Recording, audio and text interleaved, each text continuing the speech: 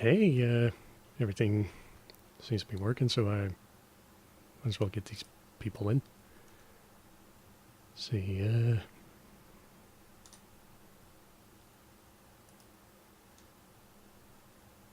go away.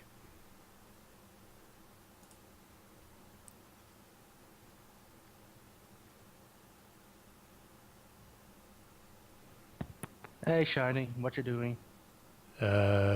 Streaming. Oh, right.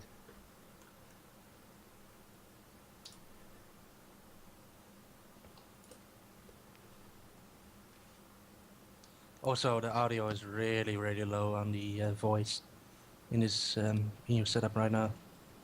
Actually, all of the audio seems to be really low. Yeah, actually, come to think of it, that might be due to Skype lowering everything.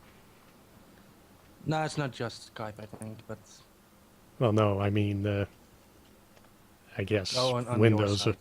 Well, I guess, I don't know, something like Windows or something decided to lower everything due to.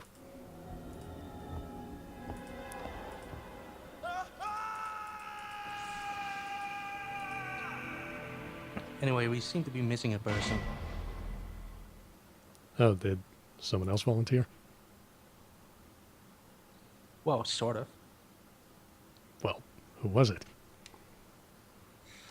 Well, the guy whose stream you more or less jacked.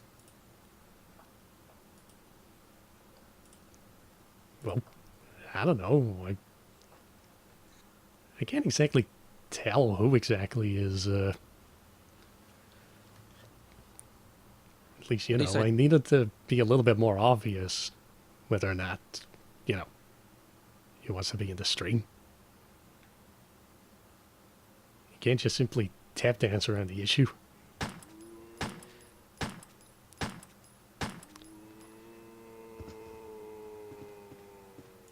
But yeah, okay, find him. We'll get him in as well. He's probably not completely prepared for this at all, but hey, well, it'll most of annoy us him, aren't, so. to be honest. So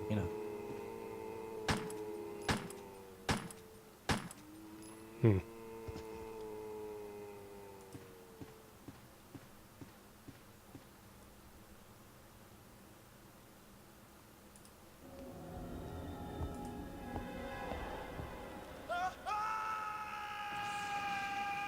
What's all this now?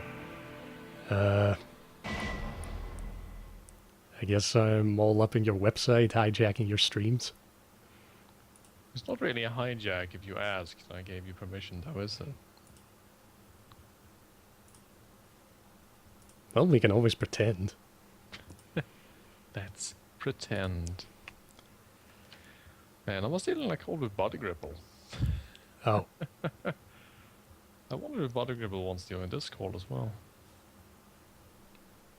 So I don't know, is the volume for the voices still too low, or?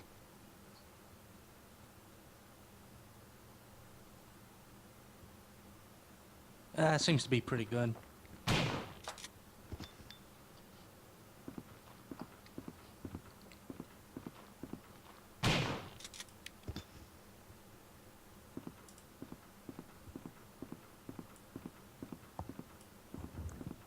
Oh, Jill. Back in the good old days where you were not blatantly sexualized. I still found it amusing they actually rewrit her to suddenly have blonde hair, among other things. Well, that's because she was medically damaged by Wesker and things. Yeah, well, you can, sort of science babble your way through just about anything in this series, so... Hydrogen peroxide.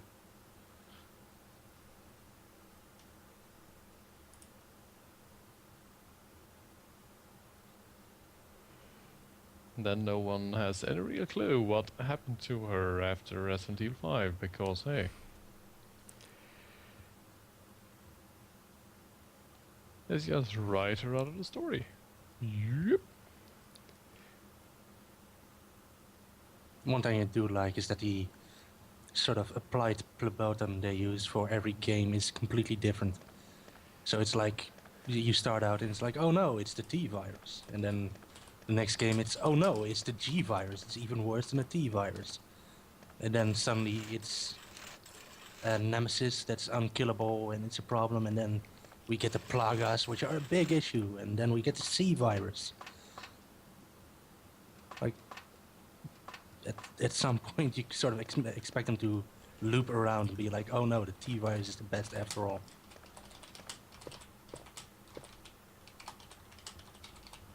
Maybe no virus is better, you know?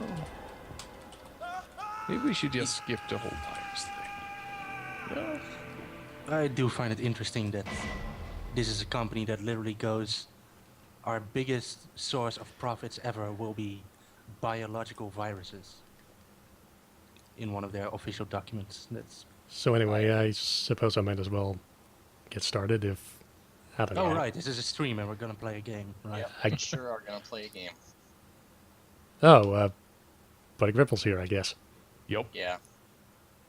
Well, okay, then I I... felt a uh, bit Access. dickish to just abandon my call with him, join you and leave him behind. Yeah, well, I was just about to mention that, you know, if Buddy wants to be in the call, someone else will have to add him in since I'm planning on getting started. Yup, way ahead. And yeah, I played this game a lot, actually. I played this game back when it was originally released on PC. And Yeah, I got you, the dog hallway, Mm-hmm. and then I didn't get any further. Yeah, I, actually, incidentally, you did mention that during your Resident Evil Revelations stream, so the intro for this game is probably going to be different than you remember it. Oh no. So, the first time I played this, I got up to the first zombie. And then I got scared. It was too spooky. Wait, there's a training mode? yeah, training mode, as far as I know, it's just, you know, the standard game only. I think it was you take less damage, your weapons do It's more easy damage, and you get more ammo, I believe. So it's easy mode, pretty much. Pretty much, and standard is just the way it was when it was originally released. Only, you know, they added the auto aim back in there, which they removed in the original release. And advanced is something exclusive to the director's cut, where they pretty much moved various items around, so they're now in completely different locations. And I don't know. Yeah, that's also true. It also features some alternate camera angles. But, I don't know. Honestly, I think I'll just stick with standard because advanced is kind of bullshit at times. Standard mode. Also, there's Are you a... sure you don't want to train first for standard mode? Choose your groove. I'd like to suggest that you have to train. As if you're not going to get, like, the full game experience just by going through training mode. Like, it's Well, you know, dumb. That's what I'm saying. it's bad. This was the late 90s when, you know, games had secret endings depending on what difficulty level you were playing on. It's the start of the MOG generation. Just get good at games. Train all day, every day. I wanna be the very best at wasting all my time. So, now we get to choose our character. We can either go with Chris Redfield. He essentially, I think he has more stamina, he only has like 6 item slots. Yeah, And more his, stamina and and his- less items. Yeah. Yeah. And Also then, different weapons. more or less. And He's the dumb choice. so, and Man, Jill, look at she... that picture that has nothing to do with what she looks like in the game. Well, she kind of looked like that at the Well, end she of the wears a game. hat in the game. Well, if you pick Jill, we get to meet Barry, and I like Barry. Yeah. Well, yeah, I was pretty much more or less planning on going with Jill anyway, but, you know, might as well give people at least the illusion of choice. There is also the part where Chris is former U.S. Air Force, and then sort of got kicked out for whatever reason. So you can get the secret plane ending. And I don't know, wasn't the problem with that he was like in his early 20s when that happened? Yeah. It's weird because going by their ages, he must have joined the military pretty much straight out of high school. And then he trained as a pilot, and then he was kicked out of the Air Force for reasons. Meanwhile, Jill, at 23, is former Delta Force. Well, you know, the whole Yeah. the whole savant thing that Japanese anime loves. Yeah. Well, anyway, Jill is let's go basically with the Jill. most- yeah, she's basically the most dangerous woman in the world. I mean, if someone is badass enough to have left Delta Force by age 23, I mean, holy shit. Because it wasn't extreme enough. So, are we gonna see the amazing intro cutscene now? Because I'll be quiet then. Oh, it's July. Alpha Team is flying around the forest zone situated in northwest Raccoon City, where we're searching for the helicopter of our compatriots Bravo Team, who disappeared during the middle of our mission. No, I haven't found it yet. Bizarre murder cases have recently occurred in Raccoon City. There are outlandish reports of families being attacked by a group of about 10 people. Victims were apparently eaten. Bravo Team went to the hideout of the group and disappeared. Look, Chris!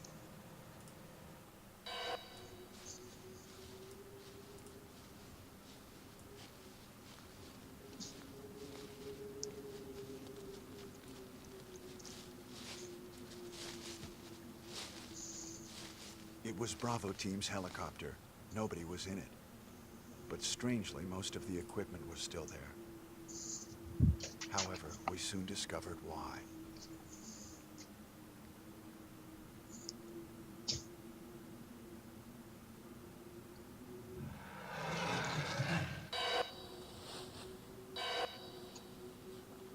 Hey!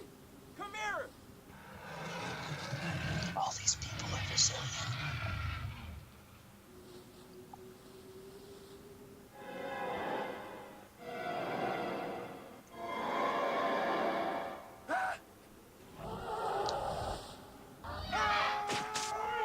This scene was referenced in Resident Evil Revelations.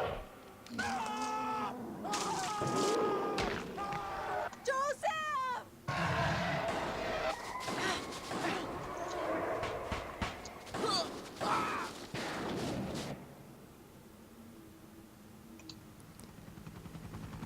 No! Don't go!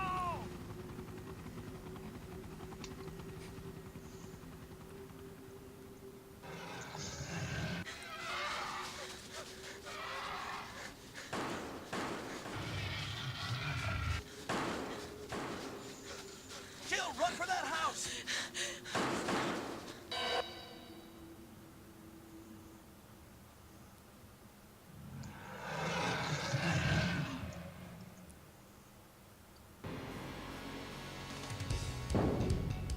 Chris Redfield.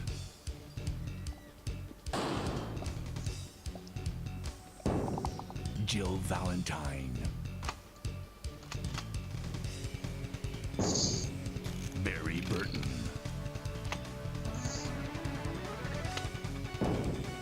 Rebecca Chambers. Albert Wesker.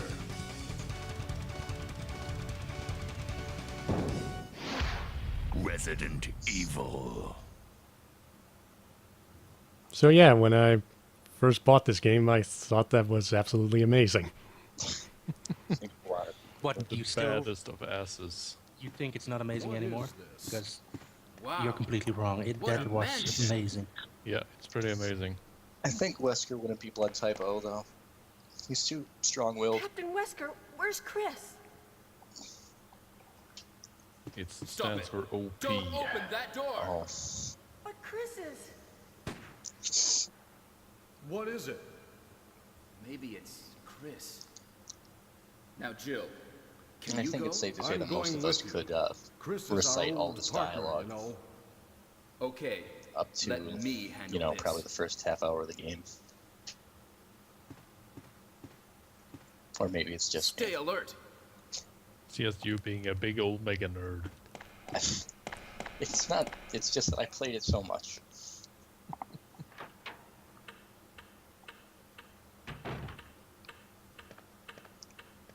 A dining room.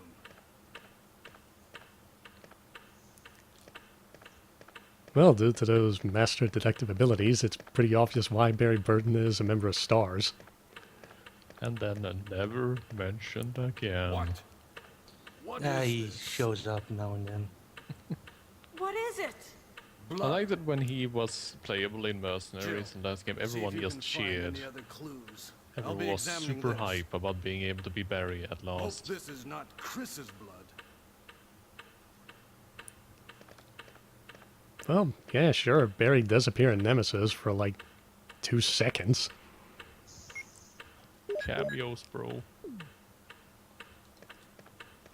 Yeah, also for some bullshit reason or whatever, if you actually started out with Chris, you don't actually start out with a gun. He only has the knife. Yep. Yeah, he drops it because he's not Delta Force.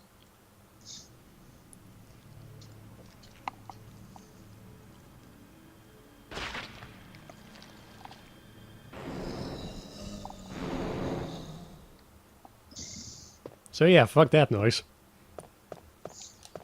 Time to skedaddle. It's a golem. Well, that's Barry? more or less going to be our general idea as far as avoiding zombies is, or What is- dealing with zombies is going to be Watch out! It's just a run monster! away. Let me I do take like care that of you're taking like 8 steps and then going, holy shit, there's a horrific monster behind me, Barry, do something. it. What is it? Forms So- Delta Force. Kenneth was killed In the too. remake, Maybe go by back this into that creature. room, you can pick up a cassette Anyway, tape, let's report this to Wesker. and it shows Kenneth being attacked by the zombie. Yeah, just... all that video really did was just show how bad of a shot Kenneth was. I'm surprised I remember that guy's name. Wesker! Very important character in the Resident Evil lore. Help me look for him, Jill. And don't leave Kenneth this hall for Sullivan, the time I being. believe. Yeah, let's discuss Resident Evil lore. That's Well, a Well, sensible it- thing. you know what? It's the Tonight one has more I know pretty much about. essentially become a Resident Evil stream at this point, so why the hell not? Yeah. Well, But the thing is, first, everyone, be quiet. We're soon going to get the best line in the game. Find anything, Jill? Nothing. What is this all about? I can't figure it out at all. Beats me, too. Now it's Wesker's time to disappear. I don't know what's going on. Well, it can't be helped. Let's search for him separately. I'll check the dining room again. Okay, I'll try the Not door on talking the about opposite the side. sandwich time. Oh, so This mansion is gigantic. We could get into trouble if we get lost. We should start from the first floor, okay? And Jill, here's a lockpick. It might be handy if you, the master of unlocking, take it with you. Thanks. Maybe I'll need it.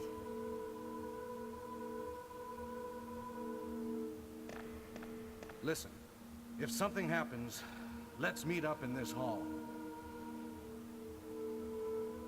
This time, I'll be there.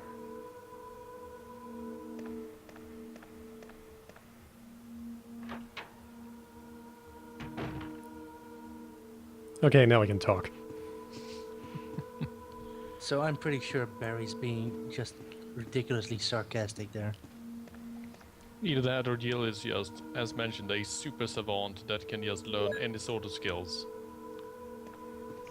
It's just the way he delivers that line that makes it sound ridiculously, almost passive-aggressive. Well, it's Barry. I mean, even with a Magnum, he took 3 rounds to take down a simple zombie. Chris, meanwhile, starts gutting them with a knife, and Jill can just say, "I'm Delta Force," and has to get out of, any sort of responsibility whatsoever. Did I ever tell you guys about my uncle? Was he a Does he zombie? does he work at Nintendo? No. His Oh. name is Chris Redfield. Well, there you go.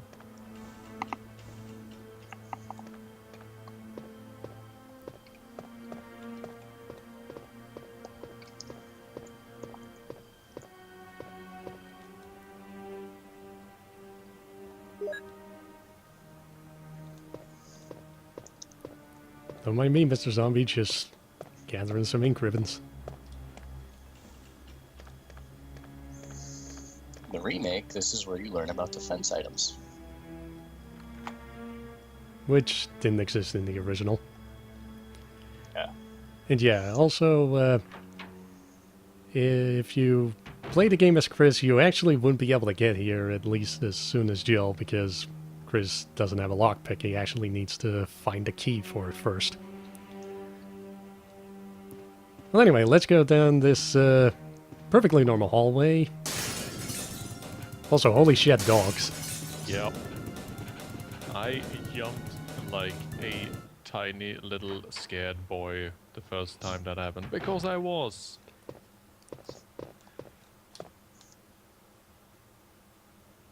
I saw it coming. Honestly, at the time it was pretty amazing just how tense this game could get.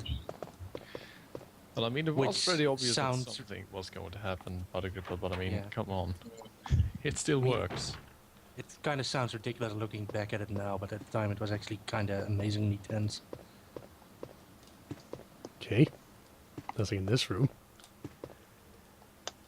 Don't open the shower curtain, because then one of the girls will die and then you're locked out of the good ending.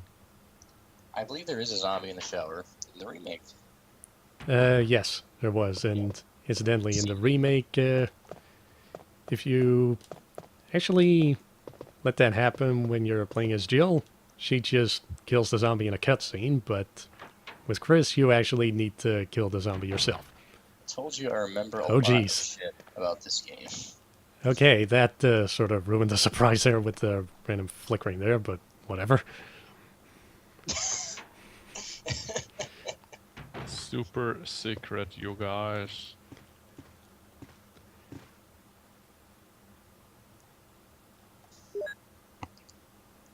And So hey, now we've got the shotgun. No, we don't. Yeah, we do. It's right there. Okay, you're right. You've got. Wait, what? Just walk right out. Oh, come on. I remember there being a puzzle there. What is this? Well, Okay, and both the doors are locked, so game over. yeah, pretty much. yeah. Man, this stream was a lot shorter than I had expected. Way less technical issues than Resident Evil Survivor, that's for sure. Come on.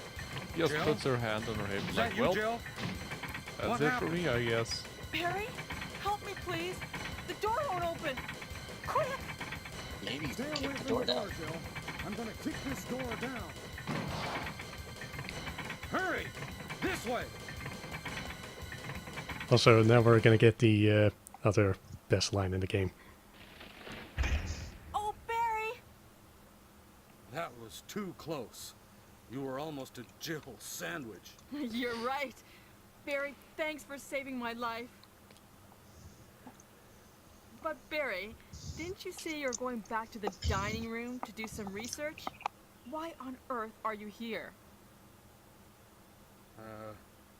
I just had something I wanted to check. Now, let's get back to searching for the lost captain and Chris, shall we? Thank you, Barry. Yeah.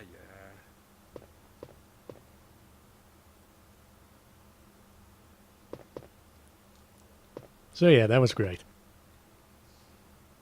I like the idea of Barry going to the diner room for research. I would.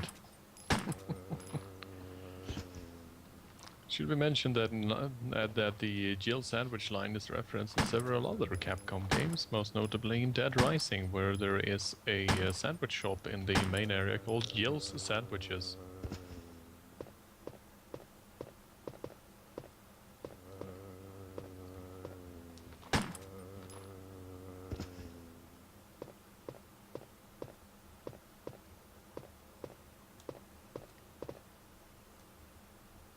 Now, there's probably going to be a bit of wandering around in this, because it's actually been a while since I played this. I've never In the even beaten the game. In the remake, Barry, instead of that line where he says "Jibble sandwich," he says something like, "A few more seconds, and you would have fit nicely into a sandwich," which makes him just sound hungry. Whoa. That's a lot creepier, seriously. Yeah. That's a cannibal line if I ever heard one. So yeah, this puzzle pretty much involves, finding the right paintings and pushing the buttons in the right order.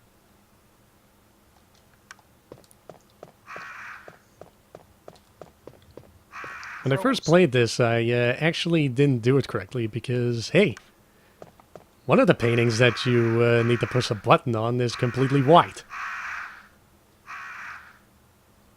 And I didn't actually notice it the first time I played it, so I kind of screwed up the puzzle and I got killed by crows. Oh no, not the ravens. Ah. Wait, what? The crows actually attack you? Yeah, if you do the puzzle wrong, the crows all of a sudden become hostile. This is dumb. Vulcan Raven does not approve of your puzzle skills. I don't know, if I remember correctly, there was, series of novels written by one S.D. Perry involving the Resident Evil series, and I think it was in the first novel, he or she apparently decided to, go with the idea that, I don't know, the bar there that or whatever the hell you call that thing that the crows are sitting on at the moment, that it was apparently electrified. Yep. That's so. The novels are pretty dumb, from what I've heard. I love action game novelizations. Mainly because the writers tend to go, you know what, fuck it. Well, video game novelizations are kind of interesting in that special way. Then there are some that are really good, like the Halo novels that are arguably better than the games in every way. I own a Well- novelization of Resident Evil 0. That was the worst possible one to pick, I suppose. Yeah. Say, nice work. Oh wait, it might not be 0. I'm gonna go find it really quick. Excuse me for a second. Also, just might as well mention it. When I first played this, well, apparently the way it was set up is that we had the PlayStation set up on the table, and right next to it was a desk where my dad pretty much, just worked at his computer. And the thing was, when we first played this, we pretty much, found the one painting that described it as, a tired middle-aged man. And apparently when we mentioned that, all of a sudden, my dad just all of a sudden just turned to us and said, "Yep, that's me, all right." Oh, shiny dad, you so zany. Also, this picture is entitled, maybe it should stop criticizing creators and try to do something themselves. Okay, yeah, it is for Resident Evil 0. I'm very sorry to hear that. I like that you actually have it, like, in your room, right there. Well, I had to go upstairs for like the guest storage room. But yeah. You keep it in your guest room, you asshole. So the entire puzzle we just did was so a painting would move aside. Pretty much. This is the typical emblem bullshit you have in Resident Evil, isn't it? Resident Evil architecture, where everything is based on cranks, emblems, and other things that make everything very, very difficult. Something like Scorpion. If Scorpion screw it. Man, they should just have a key system based on scorpions. You just need a certain weight of scorpions to open each door.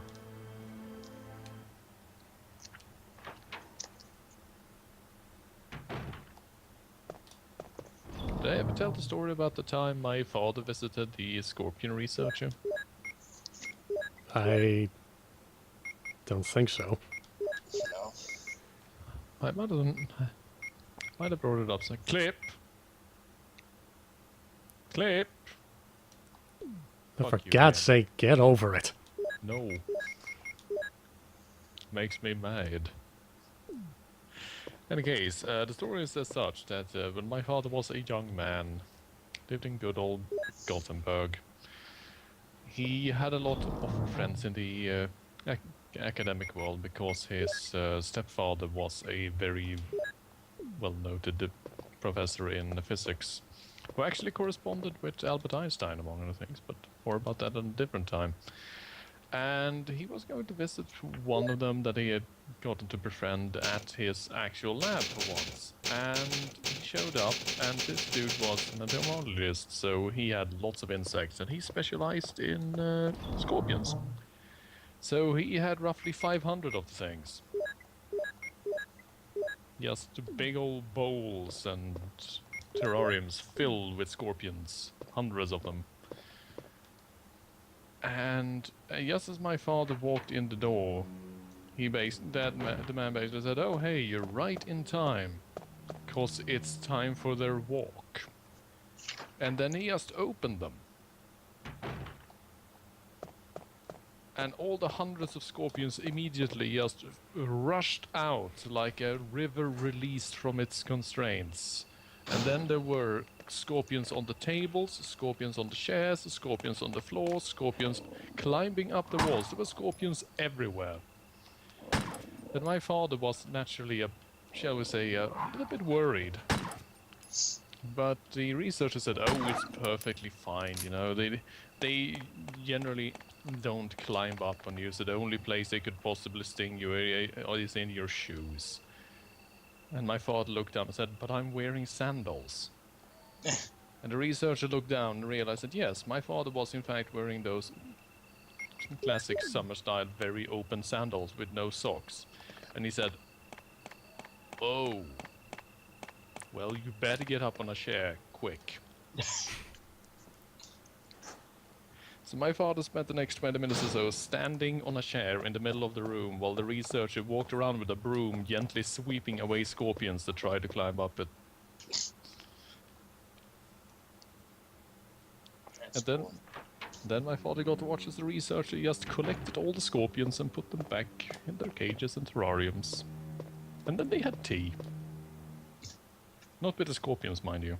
Scorpions don't like tea.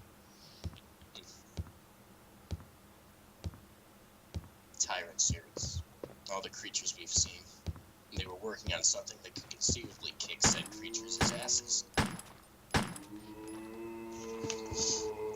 I always liked this particular zombie that's just standing at the top of the stairs, not doing much. Yeah. He was my favorite, and I kept him around.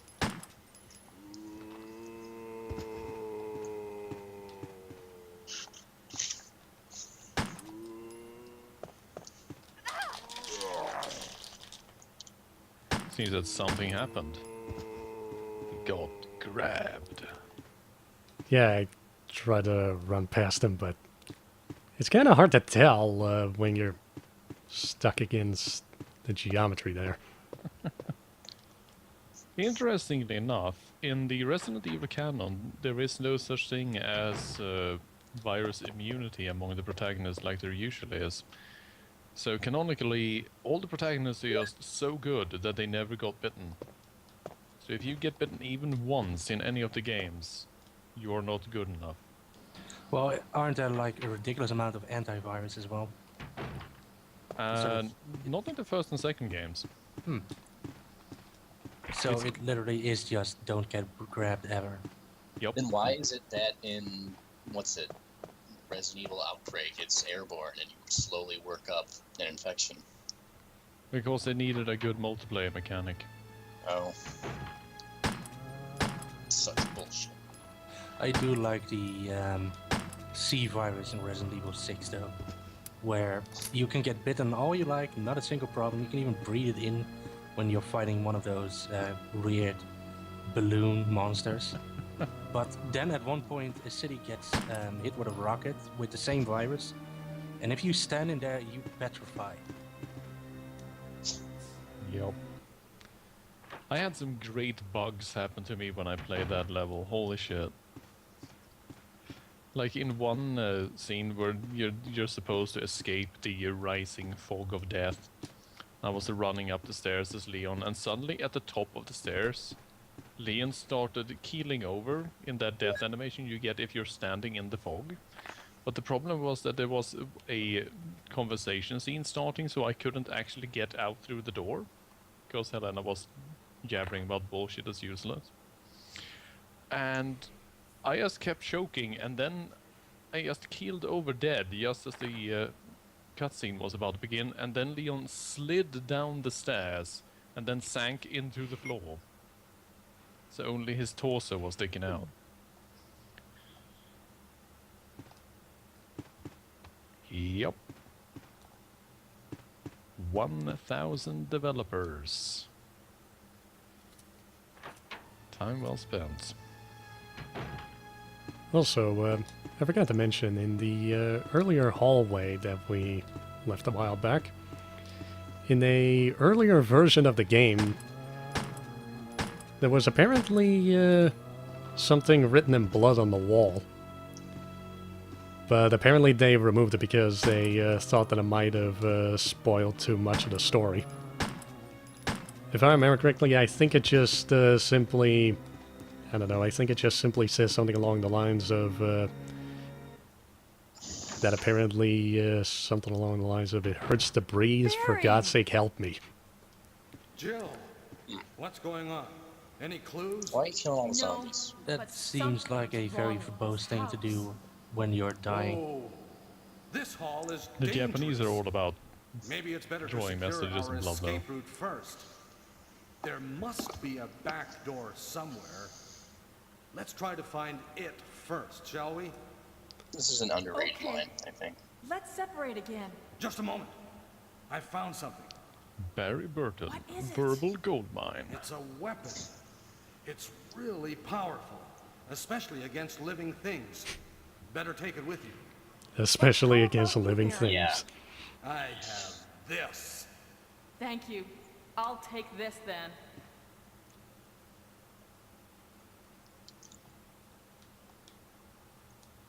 I prefer his "I have this" line, just for the way he delivers that line. It's And off he goes. Yeah, and See ya. I figure I might as well mention it. Bit of a useless trivia here. Apparently the guy that voiced Barry in the game, apparently he's Norwegian. It's a younger blood grabbing. well, he vaguely. Well, that looks and he like a also, younger without traveling, I guess. At least if IMDb is to be believed, he also voiced the main character in Countdown Vampires. Yes. That fucking game. You're the master, you're the monkey. Let's just pick up the bazooka first.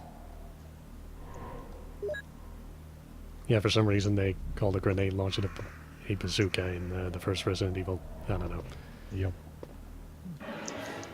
So hey, guess what? We found Forest. Incorrect. Maybe because grenade launch would be too long. I do like that this guy managed to escape the zombies and he just tries to hide out on the veranda and just crows.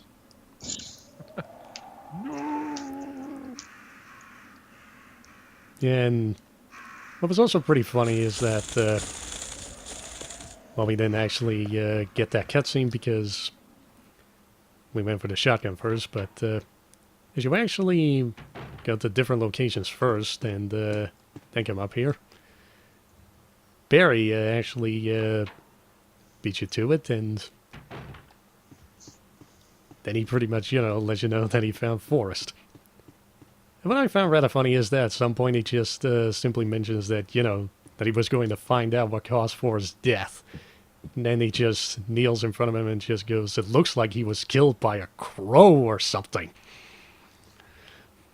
Many bird-related deaths in Raccoon City. It's a harsh place.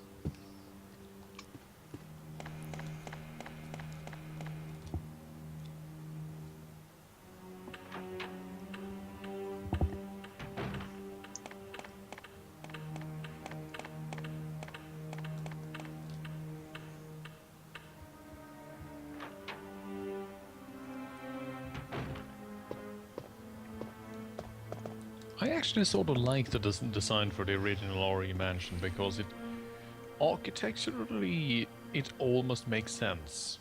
There are some very strange dead ends and silly rooms, but apart from that, you know, architecturally it could actually be a real mansion. Well, the initial mansion area, I guess, if you don't count all the weird locking mechanisms, also the traps and stuff, but you know. Yeah, but I mean, those traps and so on are more of a game mechanics add-on to the architecture, so to speak. But the general layout, corridors where they're placed, and doors and so on, could technically be a real place. Unlike most mansions in games that are built in a way that you wonder, how could anyone possibly actually live here? Maybe that's why they're all dead.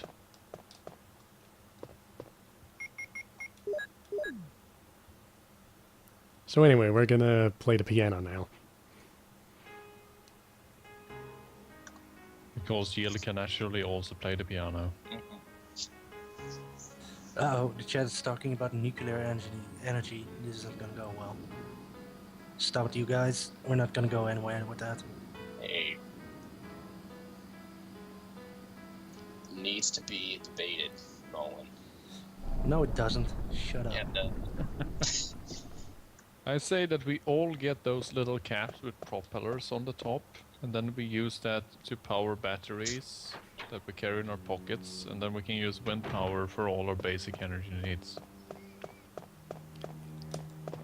So yeah, even though a secret wall just opened up, we're gonna be ignoring that for the time being. Oh man, look at that, huh? And then you just leave. Yeah, I might have been able to do something there, but unfortunately I don't have enough room in my inventory. Also, just in case anyone wonders, well, why don't they just leave? Here's why. Yeah, There's That's- dog. the first thing I did when I started playing. I was scared. I like that the dog's head is not actually retracted, they just close the door and clips straight through its skull. Poor dog. Yeah, and apparently I showed that scene to one of my classmates way back, and apparently even back then the graphics weren't really all that great, because when I showed it, he all of a sudden went, "Holy shit, a dragon!" My god, there's a zombie dragon outside. We're fucked.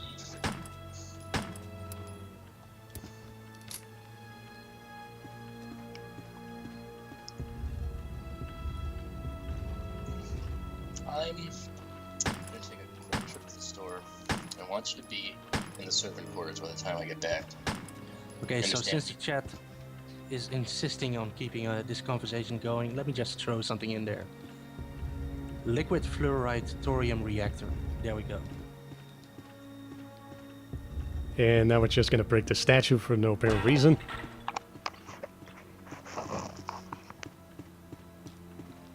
Let's see. Okay, I should have enough ammo for the next room.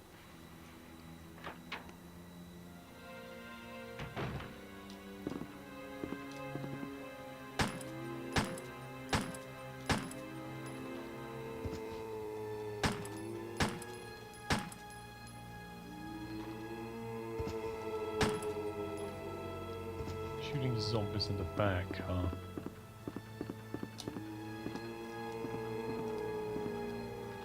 What a coward you are.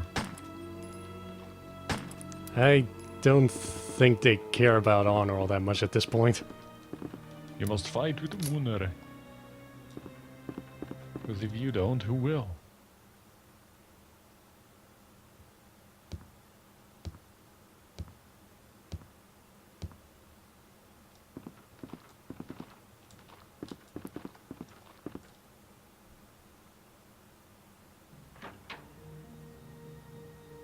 Man, look at all these zombabs. Yeah. And I'm running low on ammo again, so maybe I should save. Maybe. Maybe. Though Probably in the... No, probably not the first slot, though. I do like your bag of chemical. Yeah. Actually, let's see if it is... Oh, and apparently it says Earth on it. For whatever reason. It's earth chemicals.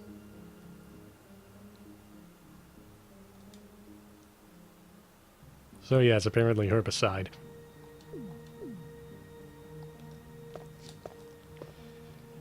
Earth brand herbicide.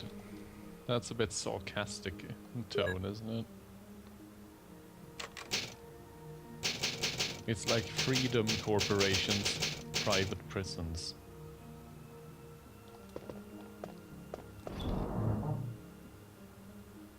Well, we did visit Paradise Prison just a few hours ago.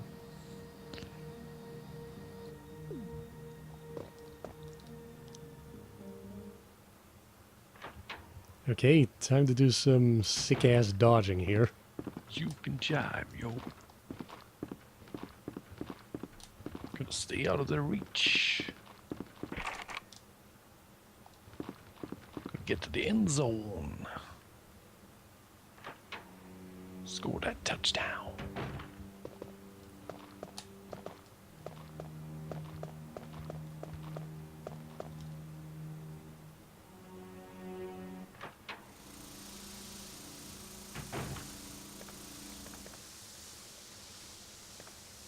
So yeah, those tentacles there, you really don't want to get close to them. Because they can kill you. So instead we're just gonna head on over to this thing here and just throw this whole bag of herbicide into it. Take this, you son of a bitch. Like that actually turns the water red. This is some good stuff right here.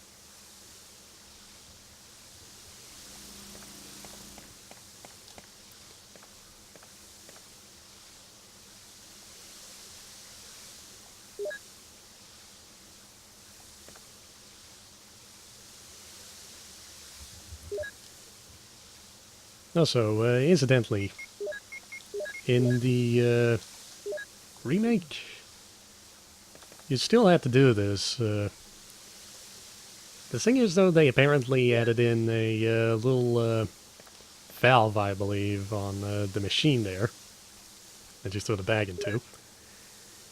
And they apparently decided to be kind of dickish here because apparently if you actually turn the valve the wrong way and you throw the herbicide bag into it, you would actually risk completely destroying those herbs there. And you'd end up kind of screwing yourself over. Ha ha ha ha ha.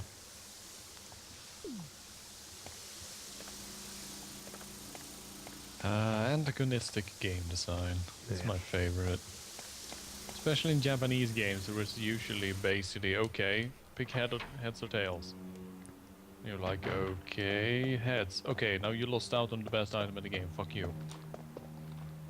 Excuse me.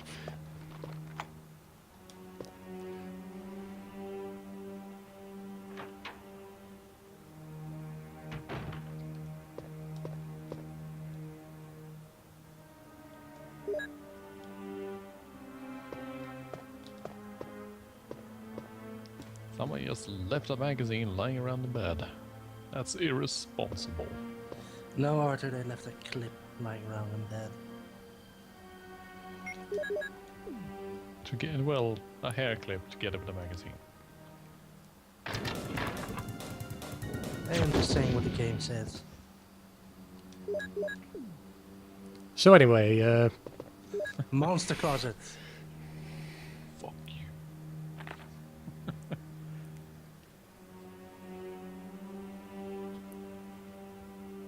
good old Steve the researcher. Not to mention Alias. AKA Albert Wesker.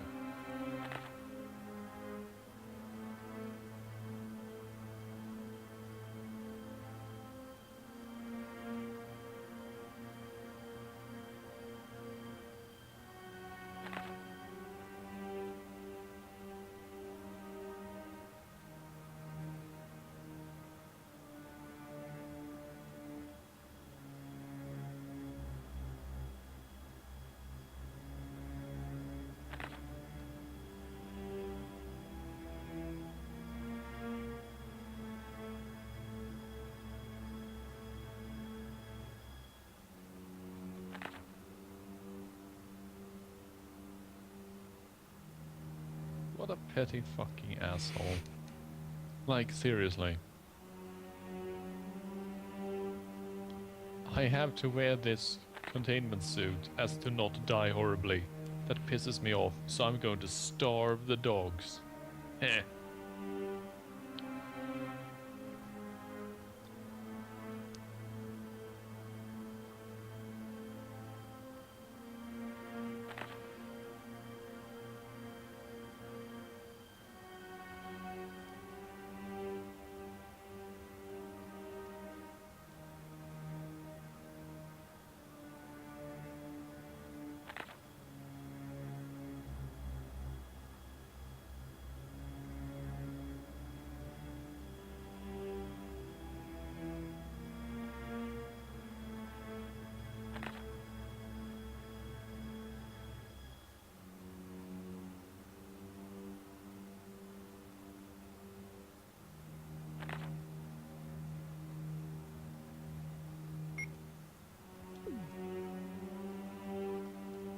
Well, that was lovely. A love story. Honestly, this is an amazing little piece of work, if only because of the ridiculous contrast it has compared to all of the other texts in the game. Hell, most of the quality of writing of the game itself. It's one of the reasons why everybody remembers that one log. Yeah, but that's usually the case when it comes to games in general, that it's the small things that are usually well written or well thought out because they're placed by individual devs. Much like how the overarching plot of Fallout 3 makes no sense, and when inspected is so dumb it hurts your brain. But many of the small side quests and events are actually really, really clever.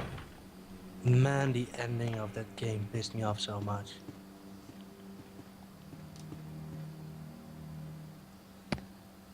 It's just that the game sort of goes, oh well, I guess you have to kill yourself now.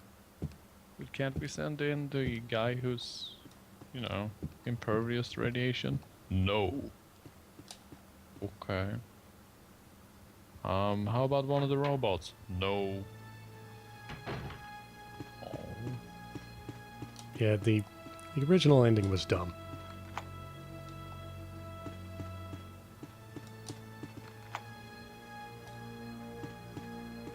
So now I'm Hey, just running around unlocking so- doors because, you know, I don't actually have any empty item slots, so I can't actually pick anything up. I really like the idea of just jogging around the mansion filled with zombies and monsters and just unlocking all the doors. Well, that's usually a decent idea because once you've unlocked all of the doors that needs that specific key, then somehow, Disappears. more or less, they somehow magically know that, hey, there are no more doors that actually need that key, so do you want to throw it away now?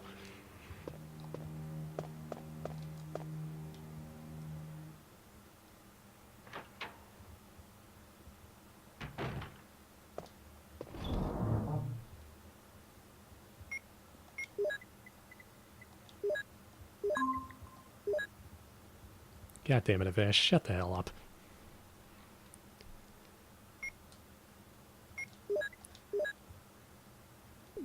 Okay, I'm back. Are you at the servant quarters yet? No. Gosh darn it.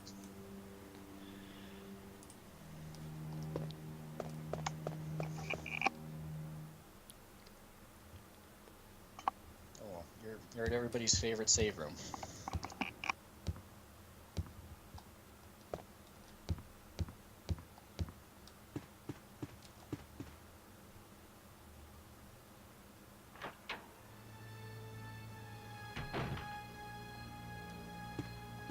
Elkry notes that the final words of the itchy tasty text in Japanese word kayu uma can also be translated as itchy horse. And I agree that that would have been even greater, an even better line if it just ends itchy horse. And then the closet just explodes out and the zombie has a horse mask on.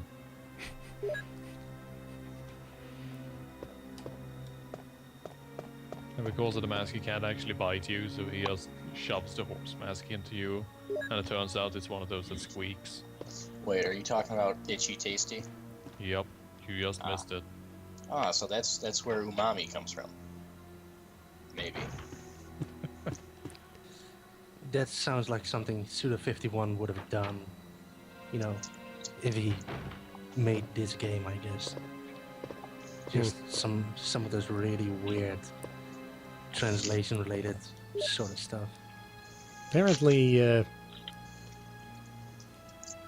apparently we didn't manage to get this cutscene, but if you went to certain areas first, Barry actually shows up in this room.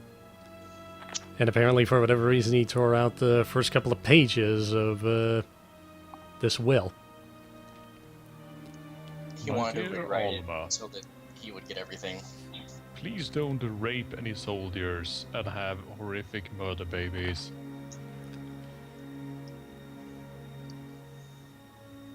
On the subject of really weird and awkward endings.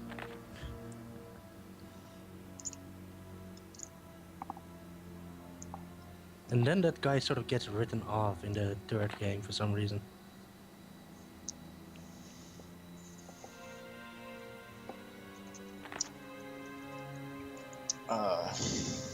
Anon2707 says Resident Evil by Suda51. Sounds really awesome. Also, Wow. his name was Martin Crackhorn.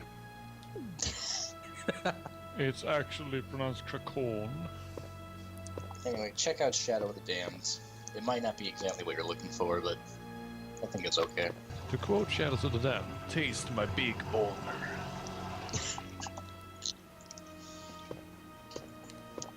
No. Man, that game.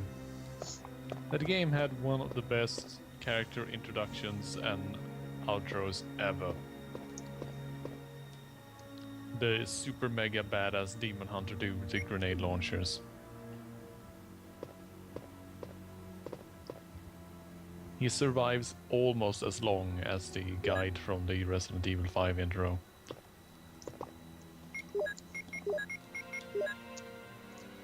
Was Killer is Dead any good? I've played it to completion, and I guess it's alright, at least as far as the combat system goes. It's probably one of the more competent ones they've made, but I Is don't it- know. As far as the story goes and everything, I don't know. I just simply got the impression that didn't really have anything, didn't exactly really mean much, that they just simply made it really, really complicated and everything as a sort of vain attempt to try to make it sound deep.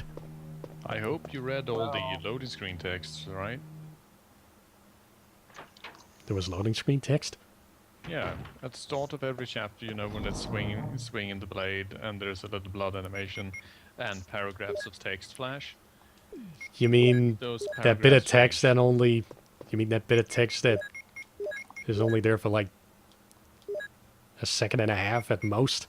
Yeah, That's neat, because then you have to watch a video of it in order to get it. yep. You can't read it if you're playing. So they're incorporating meta text. Exactly.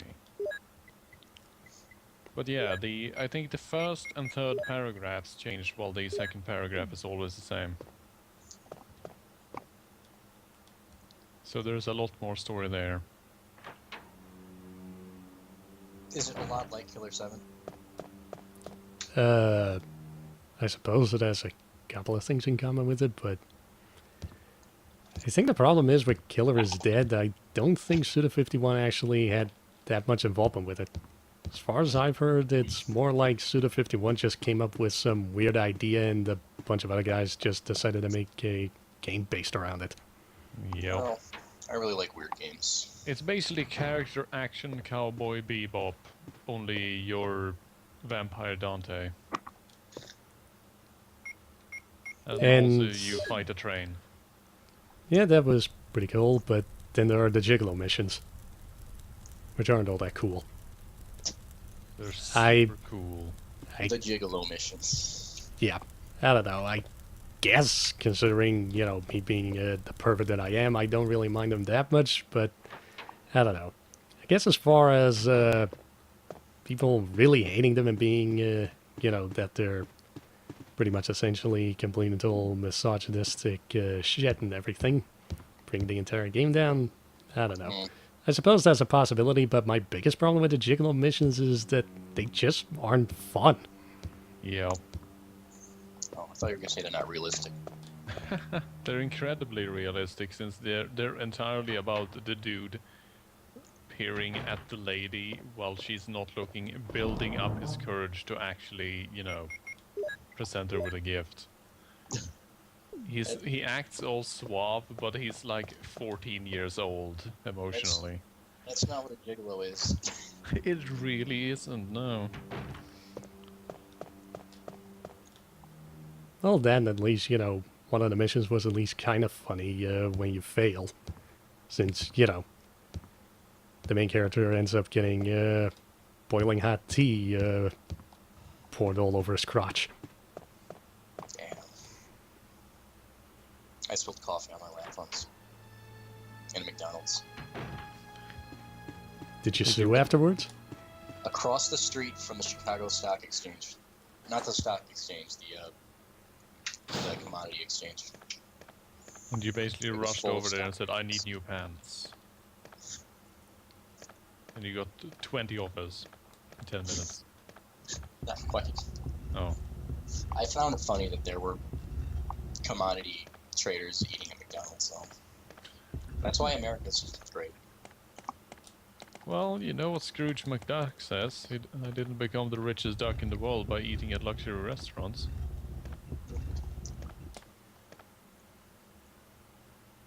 Man, classic Scrooge is so great. One of my personal favorites is when there turns out to be some sort of accounting error and he is just crying and saying, at this pace, losing $10 billion a second, I'll be ruined in 600 years. That doesn't sound too bad. This to him. It is also very bad for the world, seeing as he has apparently accrued enough wealth to essentially control the entire world's economy by just existing. I also couldn't clean myself off at all because the bathroom was closed that day. On his knees, pleading, the coffee is in my underwear, man. Please let me use the bathroom. Also, hey, we found Richard. Richard, what happened? Richard! Oh, Jill, this house is dangerous. Yeah, that's a game we really should show off at some point because words You're cannot even wounded. begin to describe that What kind one. of demon attacked you?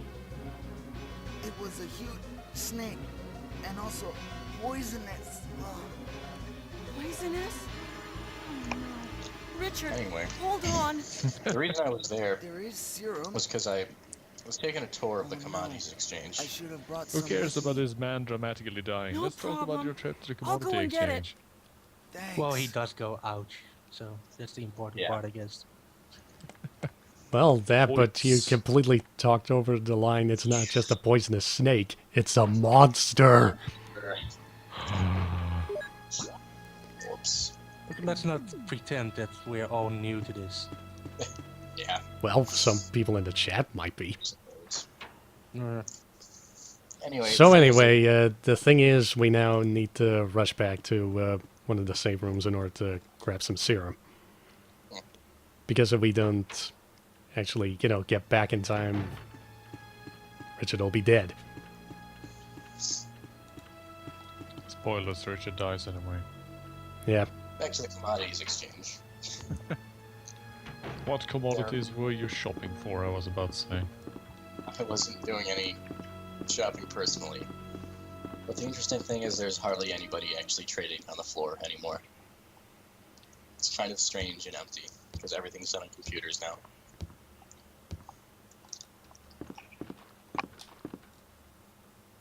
I also went to the Federal Reserve branch. And he just looked at all the fat rich people sitting in their chairs laughing. Laughing got- and pointing at the plebs. I got a bag of shredded money. Oh. Was it like one of those gift bags? Yeah, basically. It's like, yeah, thanks for visiting, and here you go, here's your gift bag. Oh man, what is it, money? Yes, shredded money. Now get out of here, you're bothering me. Well, they have a little museum there. It has a bunch of old currency and stuff. The Museum of Mammon. Basically, as a history of the Federal Reserve. Well, see, the United States ran out of money, so we printed some more. And then we ran out of money again, so we printed some more. And then I needed some money because I'd forgotten my wallet, so we printed some more. And that is why inflation is rampant and we are several trillion dollars in debt. Well, at this point, we sort of hit the point where it's not let's print more money, it's more let's just raise the amount of money we can be in debt. And then argue over whether or not we should do it the next time we're in a crisis. Shut everything down. Almost ruin the world economy. And then decide, you know what, we're gonna decide later.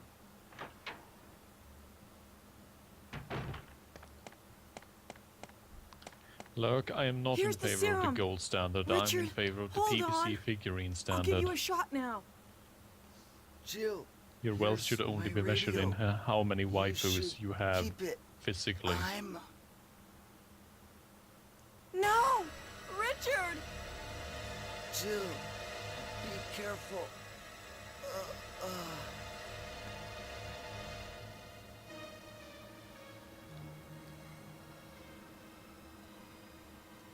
So yeah, really the only thing that changes is that if you manage to get to him in time, he gives you his radio. That's it. Radio. What's up with that radio?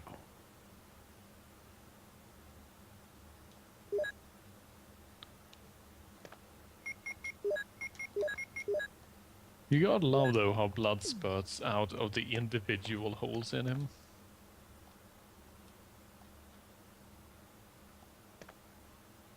He really had a lot of fun with that.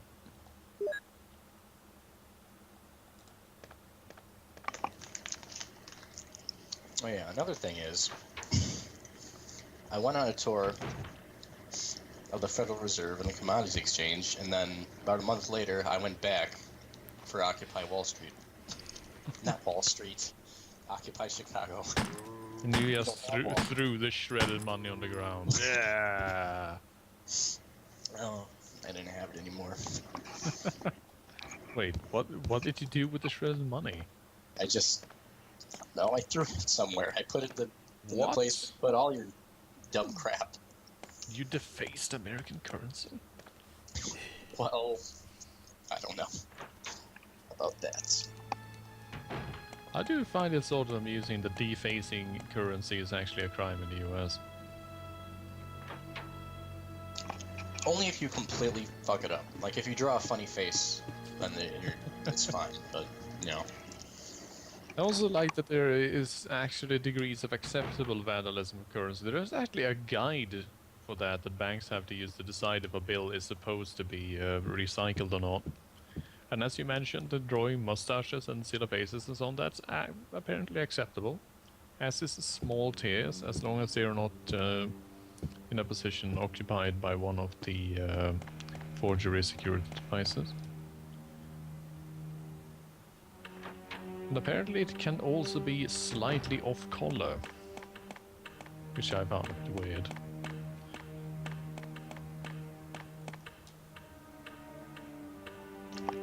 Did you know if you fold a $1 bill right, you can make Washington's head look like a dick? It's true. Penis origami, the only origami that matters.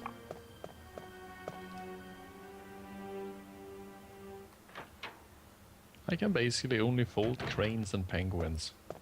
It's the only ones I learned.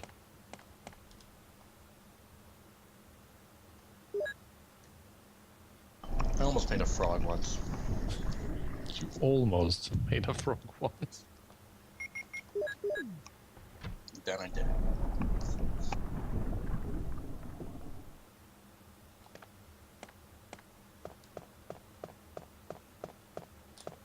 Man, it's a shame they never released the Metal Wolf Chaos game in the West. A damn shame. That game.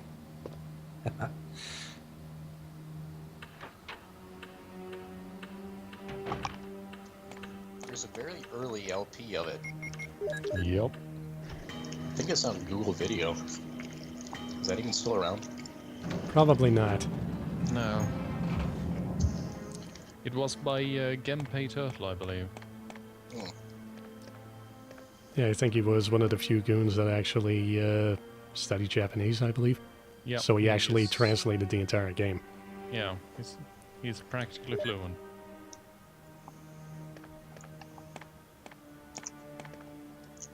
I just like seeing the Japanese take on all these different American cities. Well, personally, I just couldn't get enough of Richard. Well, of course. Speaking of robot game LPs that are translated, how about Spirit Armor's Sakura Tyson LP that is still going? I was gonna make a joke. There's that a was what we were talking Sakura about. Wars LP. Yeah. But Yeah. why? It's fun. Cause Well, I suppose. I just like that fucking thread has its own sub-forum culture. Like, that thread is like no other thread on the entire sub-forum. Well, It's entirely its own fucking thing at this point. Well, if Australian politics can do it, then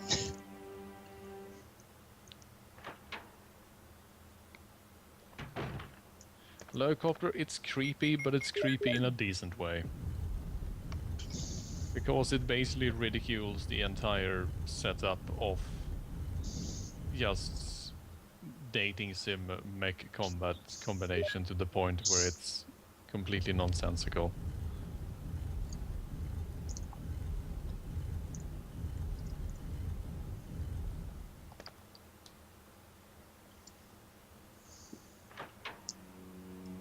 let's talk about visual novels. Yeah, let's. What's your favorite visual novel? I guess any visual novel that has Norio Wakamoto in it. So all the pornographic ones, I was about to say. Obviously. I mean, if there isn't any pornography in it, then what's the point? Yeah, I know, right? People won't buy it, even though they will. To quote that, I mean, I don't care about, interesting characters or anything like that. I just want some tits, damn it. I can't get those anywhere else. To quote that Game of the Year motivation for that VN that is on Steam, what the heck is it called again? You're talking about Analog, a hate story. Yeah, exactly. Analog. Where the lady said that finally a visual novel that is not simply masturbatory pornography for teenage boys, which is apparently, according to her, all previous visual novels were. Which is kind of strange since there was, what was it, 9 persons, 9 hours, 9 doors for the DS? Among others, yes. Yeah. And then there was also the sequel, Virtue's Last Reward. Yep. So I guess she's kind of full of shit. Well, the thing is, you have to fit your rhetoric to your politics, and if reality doesn't quite correspond with what you claim, who gives a shit? Yeah, remember, this is game journalism. And then there are the ones that are mostly just good VNs, and they throw in one porn scene because they feel like they have to. Yeah. Then what do you make of those? Well, I always said that I sort of feel bad for Nasu, the writer behind the Tsukihime and Fate series, because apparently he was so horribly uncomfortable with writing pornography scenes that his partner basically had to force him to do it. They would sit in the same room and Nasu would be writing and his partner would basically lean over his shoulder once in a while and say, "You making any progress there?" Fish metaphors. Yep. Mollusks, to be precise. That was apparently his way of dealing with it, because he couldn't actually write, you know, actual terms for the naughty parts of women without being horribly embarrassed. They could. Mollusk is the most unattractive, just in terms of how it's said, shellfish to use. But then at least they did release a pornography-free version of both Tsukihime and Fate Stay Night, which was equally, if not even more popular. Well, I guess considering, at least with the PS2 versions, they sort of didn't have a choice because Sony probably wouldn't allow that sort of thing. Yup. Tsukihime was the first one I read. I liked it. I read the LP. I don't think I ever read it. I just played the fighting game. Still waiting for Tsukihime 2. Man, I love how much just extra material what Tsukihime and the Fate Stay Night series have gotten, but there isn't really any new games per se. I mean, there are dozens of spin-offs, but the main story, nope. Gotta milk it. Yeah, I guess. Maybe they feel like they're gonna lose the magic. They make a sequel. Maybe. Like, do you really think they can kind of retain their unity of vision after all these years? Also, fuck. Now I have to go back. I forgot to bring the lighter with me again. Oh right, we're playing video games. Let's see, does the chat think we're weird now? What? Do you claim that visual novels aren't video games? Well, let me tell you, from a ludological perspective. I like that this is a real argument that people are actually having in ludological circles, because there are a lot of people who want to claim that visual novels are not actually video games, but tactile novels, which they seem to think falls in a different box. Which is kind of like saying it's not a game, but it's an interactive movie. That sort of argument. Yeah. I don't see why the distinction... I don't know. Honestly, if people consider those Quantic Dream games to be, you know, video games, then why the hell not visual novels as well? That's why we gotta stop calling all of them games at all. We gotta start calling them vidcons. Exactly. Where's that damn lighter? Here we are. Seriously, why did I keep missing that? I prefer DEPs, though. Digital entertainment products. Games. Well, brass Zippo. Pick up any new DEPs? I have a Zippo. Zippos are still illegal in Sweden, I believe. You're not allowed to purchase Zippos. Is there any particular reason for that? Some politician was an idiot in the 90s, I guess. It makes smoking too cool. Yeah, it wouldn't surprise me if that was roughly the motivation. Well, We have had a lot of knee-jerk laws in Sweden, shall we say. Generally ones that are sort of bizarre.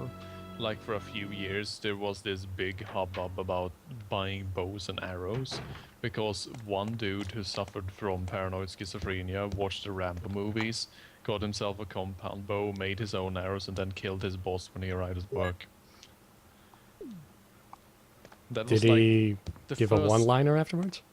I'm not with a entirely bow sure. and arrow. Wow. Yeah, he had he put on the war paint and bandana and everything and sat at work waiting for the first person to come in the door with a compound bow in hand, and the boss naturally was there to unlock, so he just unlocked the door, opened the door, and got an arrow in its chest and died.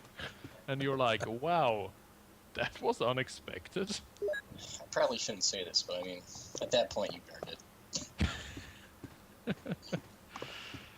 I just imagine just coming to work, opening the door, and there's your co-worker of 4 years sitting with bare torso, war paint on his face, with a bow in his hands, aiming at you. You're just like, what the ever-living fuck is actually going on right now? Is this how it ends? I'd take that as a way to go. Yeah, I mean, it would look badass on the gravestone. I mean, like, the first person to be killed with a bow and arrow in Sweden in like 40 years.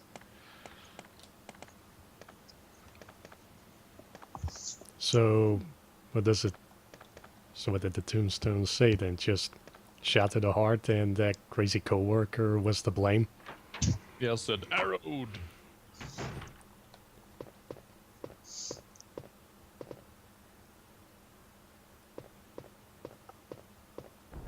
Well, at Also least a gigantic it wasn't snake. a live chicken, so you know. Let's That's see, something. he's gonna make this guy. No, we're doing good so far.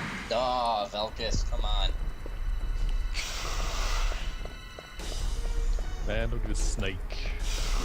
Look at this snake right here. I like it.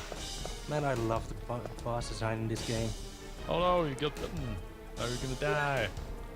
So we Actually, have there's a good possibility I might, because I'm Really? sort of stuck. Poison. Do you know what the snake is called? Yawn, I believe? Yep. Due to the fact that if he opens his mouth, he looks like he's yawning, and I'm dead. Fuck. And, Chomp. actually, when was the last time I saved? Ages ago. Well, Fuck. Did you say when you went to get the serum? No. well Oh. then. Well, At least you know where to go now. let's redo our conversation about DMs. Yes, I was about to say, let's bring that back up. I made one. God damn Oh it. yeah. It's on the website. I got a pretty good review from one of the stream viewers. Probably the weirdest thing I have ever played. Oh, fucking hell.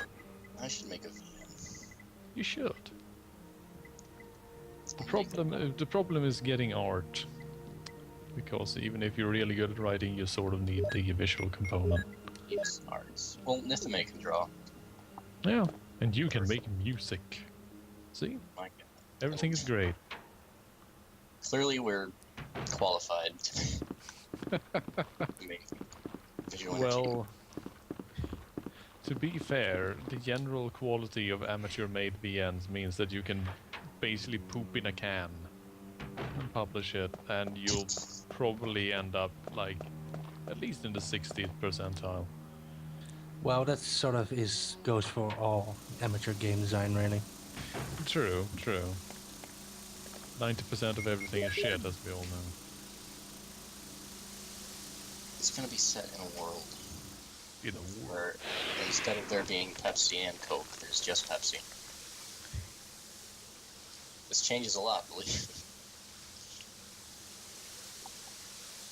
World War III. The Cola Wars. The Cola That Wars was actually there was actually kind of a thing in one of the Unreal Tournament games, I think. Yep. Wait, they were fighting over soda in one of the Unreal games? Yeah, two soda companies were having more or less a full-out war against each other. Yeah, so they sponsored the competitors and basically placed ads all over the place, and also used them surreptitiously to basically visit terrorism on each other's bases and stuff. Because yes, the soda companies had secret bases. In the future, corporatism is even more serious business than it already is. It's one of the reasons I love Unreal Tournament as much as I do. And then they made the third game, and I sort of got angry and didn't play it at all. God damn it, that game. QM Squirrel, I think that's the one he's talking about. It's- No, yeah. there's a big one as well that I was making in Flash that is still not anywhere near done because I decided to add too much content. Ah, Well, feature- that ain't, you know, That's always nice. never at any point did Pat Cooper get naked. What the hell, Arthur?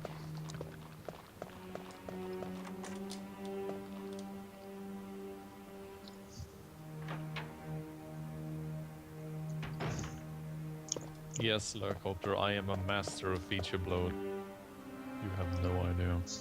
Or a feature creep, depending on who you talk about it. Okay, so I guess I already picked that up. He's a mere shadow of his former self. He's a corpse, Jill. Jeez. That's also probably one of the biggest issue in any sort of project work, really. Just setting up a project to actually make and, you know, sticking with it. as opposed to deciding, oh hey, let's add a little bit of more of this, or let's completely change this part. I'm George Broussard, IRL. Just gonna spend $30 million in 12 years and not actually get a game out the door. I'm gonna make a VN where you're a wizard, and you work for ComEd, which is the electricity company we have here, and you spend all day casting electricity spells and do Yes, lightning bolting all over the place. yeah, to provide energy, and then that's your day job. And then the laws of thermodynamics start to break down. Well, you have to you have to keep eating. The hounds of Tyndalos visit you. You basically work as a human furnace. I actually have a really great picture that has 500 topics on it, and you just roll 3 D500s. And then you're supposed to combine these 3 into a proper story. I have a few that were actually really good trios that I'm probably going to put together into something at some point. Brainamp, the conflict is that Wait, did you just say D500? Yeah. That's an amazing little mental image right there. A big old die. you just roll 5 d10s. No, that doesn't work. Oh, Yeah, you only get 50 different options, so well... Also, that would mean that the minimum is 5. Unless you're using... unless you have one with double zeros on it. oh. In which case you could... Well, you roll. Oh, you roll 3 d10s and use 1 for each. Oh wait, no. You roll the first one until you get a number that's 5 or lower. You can roll a d6 minus 1. Let's try that. Oh yeah. Anyway, Brainamp, the conflict is that you have to fight for wizard workers' rights, and you start a wizard union for better working conditions at ComEd. And eventually you meet a nice lady wizard, and you ferment a revolution with yourselves as the leaders. She was the traditional sorceress. Barely wore anything and had tits that lasted for days.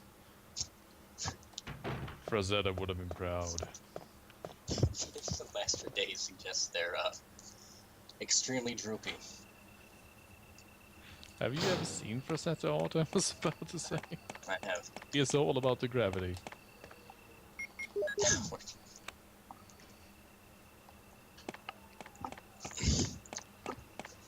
Working conditions are bad because you get crappy food. They just give you bread and butter, and that's the standard. Oh man, that would be the worst. Hate butter. Can't eat it. I don't know. Butter's okay. On I like certain bread and things. butter, but I wouldn't want to eat it all day. I don't know. No. Actually, come to think of it, speaking of butter being gross and everything, that actually reminds me.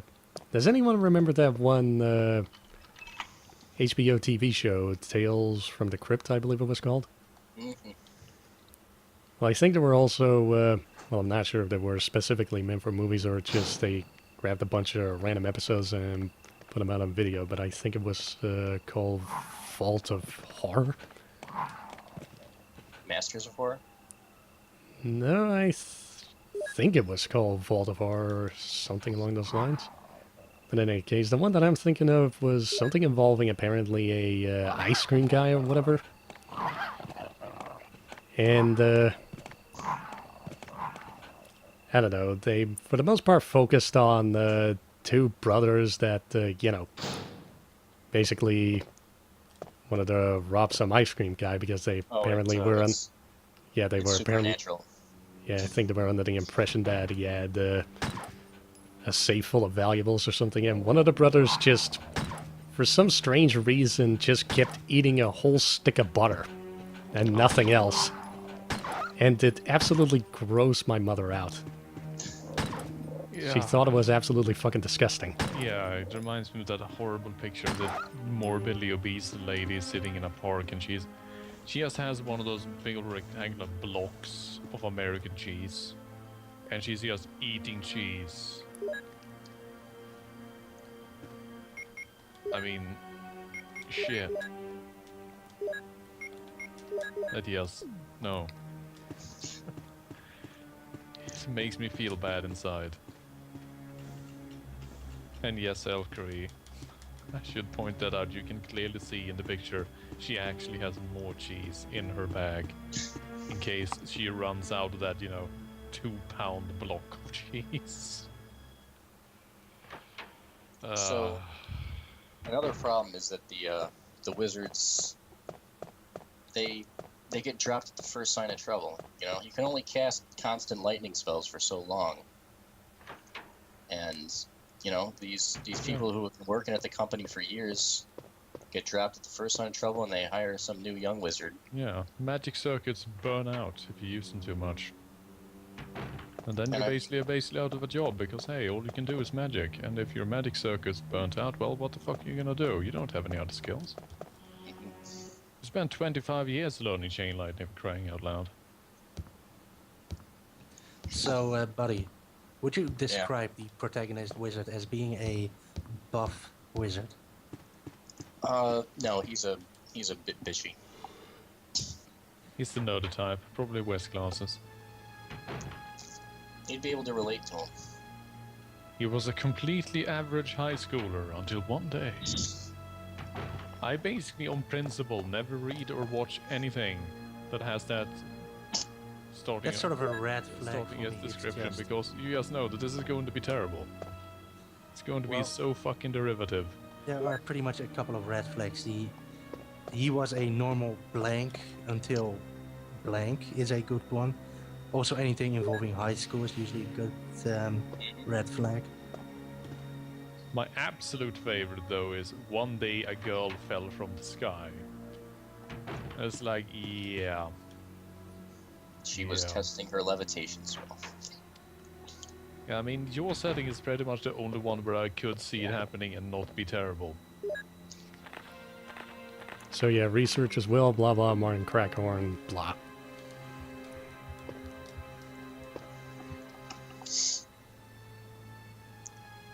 Forever yours, don't forget in hell. Eventually, you have to testify before Congress on wizard working conditions. A bill. We need a bill.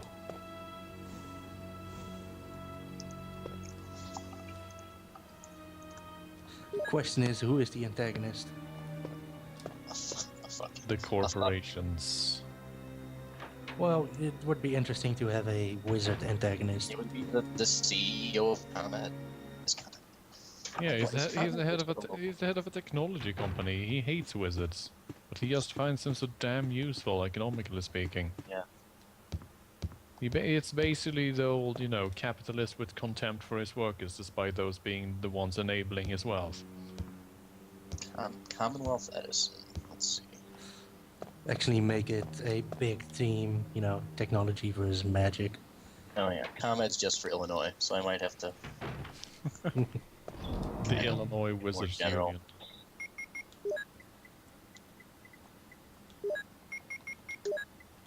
I like that we have Edison in the name of our utility company. That fucking thief. Yeah. So you have ComEd in Illinois, and for New York you have Consolidated Edison. Con Ed. Consolidated Edison. Theft from multiple inventors.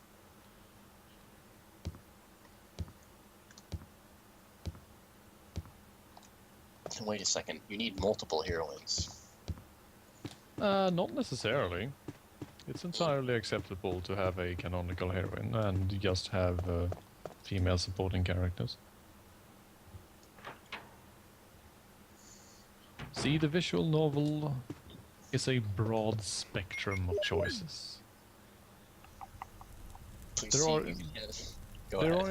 are in fact visual novels that don't have a single choice until basically the last screen. And they still count as tactile novels, so it's still technically a visual novel.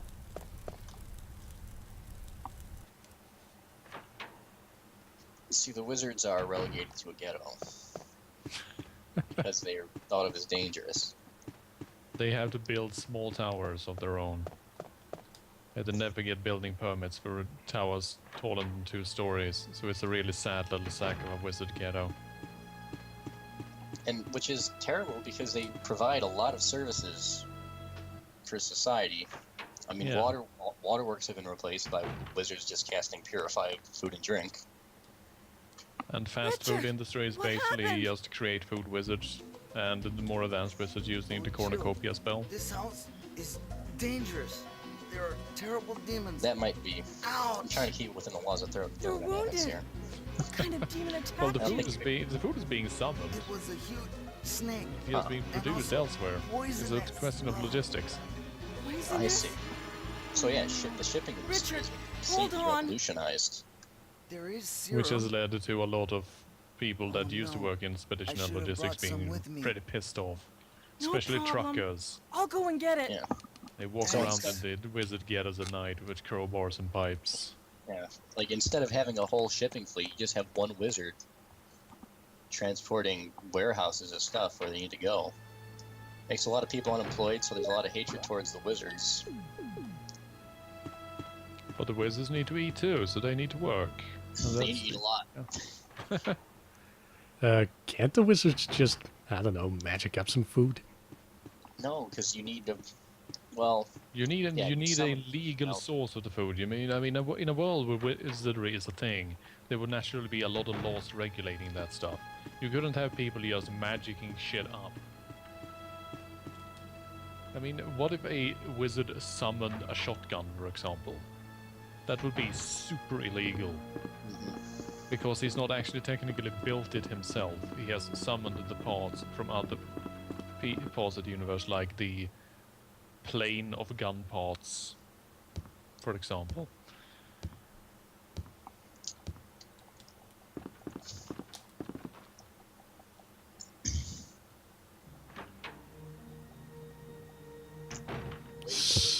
So, maybe they try and somewhat get back on Resident Evil related stuff. No one cares. these wizards, they. Yeah, okay. I did actually get him. Go ahead, please. Are you sure? Yes. You're not just all of a sudden going to interrupt me and then just start talking about wizards again? Not right You now. would mention wizards. This Yeah. interesting thing.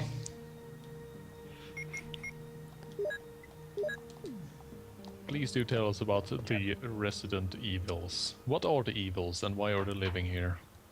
Well, I guess a bit of trivia. Well, originally when it was released, in Japan, the original title was supposed to be Biohazard, which I suppose made a lot more sense, but I think it was due to copyright issues or something, due to the fact that, in the US, some other company apparently owned the rights to that name or something, I believe, and It's a metal band.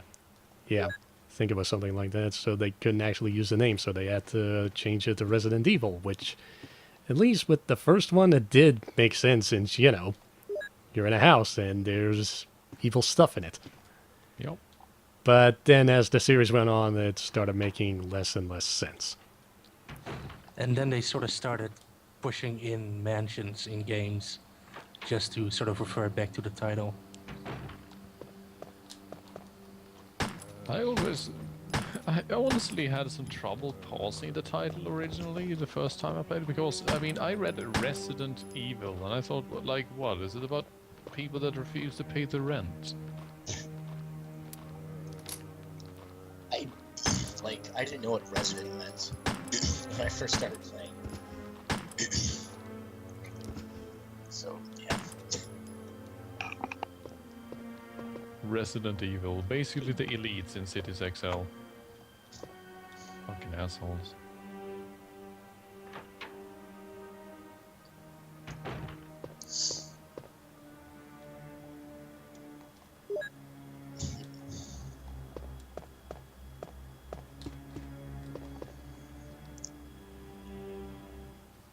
Almost gotten our progress back. Yeah, almost. People would be really concerned about a wizard unit. So hey, have you considered saving at some point? No. Hate Well, safe. fine, suit yourself. He's learned from the master, damn it. So anyway, do you still want to read the diary, buddy, or should we just skip it? Just skip I it. I read it like 10 times before. Okay, then, so blah blah, Steve, assholes, for itchy tasty, and so on. Wait, she too.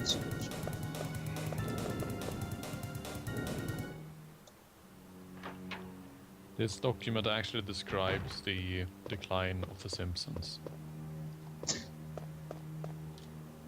It's a metaphor, you see. What, it was all because of some guy named Steve and wearing spacesuits? Yes. Another I thought it thing was is that- mostly because, you know, all the good writers left. Yep, pretty much it. And Wizard College would be super expensive. Well, duh. Since they usually only take a student or two at a time, it's like scholarship only. Well, I think everybody wants to be a wizard, obviously, just because it's a novelty. It And seems like the even cool though it's life. shit- Yeah, even though it's shit for people who are actually wizards, still everybody wants to be one.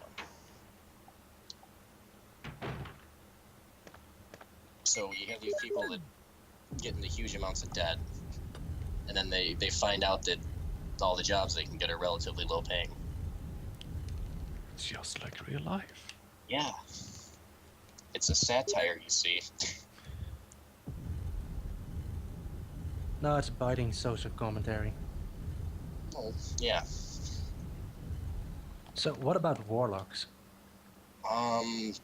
It doesn't really, there's no distinction.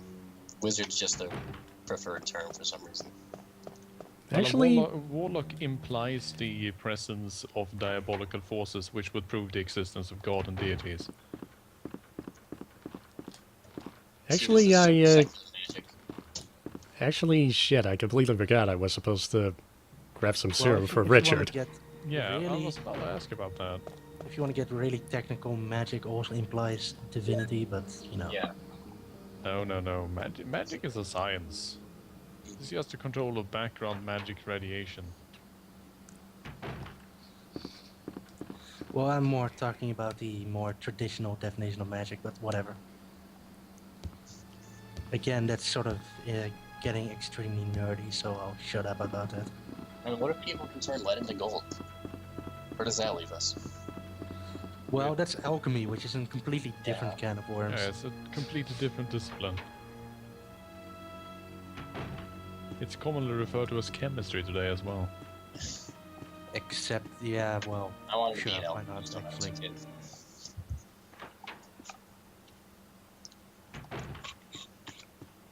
I do sort of like the stories of Chinese alchemists and their shenanigans. If you just It is- boil quicksilver just long enough and then drink it. You'll cure your constipation. You'll see some real shits. Yeah. No, hey, he's still Sam! alive. Metal Richard, hold on. So, I'll give you a metal shot shit now. liquid. Well, I Jill, do like the story here's of my radio. God, the worst part is I don't even remember Keep it. exactly who it was, but I'm there was this Chinese emperor that was No! ridiculously Richard! hated. Everybody wants to kill him. Nobody succeeds, and he completely wants to be immortal.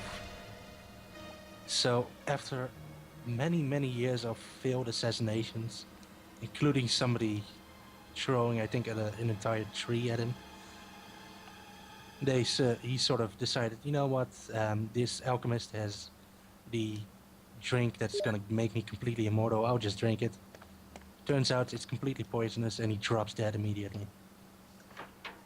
Whoopsies. Is Rapser here? Yeah. I'm gonna ask him how. Well, I can ask him from here. How are wizards incorporated into the economy in Shadowrun?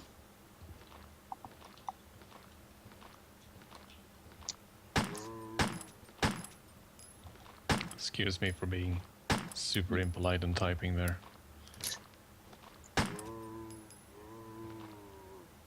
it has to do with wizards.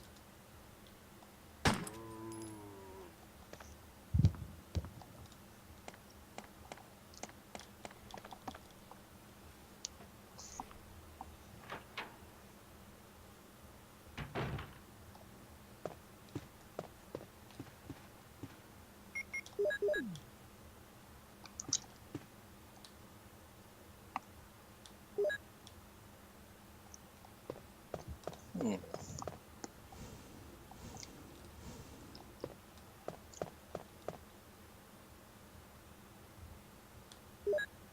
Guys, you know you can talk to Elkery from the stream with your voice.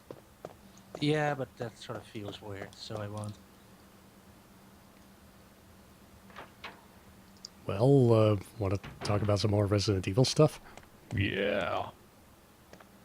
Let's talk Resident- about how So- Resident Evil 6 is the absolute low point of the series, which is quite a hard thing to pull off, but they sure did. Let's talk about how Resident Evil 2 had a really good port for the N64. Let's talk about how Shining should really go safe now. Shut up! don't I do know. Saves, man. Actually, fuck. What was I doing? Saving, and then you're going to fight the snake. You know how to get to the secret room in Resident Evil 2? John the Snake Roberts. Which secret room are we talking about?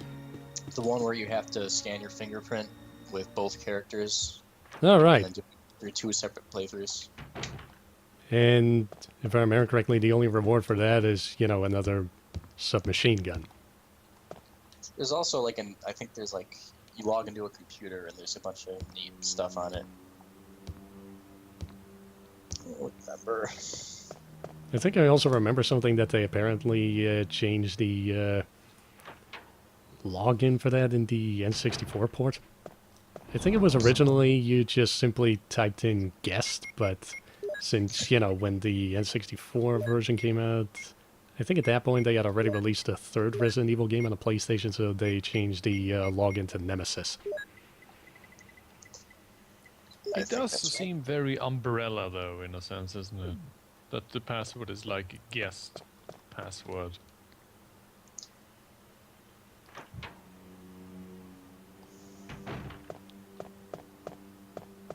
I want to see the Elkery thing. You will never see the Elkery thing. It's a Actually, you'll... Confession of love. She asked you to marry her. Finally.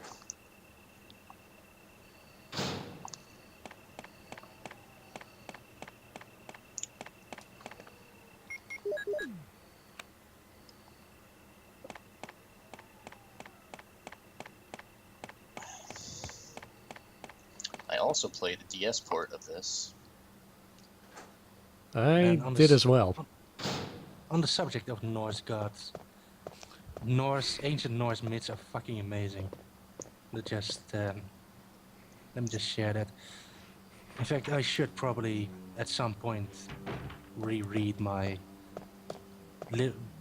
book about all kinds of mythology, including Norse ones, because those are so good. Only thing I remember about I the literally DS. broke that book from reading it so much. There was a 5-finger fillet minigame in the DS port. Yeah, pretty much. But why? I only bring that up so I can mention that I'm good at that in real life. I'm not. I was good at it until I turned into 4-finger fillet. I sort of lost my nerve. Well, the trick is you don't use knives. What's this cowardice? So what did you use instead? A feather? Use syringes. Syringes. With poison. I actually used a pen. Because then you can do it at school and not be tackled.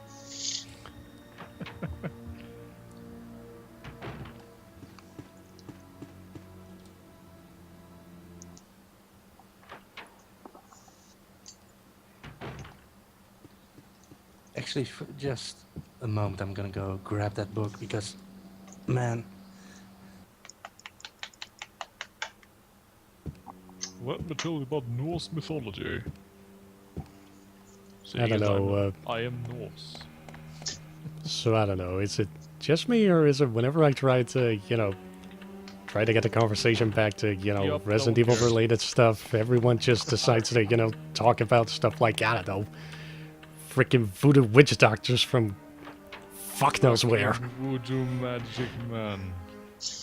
And fuck, I forgot to Funny grab you that should item. mention that, Shining, because God damn it! Let me tell you about voodoo. I went to New Orleans once. Nolans. It was nice. I ate a lot of biscuits. Oh. I hear they got mighty good biscuits. Sure do.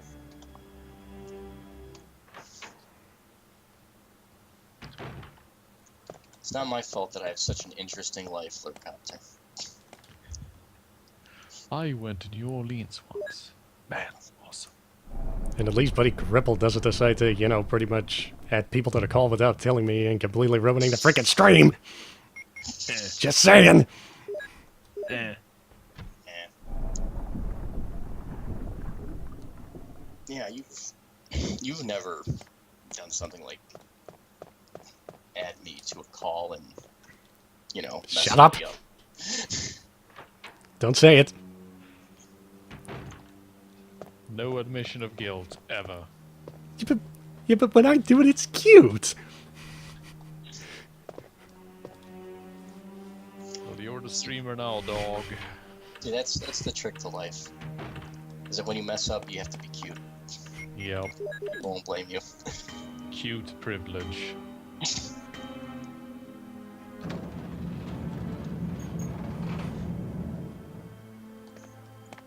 I read a really good thin privilege macro today, by the way. Just putting it out there because this one was actually sort of hilarious.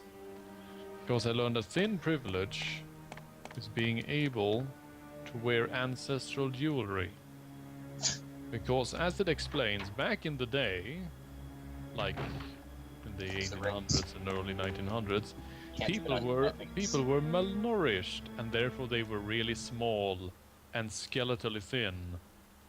And if you're thin, that means that you can still wear the bracelets and rings of like your grandma. But if you're a healthy size, you can't fit them on. Healthy size, of course, being having a, upper arm circumference roughly the same as my waist. Well, we all know that, people in the old days, the people that could afford jewelry were just as malnourished as the rest as well. Yep.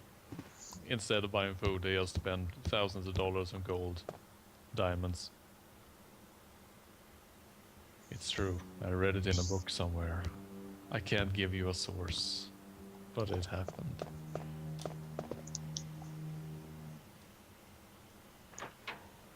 You know what I hate?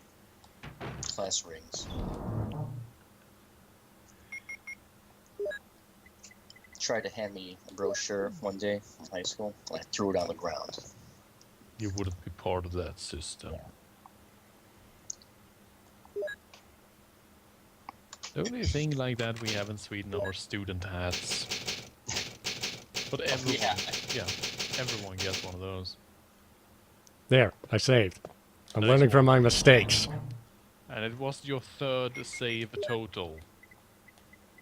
After playing for 2 hours.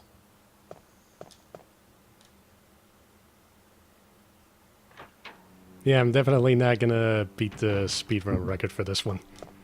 Probably not, no. But hey, you'll beat the game faster than I could.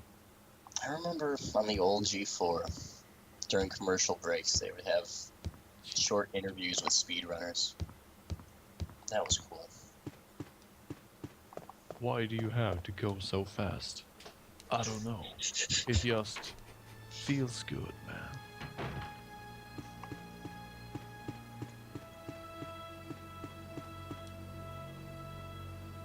Old G4.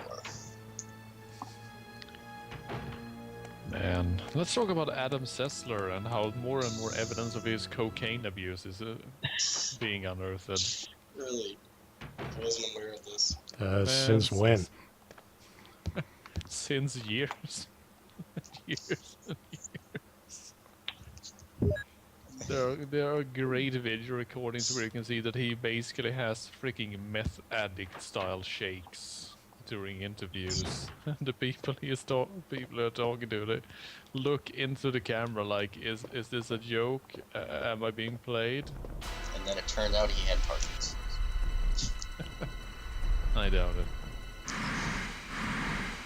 Remember when he got kicked out of the Duke Nukem Forever launch party thing? I must have missed that. Yeah, it was called Duke Nukem's Titty City. Oh yeah, right. That when they rebranded that fucking club. And then Adam Sessler said, I see the city, but where's all the titty? And then he got Oh, Sessler, you silly Billy. I have legitimately no idea who you're talking about. He's Canadian. Come on. There we go. Finally. Yeah. Fuck you, Snake. Okay, he's a television personality on G4 TV. You're the inferior one, not me. You have beaten John the Snake Roberts Give me the in a serum. Yappa strap match. But now you are affected by his venom. What will you do, Blurg?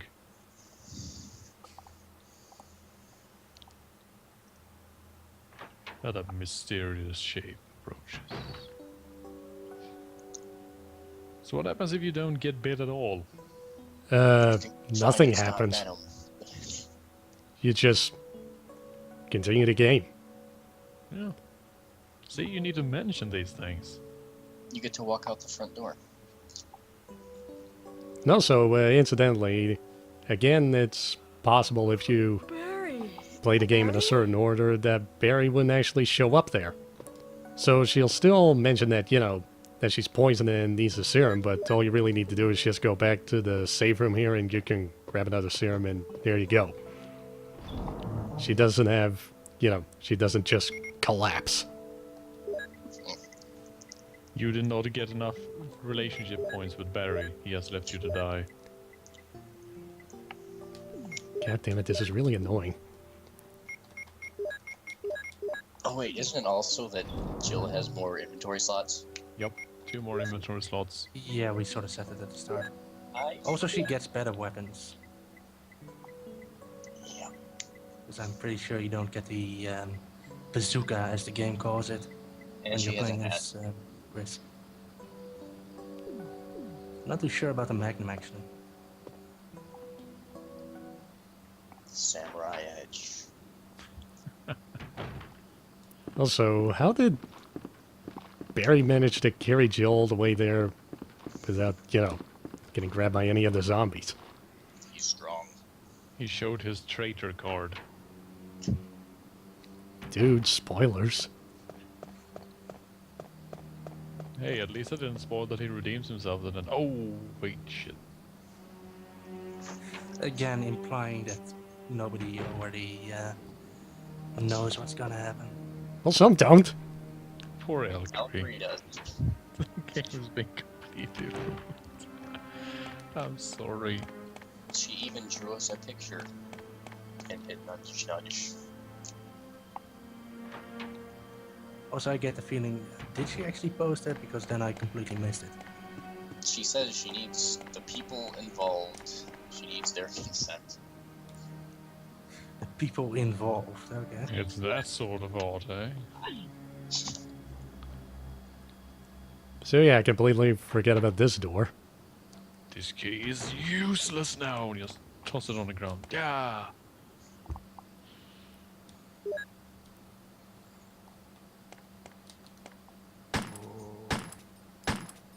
Oh, so Geist is in it. Yeah, just... Actually, Geist no, is playing Skyrim instead of watching this Resident Evil run. That man has no taste. Gee, can you imagine? actually playing games instead of watching this. I bet he would watch this if Resident Evil directors got a nudity mod. Fave nude mods in games. I like the phrase nudity mod a lot better than nude mod. But nude mod. So- You can say it. It sounds super silly. Nude mod. I like the nude mod for the original Tomb Raider because there was no fucking point. They extracted the freaking texture, turned its skin tone, and added 2 brown dots on the tits. And I think that fucking patch, when it was released, probably stood for like 30% of the global internet overhead that day. Man, it was a more innocent time back then. Since we didn't have Senran Kagura or Dead or Alive. And other very, Surely at that time, progressive games with strong female characters. if you were on the internet, you could just type in naked ladies. You could see naked ladies. Well, I guess there was kind of Metroid for the NES. Well, right up until the point you actually managed to beat the game under an hour, and they decided to reward you by showing Samus in nothing but a bikini. Oh, Nintendo, you and your rampant sexism. She was Which going actually to the continues to this day. She was going to the space beach, okay?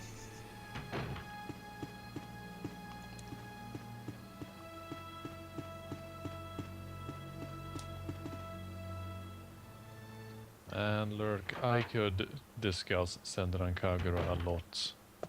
I've never played the games. I have no interest in doing so. But their existence fascinates me. You see, the smart people wouldn't spend all day downloading a picture of a naked woman. They would get erotic text adventures. Yeah, baby. That's where it's at. Yeah, that's what I'm talking about. So you have to use your imagination. Some good erotic prose is better than a woman with unshaved eyebrows every day.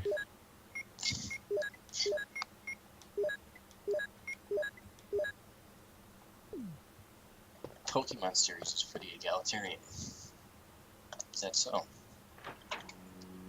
That's why all the women wear skirts. Except those that wear skin-tight spats, of course.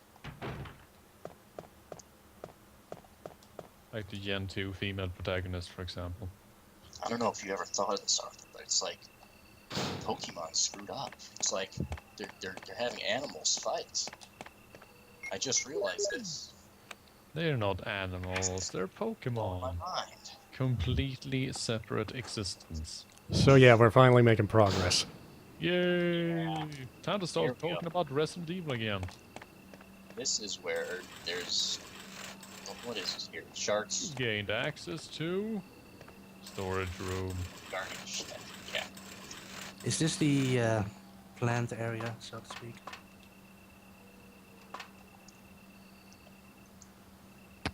I suppose. Oh man, is it crank time? I love cranks. Oh man. I love Crank. Well, yeah, it's a good movie. Do you know why methamphetamine is called Crank? Well, there's also that definition, I guess, if you want to. It's probably a folk definition, not really true, but bikers would put it. in their I prefer the classic 80s term for amphetamines, flash. Oh, that is nice.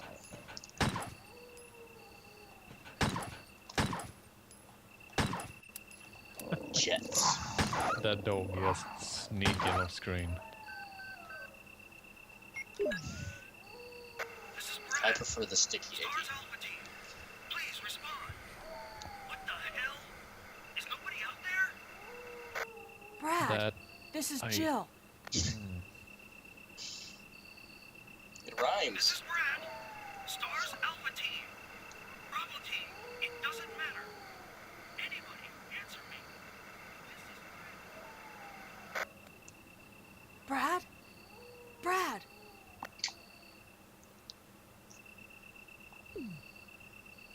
So yeah, it turns out the radio is broken.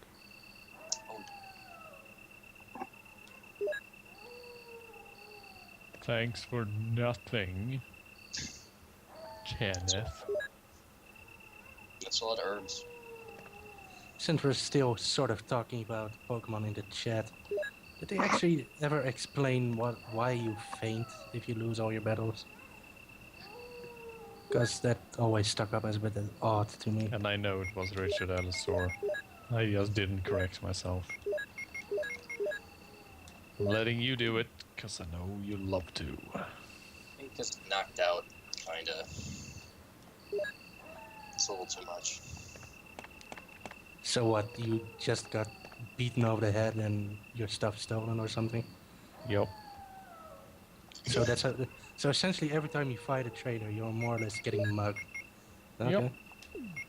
Or more in the case of the games, there's this idiot savant dude with ludicrously overpowered Pokemon walking around beating up kids and stealing their weekly allowance. So he wants to buy a bike. It's a bit of a dick. So, has anyone here actually ever fainted before? Yes, I have actually, due to excessive blood loss. Oh. Did you get bit by a vampire? No. Torrential nosebleeds combined with a pretty harsh cold. Hmm. So when I got up from the toilet, go head back to my room where I had my bucket to bleed in, I simply did not have the blood pressure to remain conscious. I fell down on the floor. Oh. And then I woke up lying in nothing but my underwear in a pool of my own blood on the floor. And I thought, man, this cold floor That was feels one really crazy good. party. Oh. I'm just gonna stay here. And then I realized, oh wait, it'll be roughly 6 hours before my family gets home. By that point, I may actually have suffered damage from hypothermia.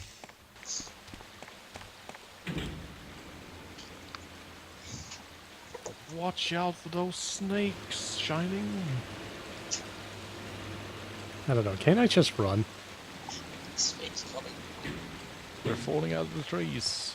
The trees are on the sides. They're green mambas, they're launching themselves.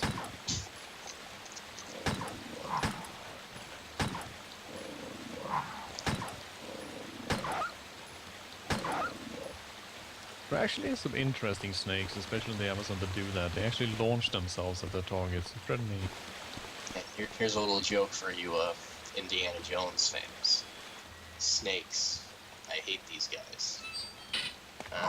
Remember when he said that in the movie? Yeah. Did you just mess up the joke, or was that a really terrible one? That was intent. No, it was in. Please explain your... I know that the real line is snakes, why did it have to be snakes? And Nazis, I hate these guys. But I combined them to be wrong. You see? Snake Yeah, but this Why thing has does it have to layers, be is what I snake mean. Nazis? I'm implying there are layers to this. There are But never so mind. many layers. There is as many layers as an ogre. Because ogres You are see, like onions. See? The joke Yeah. is like an onion, Yes.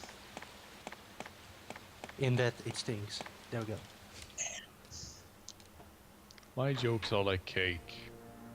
Terrible for you. Do you know that there's an easy way to stop from crying if you're cutting an onion? Stop counting the onion. No. You light a flame on the stove next to where you're cutting, and the heat will draw the fumes away from you. It's true. It's too bad that 90% of the world doesn't use gas stoves like you crazy Americans. Oh. Wasn't aware of that. We're sort of living in the electrical age. Only restaurants use gas stoves, as a general rule.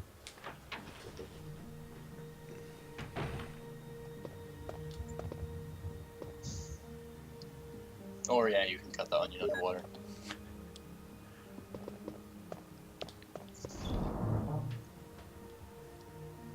They should have that. They should have an underwater cooking show.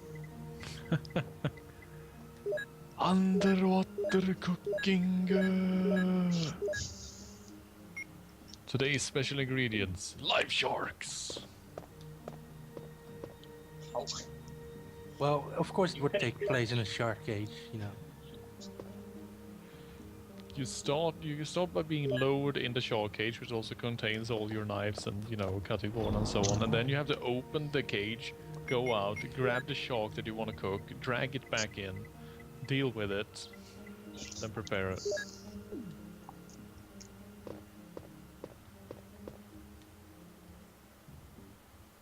I suspect that the waiver for being on that show would be like 10 pages.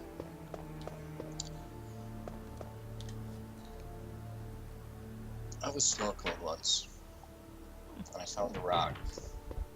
But it wasn't a rock. It was a rock, Oh. but it had a relief of the United States of America on it, formed naturally. No such thing as formed naturally. God did it. Only no. Florida was kind of a stretch, but everything else was perfect.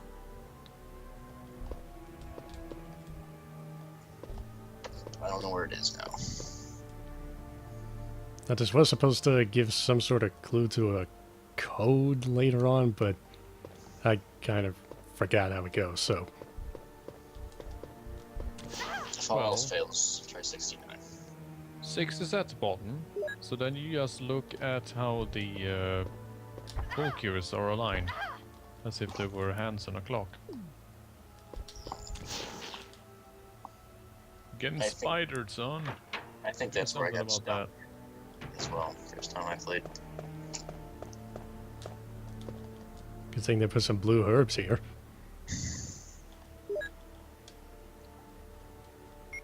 Chomp down on that shit.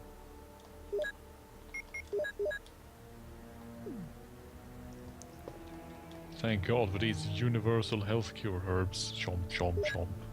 What do the blue herbs do again? Are they anti-poison? Yeah. Yep, antidotes. That's essentially all they do.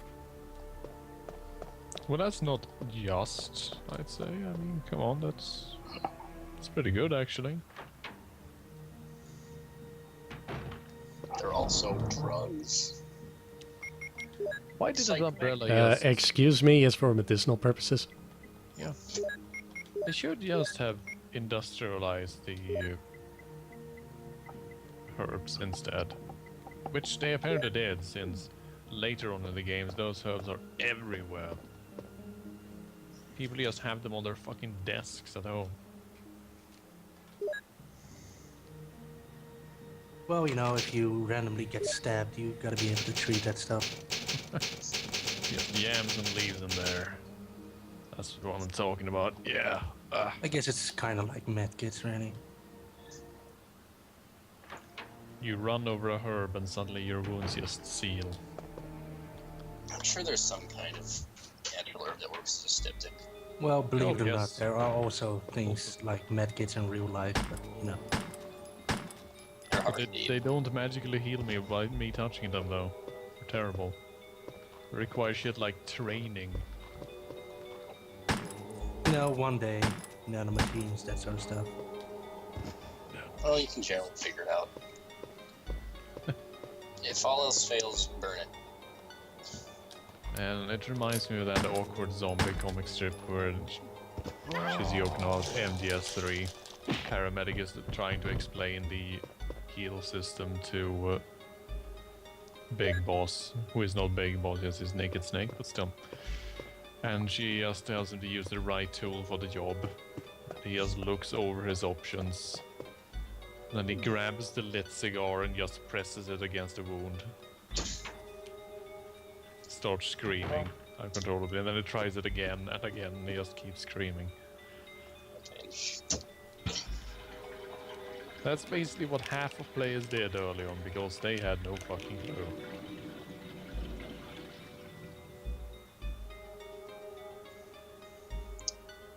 Oh right, they had that whole complex healing system in the third game.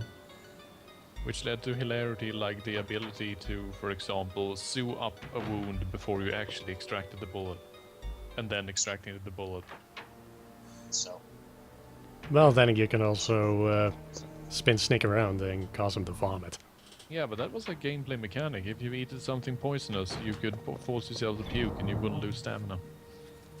Remember, this is the game where if you eat glowing mushrooms, your battery gets recharged.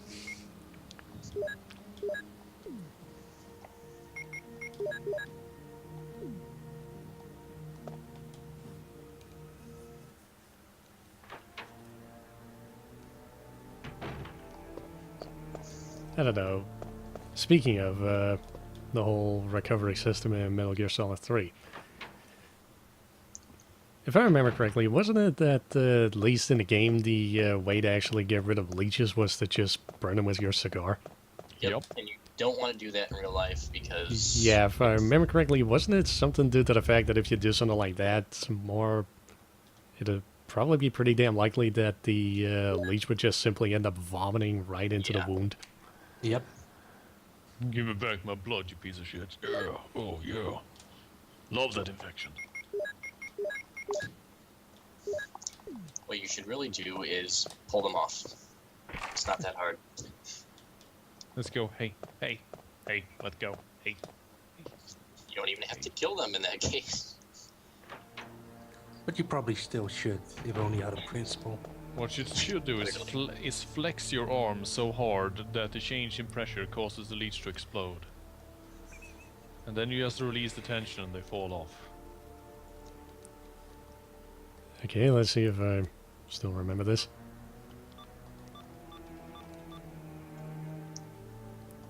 Fuck. It's one of those puzzles. Fuck. Ah man, these puzzles. Yellow, It's one of blue, those green, typical, purple, most Well- typical game puzzle ever. They're all gone now. blue. That's a start. Now just do the same thing you did before, but inverse.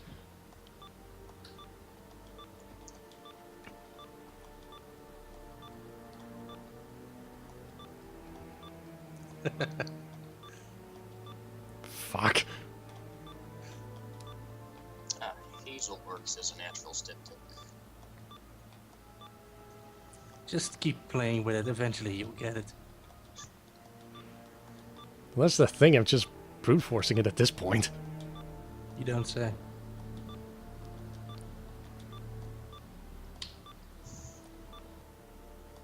And all the other ones are plants I've never heard of. Man, if this ever gets posted to YouTube, people are gonna get so mad at this part. This is great. Honestly, I'm not sure if I'd actually want to put this up on YouTube.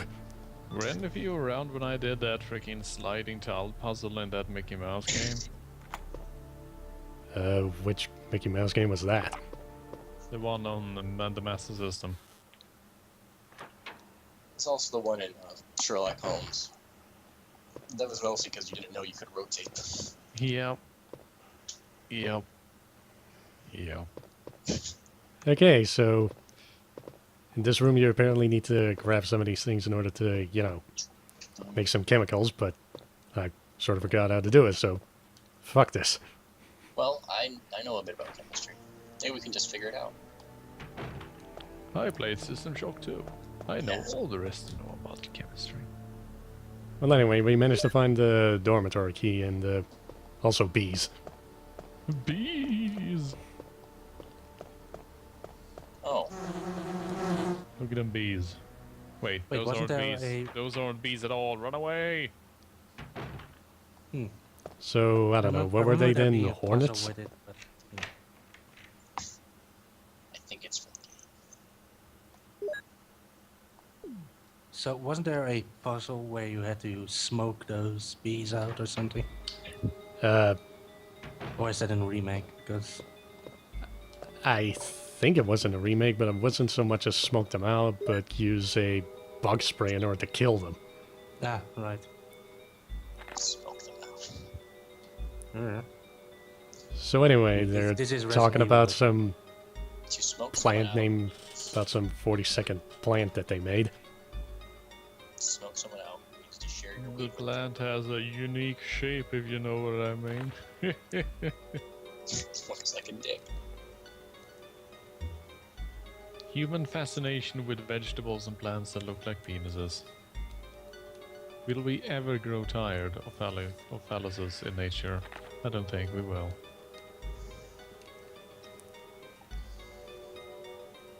Oh, I mean, you have mushrooms. What else? Orchids? Oh yes, orchids, the most perverted of plants. My god. Shame. Avocados. Good old Henry Sarton.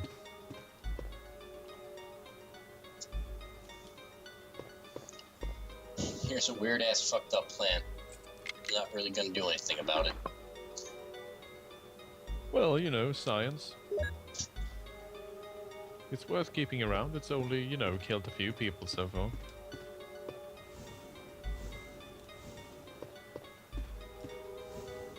Now, if I remember correctly, you can kill the plant the puzzle way, or you can just shoot it. Shoot it with a gun. Actually, I think you have to use the launcher, the bazooka. That's the idea. Wait, there's actually a puzzle way to solve this? Well, okay. yeah. That one room I was in, you need to grab some of those glass cases. You need to grab certain chemicals in there. You need to combine them all in the right order, and Make herbicide. pretty much. And then you just have to find a route in the basement of this place, apply it onto it, and you more or less kill the plant right then and there. And as mentioned in the stream chat, if you're playing as Chris, you can't do chemistry. Because you're worse than Jill at everything. Yep. So then Rebecca does it for you. Well, you know... Yeah, what's Chris's pretty forte funny are about that punching one is bugs, that when not science. you actually play through it as Chris, you just basically enter the room and Chris just simply just stands in front of the damn thing, just circling around it, wondering what the fuck it is, and then he just gets grabbed. Whoa. And then Rebecca all of a sudden runs in, and then Chris just simply throws the file with the necessary information about making the chemical ladder. Please halt. Here, use this. Also sharks. Man. Deep blue sea all up in here. Oh yeah. There's I sharks. keep forgetting. Was that the one with Samuel L. Jackson, or am I thinking of another one? Yeah. Okay. It's not as good as For some reason, I don't know, I keep getting shark movies mixed up, like, I don't know, Deep Blue Sea and Lake Placid. there are no sharks in Lake Placid. Oh yeah, right, that one was crocodiles. God damn it. There's only one kind of shark that lives in fresh water. And I believe it's the bull shark. Either the bull shark or the tiger shark. And even then, it's more brackish water. I don't know a lot about sharks, I just know that for some reason. That's why you only bathe in fresh water.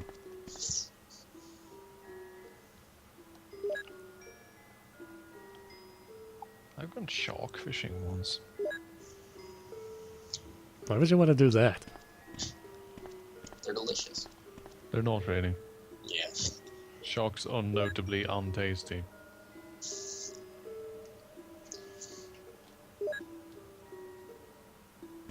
See, if you eat a shark, you eat everything that sharks ever ate. It's more the problem that the consistency of shark flesh is not very pleasant. See, it's a lot like chewing on tinfoil. So yeah, even though there's actually, zombie sharks, they're kind of useless without any water. Oh yeah.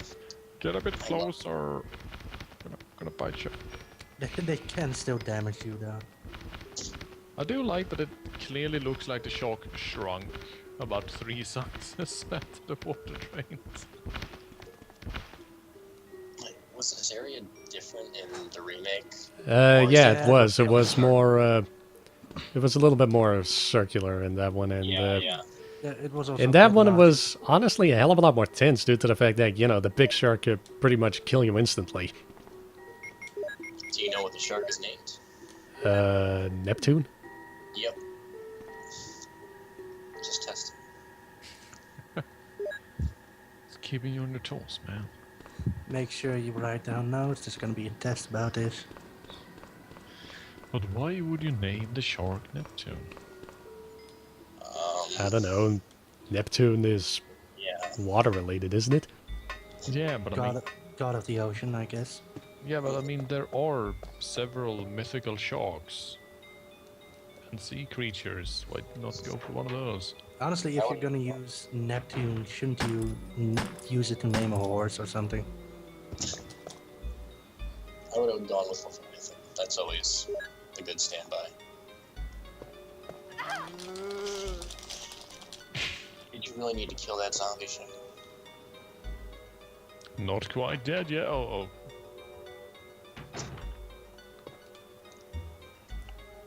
And everything went black?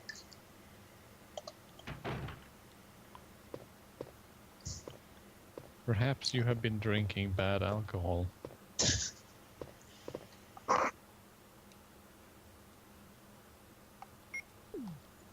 Maybe it might be best to get some extra ammo.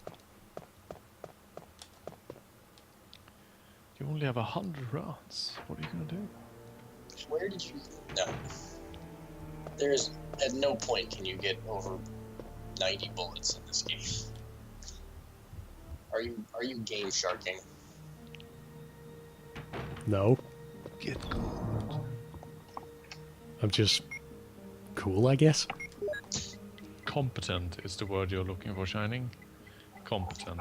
I ran around like every zombie. I don't remember getting like 90 bullets. Hold on. Clearly, you weren't looking hard enough. Yeah, that's probably it, actually.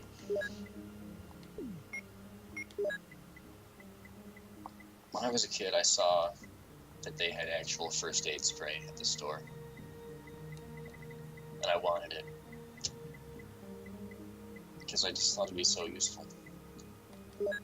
Pro tip, just use super glue.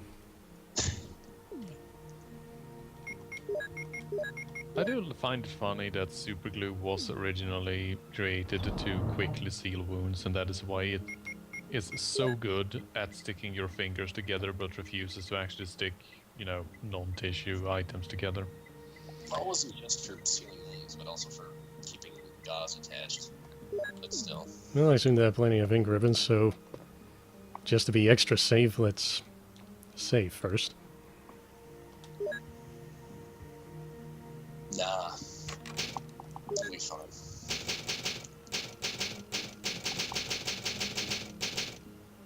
Well, this is more in the case that, I'm going to be skipping the whole puzzle solution to this. Because, I don't know, if we're lucky, Barry might show up. Seriously though, who uses a black letter Gothic font for their typewriter brand? Latin American games. I've explained this. Also, in case anyone's wondering, when I first entered the place, I actually need to move that statue over the hole there, because if I don't and walk past it, a tentacle will shoot out and grab Jill by the throat. Booga booga booga Not booga touching booga. that one.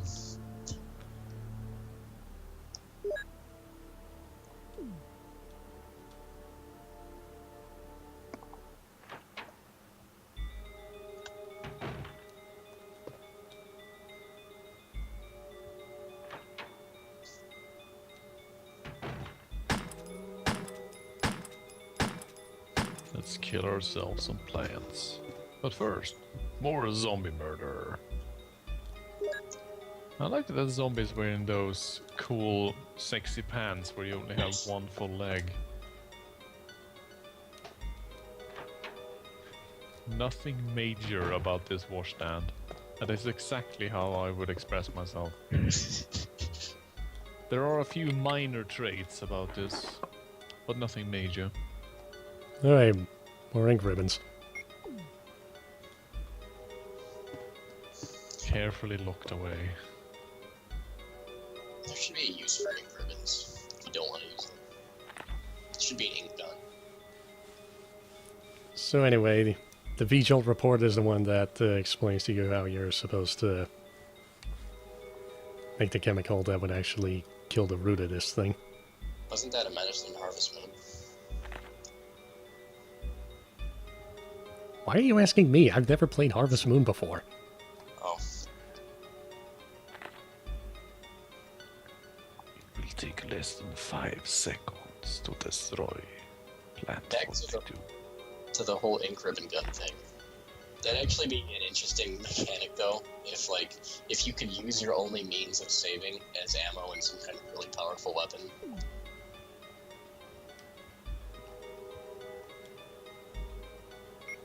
Oh, they don't use real chemicals. I do like that they denoted that the blue chemical has a stimulating smell. So the method to identify this dangerous chemical is just open out the bottle and sniff that shit. Don't do that. We're But back to anyway, alchemy let's see level what happens. similarity. Okay, looks like it's not gonna happen. Look at that fucking thing. Oh, you gotta be kidding me. I can't even do that. It's a very flesh-colored plant. No unloading ammunition, bro. That's right. Oh, wait. No. I You think might still get the cutscene.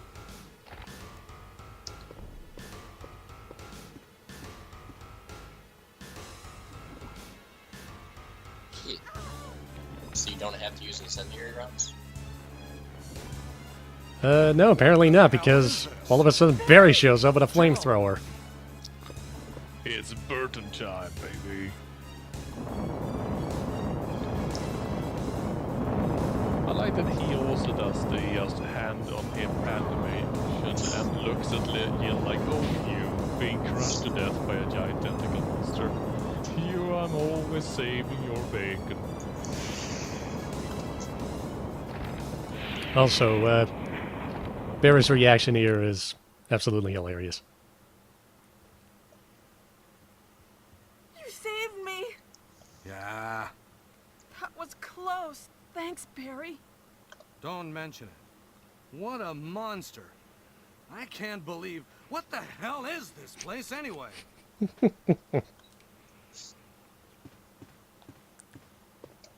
He's just saying what we're all thinking right now.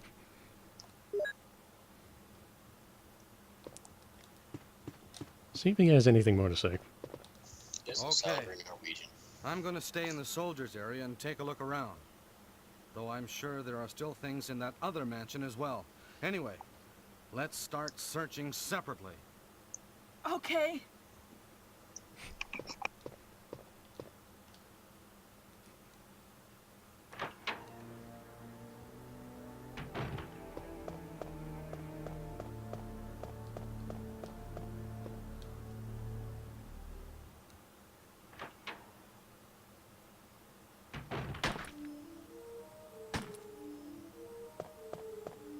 Oh, hey, it's Wesker. Wesker. Oh, Wesker! Jill. So you're safe. That's what I was going to say. Where on earth have you been? You disappeared from the hall all of a sudden. I'm Lester. sorry, but I have my reasons. I hardly knew her. Perhaps you guys have met them? It was all I could do to protect myself against those strange creatures. Is that right? Anyway, it's good to see you're safe. Jill, our first priority is to get out of here. Yes, you're right. Now, there are a lot of rooms in that mansion that we can't get into because they're locked up. I have been looking around for clues. Okay, I'll go to the other house and see if I can find any clues. Will you do that? I'm counting on you.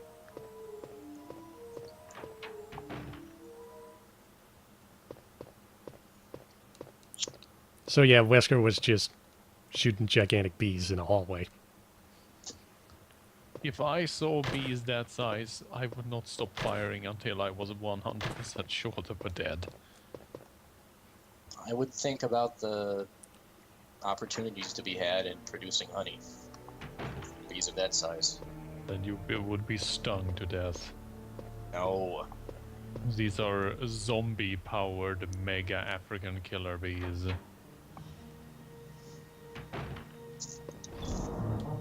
Those make the best honey. They don't want to share, though. They just like to help. Freaking pro-bee propaganda.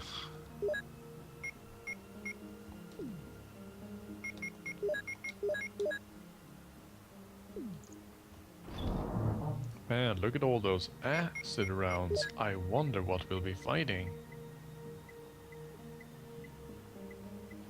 Hippie. Man, Alastor is saying what I'm thinking. What about the zombie, deadly poisonous Zanzibar hamsters? Well, we're not on Zanzibar, are we? Well, that doesn't mean they can't be imported. I mean, this is actually that would be kind of a. I just realized that actually naming the bad guys is sort of a spoiler at this point. Well, at this point, I'm going to be saving like crazy because the next enemy we're going to have to deal with. Yeah. They're such Oh, it's those guys. Assholes. yeah, they're a whole lot worse than in Resident Evil Survivor.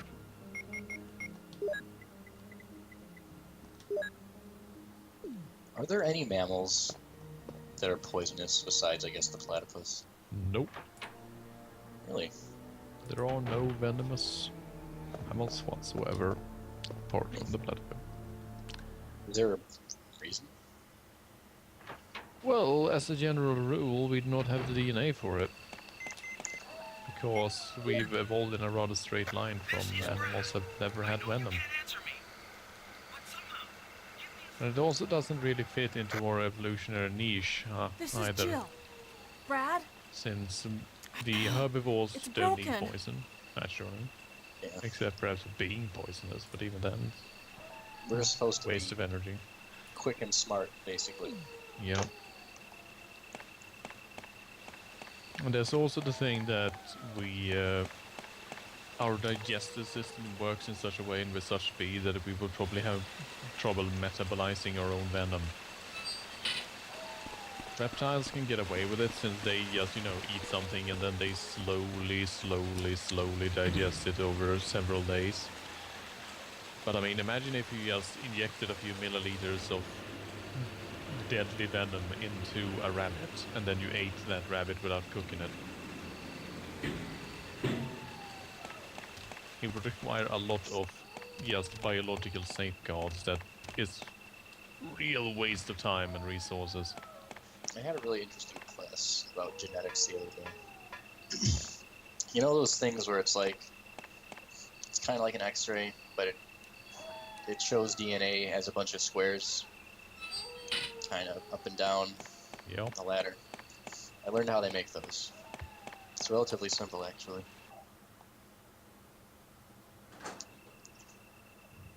Not gonna explain, but You take a string of DNA, then you just flatten it a bit. well, you take a string of DNA, generally with like about 250 bases, and you put in restriction enzymes that cuts the DNA at certain points. And when you then run an electrical current through the strand that moves the bigger piece down, well, the smaller pieces go further down. The bigger pieces stay at the top. I just That want makes to note that happen. here that I really like that he actually legit opened the doors. That he has to reach out,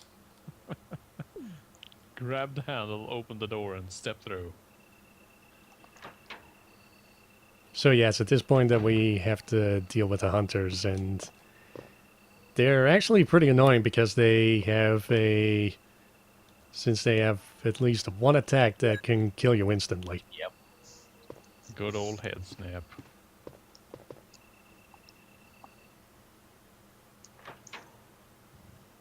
It also doesn't help that in one of the later Resident Evil games, even though they added in, a dodge mechanic and everything, even when you do that, they still kill you. I like how the Magnum rounds have like a sticker on it. Warning, high pressure rounds. That'll work out well. Oh, that looks like it hurts so much. For Jill or for the hunter? Real. Claws like that shoved into your thigh. I mean, getting scratched by a cat is painful enough. That shit, holy balls. Just put some hazel on it. So yeah, at this point, the handgun becomes sort of useless, so I think I'm just going to switch over to the shotgun. But you have 90 bullets. Yeah, well, here's the thing. Hunters don't really give a fuck. Yeah. And he has enough shotgun ammunition to last him for a long time. The only problem is, unlike, later Resident Evil games, I can't just simply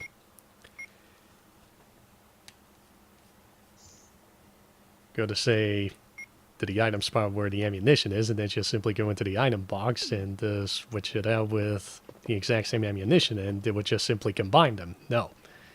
It doesn't do that here. I need to do it manually. Yup.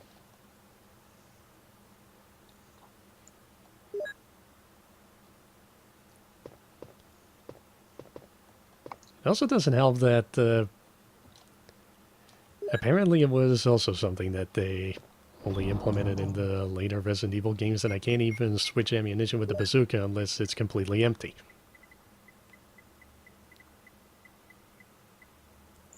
Better get those acid rounds in there. It's very powerful, I've heard. Especially against living things. So anyway, let's save again. I really just like the idea of an acid grenade. Like, who had that idea? And what sort of convincing did it take to say, okay, we're going to take this small, very thin metal container, we're going to fill it with extremely powerful acid, and then we're going to put some explosives below that, and then some propellant below that. And then we'll have our dudes walk around with those strapped to their chests. They can put them in a grenade launcher and fire them at people. At no point did someone say that is A, illegal, B, a lot of effort for no real use whatsoever. I mean, what possible target could you have that requires an acid grenade rather than an explosive grenade? Heathens. No. Then you need octagonal grenades.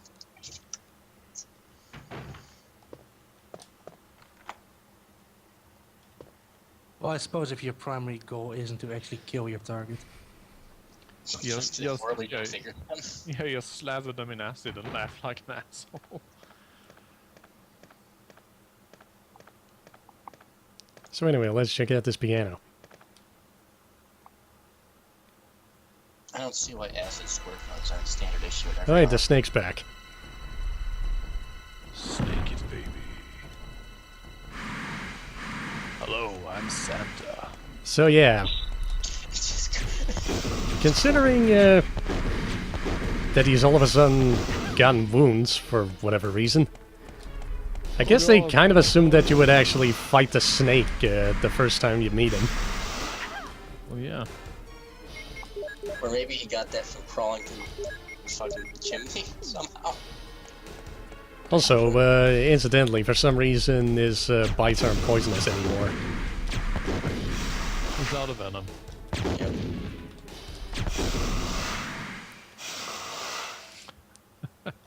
Shooting at off-screen enemies in survival horror games with tank controls, that's what I like. Also, listen to what Barry has to say here. Jill, have you found anything interesting? Yes, but I can't see very well. How about going down to check by yourself? I have a rope here. Oh, do you? Well, then I'll try to go down using the rope. Wait.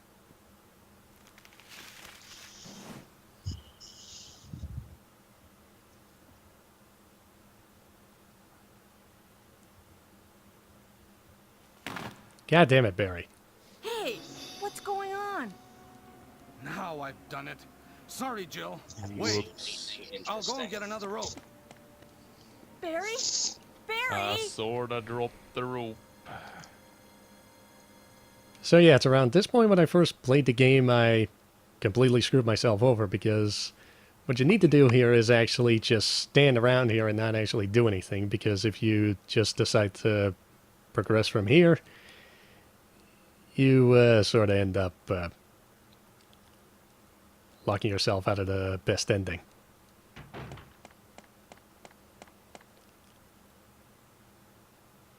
Hey! Are you there, Jill? Grab the rope!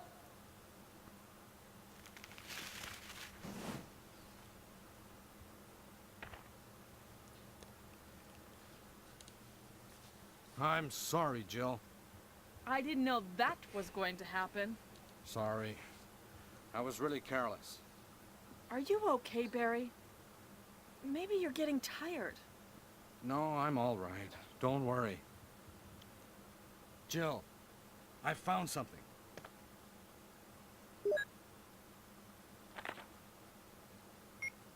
Yeah, okay.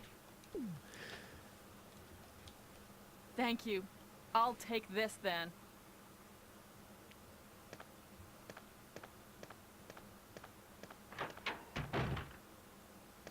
Also, that pass number that we just got, we don't actually need to remember the code. She just punches it in automatically. Thank God. Any code longer than 4 digits should just be automatically entered, seriously.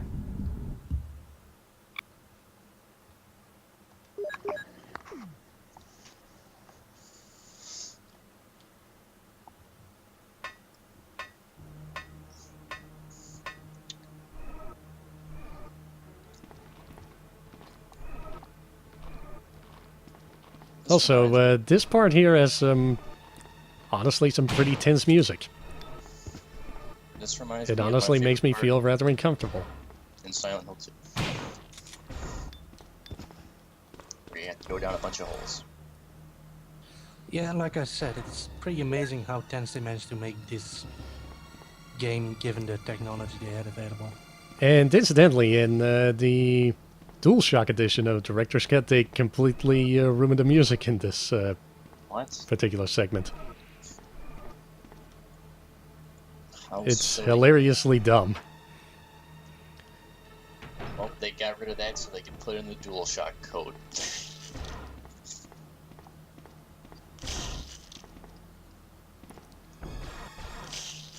So yeah, those are just a bunch of zombies eating a corpse. Yum. Don't bother them. I think I might have to, because I think there are herbs over there. Let's see. You're Yep. just watching it. You How see, to, I how had to to approach kill them. this situation? It's all How did- about... How did that miss?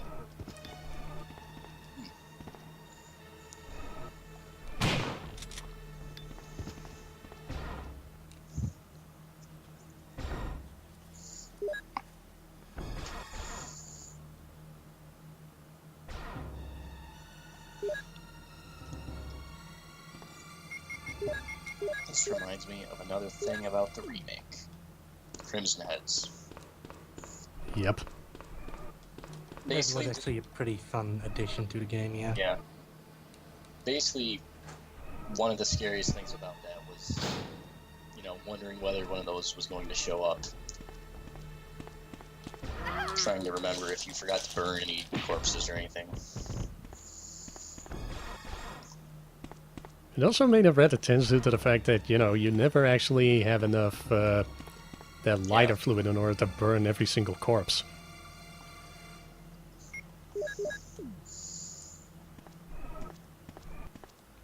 Well, getting a headshot, a critical headshot kills them as well, right?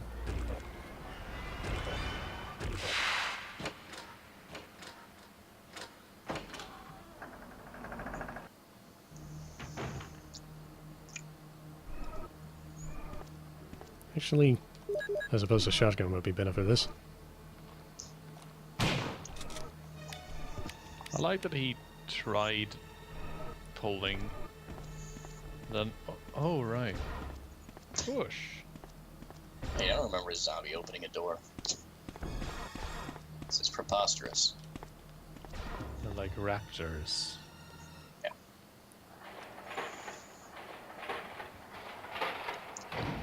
Like birds.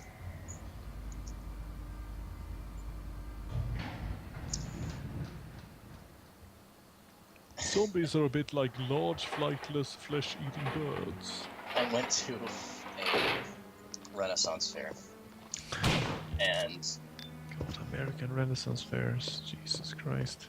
well, the largest one in the country was like an hour's drive away from me, so why not? But anyway, there was a falconry demonstration, and the bird flew away.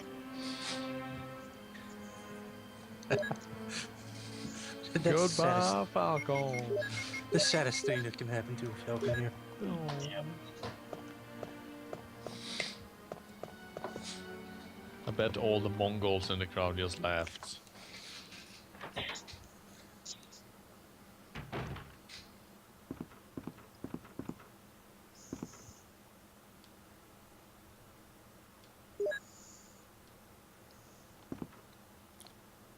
Actually, it reminds me that we have a raptor park in Sweden.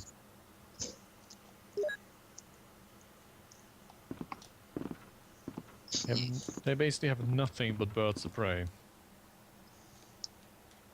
That's no way to sustain an ecosystem.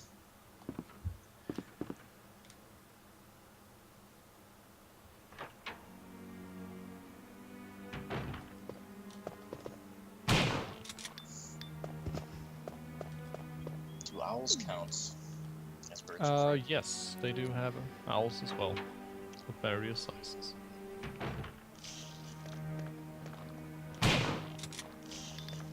Is it true that owls can, like, they can see piss and it, like, glows for them? Something to do with ultraviolet vision. I remember seeing or reading that somewhere. Wait, they can see piss? What exactly are you saying here? Like, they can see a trail left by, you know, small rodents and such. Okay, now I see what you mean. That might be true. I'm not read up enough on owls to make a definite statement on that. Hey, if owls made a blues rock band, you know what they would be called? The Who.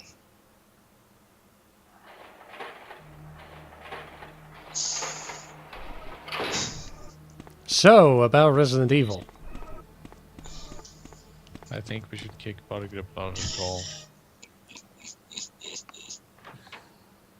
Yeah, I guess we have to go to the referee for that, but I'm pretty sure that's a at least a temporary timeout. Yeah. That definitely 5 minutes looks like for it. terrible punnery.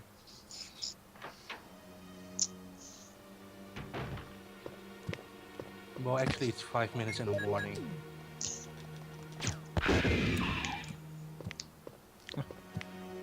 that hunter just standing around in the hallway.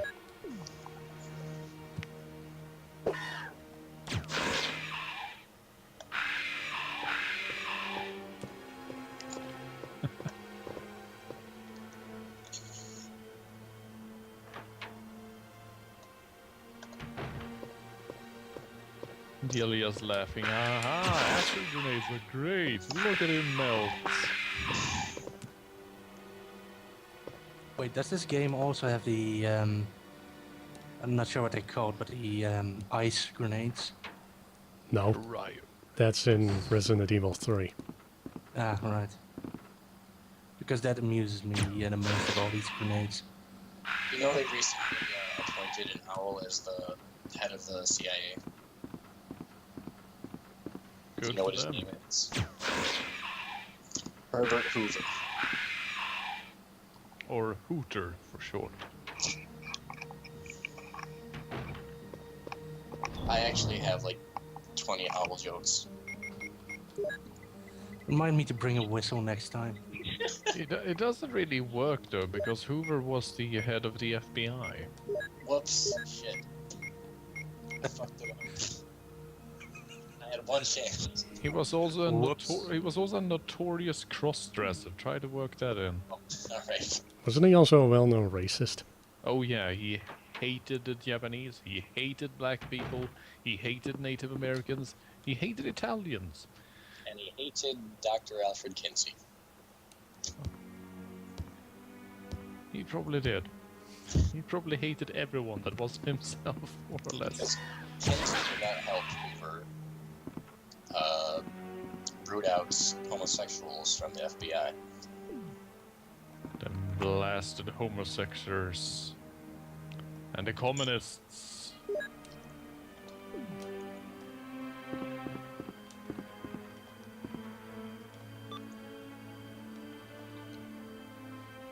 Also, the weird thing is, even though I think the code was more than 4 digits on that piece of paper, I think Yeah, there's only room but, for 4 digits on that thing.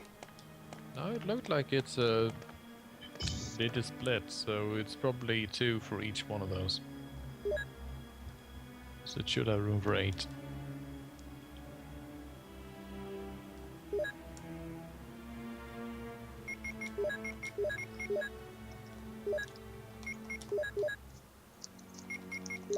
So, are we gonna get to the labs at some point, or? Eventually. Hold on. Let me think of a few more owl jokes.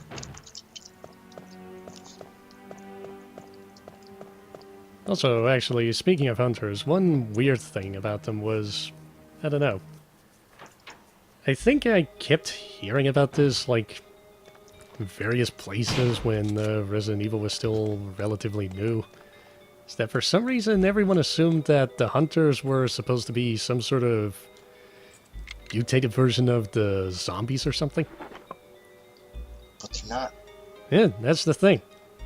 But for some There reason, I think it was various walkthroughs and even some crappy comic book series involving Resident Evil thought that, you know, those the zombies that you killed just simply turned into hunters once you went back to the mansion. Which doesn't make any sense considering that those hunters are just simply, you know, they came out of the catacombs. They're mutated owls. I see. You can tell because,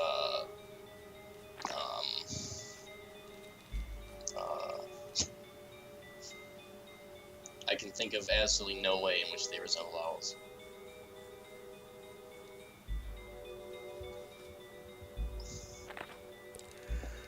Actually, I can sort of help you out with that one. Alright. I'd say, you know what owl balls are, right? Owl pellets, I mean? Owl pellets, I guess, Yeah. works as well. It's called differently in different languages, I suppose. But anyway, I suppose the pluggers vaguely look like owl pellets. Actually, So there you go. Actually, holy shit, I forgot how irresponsible this shithead is. I mean, goddamn. Hey, a bunch of people got murdered in the mountains. If you're looking for some adventure, why don't you check it out? You dick. Travel journalism. Why not try Somalia? Due to successive disasters in the Clay Mountains, which I clearly had nothing to do with when I tempted people to go up there, shit has gotten real. So wait, did they actually start out with the stars being this ridiculous sort of super special forces group? I think so. There is supposedly a SWAT team of sorts specializing in hostage extraction and rescue missions. So Which they're like half park rangers, half SWAT, I guess. I guess, but if they're specialized in that, then what are they doing here?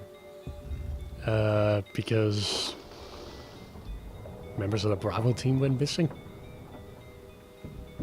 So Yeah, I but guess they it's are- kind of a rescue mission. They are also part of the same stars, though, so... That's because Chief Irons wanted to get rid of them. Yeah, well... He knew. So yeah, I just picked up one of those MO discs. I actually need those in order to, they don't actually, you're not exactly required to find any of them, but you actually need to if you want to get the best ending.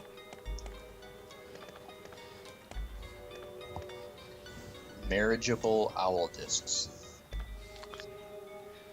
It's the expansion pack for Hatoful Boyfriend. I prefer Manager Owl. Oh.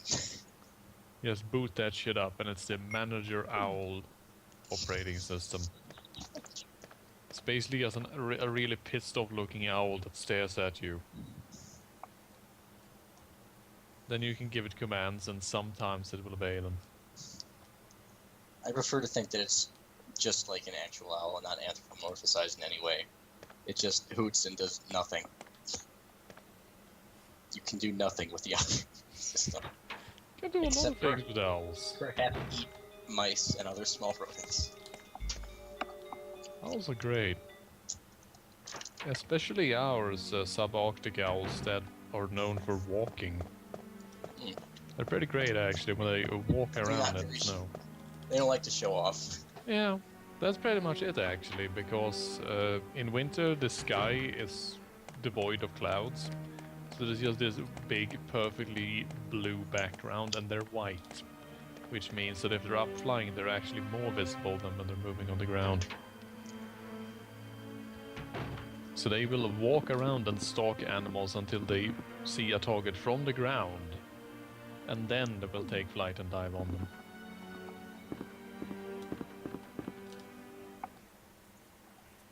They look pretty silly walking around though, because you don't really expect a bird that size to just be, Used to be a lot of crows around here, but not anymore. The zombie virus got them. Yeah. Local SWAT team just gunned them all down.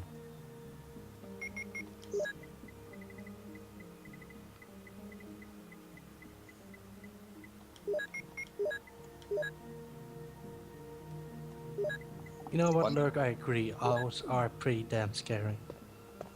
Owls are all business, all the time. I don't know, from some of the pictures that I've seen of owls, they can also be pretty cute. Well, yeah, in the pictures they're pretty cute, but then you actually see and hear them. Especially the hearing part, goddamn. Oh, there's a really good GIF. Gotta find it. Tawny mouth owls are the best, since they're basically like a trash can at the top.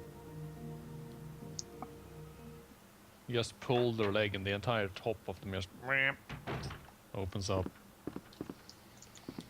I don't know, when I was a kid, I think I remember actually going to some sort of animals, some sort of bird sanctuary, I think it was, with the rest of the class. Being an owl. Oh. And, I don't know. Apparently, the guy giving the tour even decided to, show off one of the things that owls were actually able to do. He just basically grabbed one of them and turned them around and shown that, you know, they were actually able to turn their heads about 180 degrees. Which was pretty cool. Here it is. Found it. The best owl is still the powerful owl, though.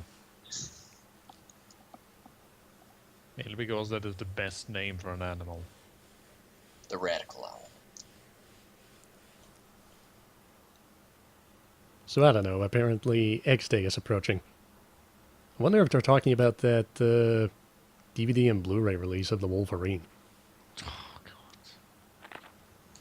X Day, the day everyone crosses out Wolverine from their wish list. Yeah, honestly, I wasn't even aware that they made a new movie. I think I only noticed it when, I don't know, that there were apparently adverts going around that, you know, that there's going to be a new movie at the cinema called The Wolverine. Before then, I hadn't heard anything about it. Check out that owl, Jeff.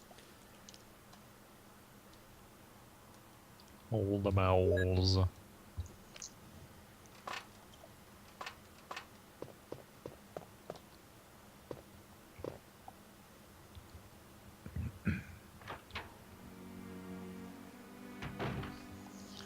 Good old video of spinning owls, which was a scientific experiment.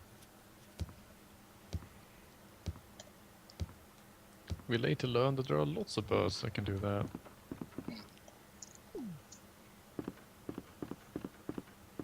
Well, we managed to find a red jewel, so let's see what that one will give us. Most interestingly were those guys that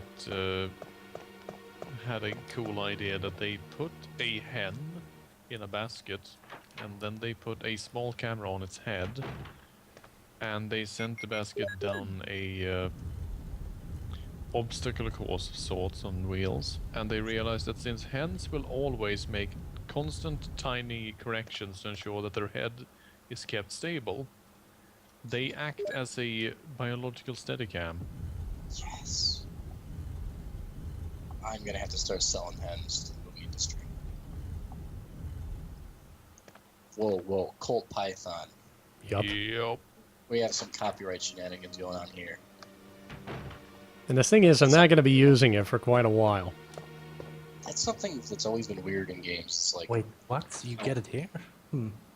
how copyrights for like gun manufacturers work. They tend to just give them out like candy, or what? It depends. They're a bit like car manufacturers. They naturally want their weapons to be represented as being the best, which can make it tricky if you want to balance stats and so on.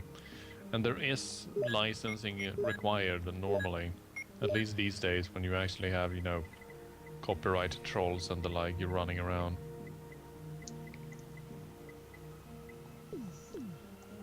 There are stuff like the Desert Eagle, for example.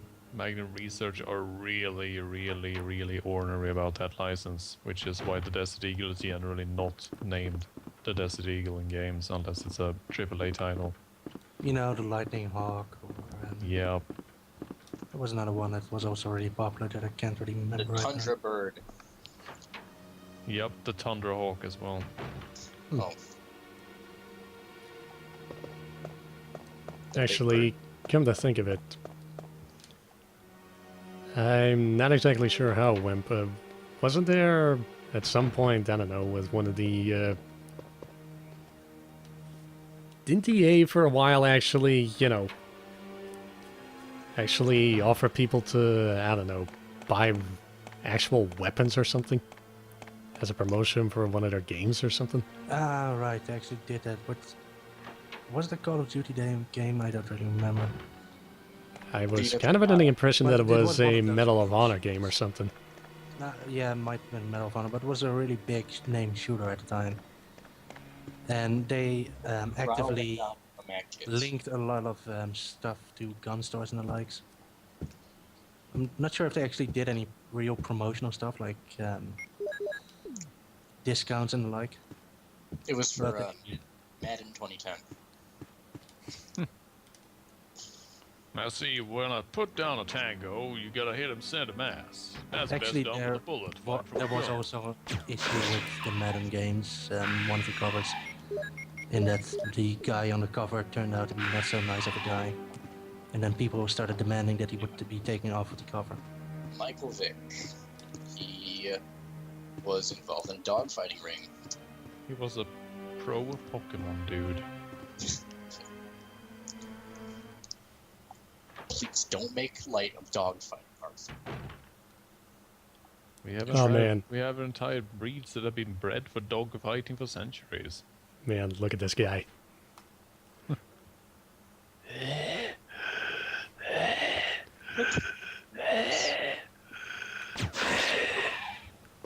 His pink cotton candy lips. I like that his shoulders don't actually really attach to his torso.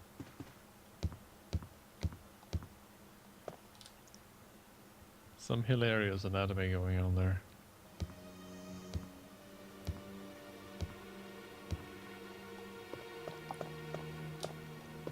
Yeah, to be perfectly honest, in the first Resident Evil, they looked pretty silly, but as the series went on, they actually did manage to make them look a hell of a lot more imposing, especially in the remake.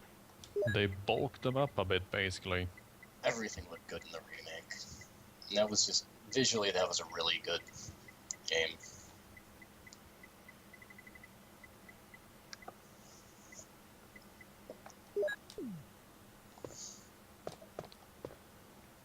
So anyway, let's save. Yay! Everybody playing Pokemon. I don't play Pokemon. Because I'm an adult.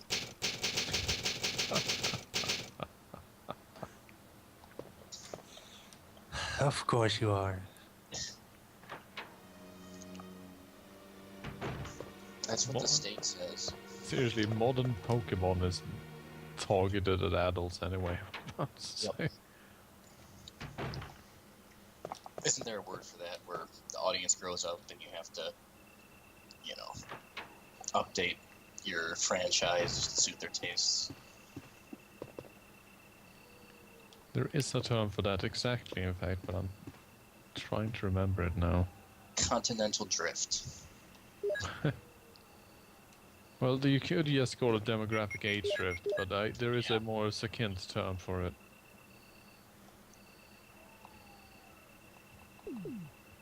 Isn't it succinct? Maybe it is. Oh god, the Doom book.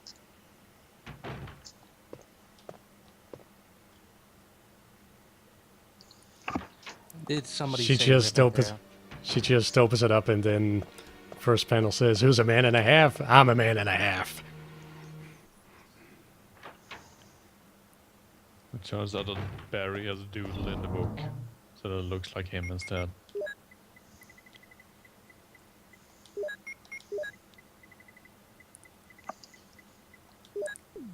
He just simply duct taped his face over the Space Marine. Yep. What if Space Marines were in Resident Evil? Wait, What if I Resident thought some of them came pretty close to that. Well, there is that one costume you get for Chris. What if Resident Evil was about pizza? Actually, shit. Then they'd probably call it Devil May Cry. Man. I'm sure everybody knows this. I don't know. This is First the Devil May Cry. This is the worst part about Resident Evil games. That moment that you realize you forgot to take that one item with you that you need to progress.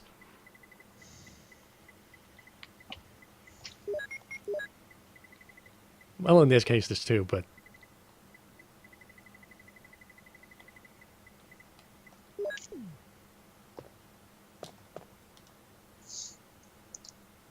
So wait, isn't it that the new Pokemon is there's a boy version and a girl version?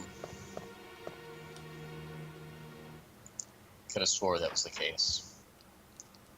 I think both protagonists are available Oh, in each of the versions. It's just that Well, one is called Pokemon X, one is called Y, so I guess Yeah, there are that would've certain been- conclusions you can. yeah, would have been the perfect chance to do that. They do it with Harvest Moon and nobody gets in their huff about it. Pokemon X chromosome, Pokemon Yeah. Y chromosome. I don't think that would go over well with the Pokemon crowd. I suppose. Don't think Nintendo would like that much either. Oh, they will mind. They're sexist as hell. They're the people saying that making a Zelda, the protagonist of a Zelda game, is simply impossible. I don't know. Can't they just? Nope. I don't know. She Nope. she managed to do some stuff chic, or however you pronounce it. Well, there was this one fan game made by the guy who did Noi to Love. That was pretty good. No, wait, what am I doing? I guess that kind of counts. That dude is Swedish. He's pretty cool.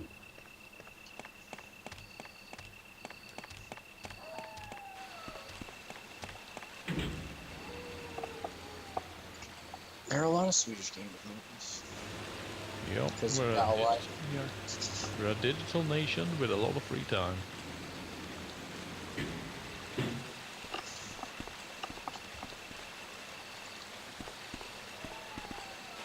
Especially now that you're all unemployed. Yeah. You joke, but it hurts. It hurts a lot.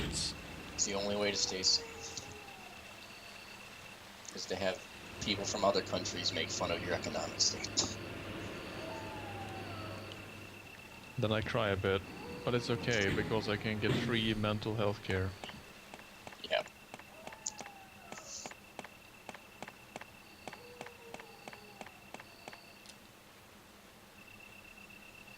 See, that's the difference, because if you're unemployed in Sweden, you're still, allowed to stay alive. Yeah, I was about to say, as long as you're not falling into the cracks of the social welfare programs, you are pretty much better off than a lower income bracket American that has a job.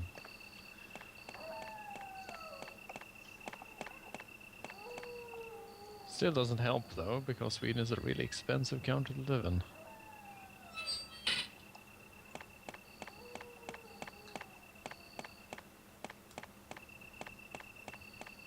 Speaking of expensive country to live in, have you seen that comparison of the PS4 prices worldwide? Right. What was it? $1,800. Yeah, in Brazil, and you know who's in second place worldwide?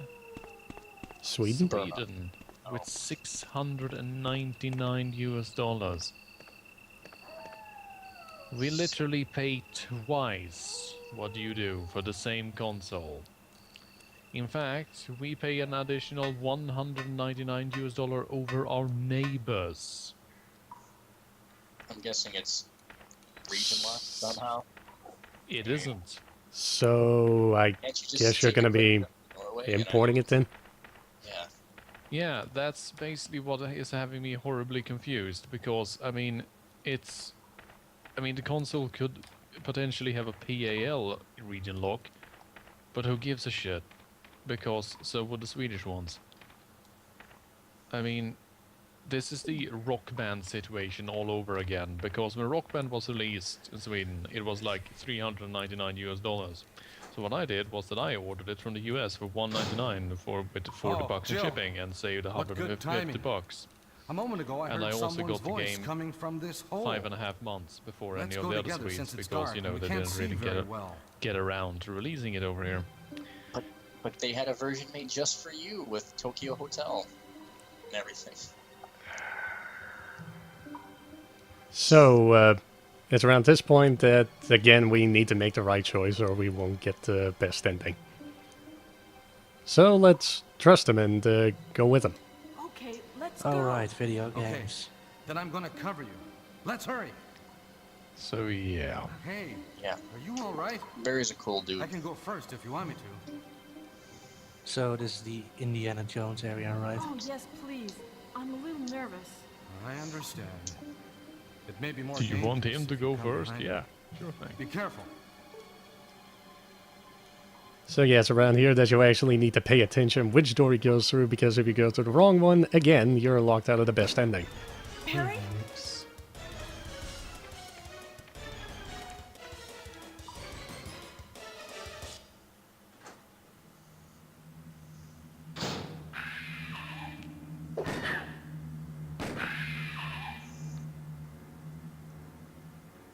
That was too close. Let's go together. Okay, let's go. Okay, then I'm gonna But cover yeah, you. Let's I hurry. foresee a lot of eBayed PS4s in Sweden.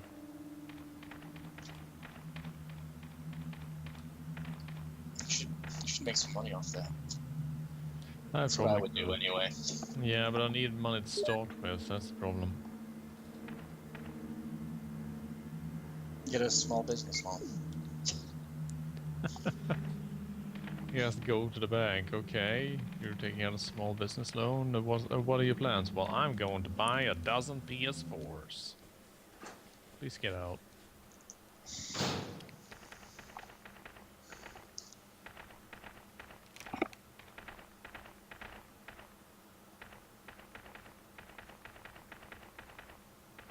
Is that Jill? Is Maybe that you should voice just- Enrico's? Get the Xbox. Yeah? You're alive! Wait there. Are you with anybody, Good Jill? one. What? Buying Oh, an yes. Xbox One. Enrico! So, Barry and Jill My together. roommate really wants an Xbox One. Are you all right, Enrico? Can't wait. The stars are doomed. Someone is a traitor. Everything was plotted from the start by Umbrella. He's most excited about how it comes with a camera. Enrico!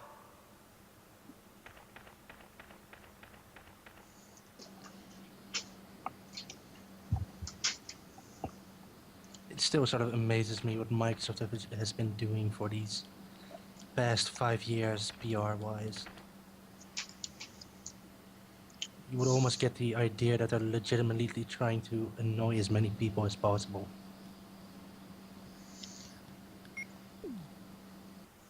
I think kids like it because, it's green like Mountain Dew.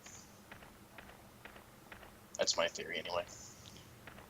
It's basically about brand loyalty, and also advertising games like Call of Duty Ghosts like it's going to be an Xbox One exclusive, when it isn't. And then there's the fact that roughly 80% of consumers are completely uninformed and don't really give a shit. Well, yeah, that's mostly it. But, there's also stuff like Microsoft actively annoying developers these past few years, setting up pretty random restrictions and then at the last possible moment removing them again. Those are all going to be released pretty quick, come to think of it. I didn't really realize it. They'll be out by Christmas, right? November, actually. I don't have any money. Neither do I. But that's okay, because I have never bought a console before the first price drop, and I probably never will. Could always do the whole sell your old system and all the games thing. But I can't, because then I can't play my games. The only reason I got rid of my PS2 is because I have fully backwards compatible PS3. And the PS4 is not backwards compatible with the PS3, so I'm going to have to keep this fat lunk of refrigerator for quite a while. I'm actually kind of hoping that they might actually be able to do something with the whole Gaikai thing, but probably not. I'm going to try at least, or so they claimed. There's the share button. Gonna go back to my Ustream account, baby. Stream straight from the PS4, yeah. I am glad that they picked Ustream for that though, because had they picked Twitch, there would have been no point in ever trying to stream again. It would be screaming 12-year-olds by the hundreds of thousands, just completely destroying every server cluster. Man, that button. It's a share button. I can bet Usefruit is not prepared for that in the slightest. And for They the Of course game, not. it's- No way. The system is going to be down Did within you actually 15 think- minutes. They would prepare for this sort of stuff. I mean, come on.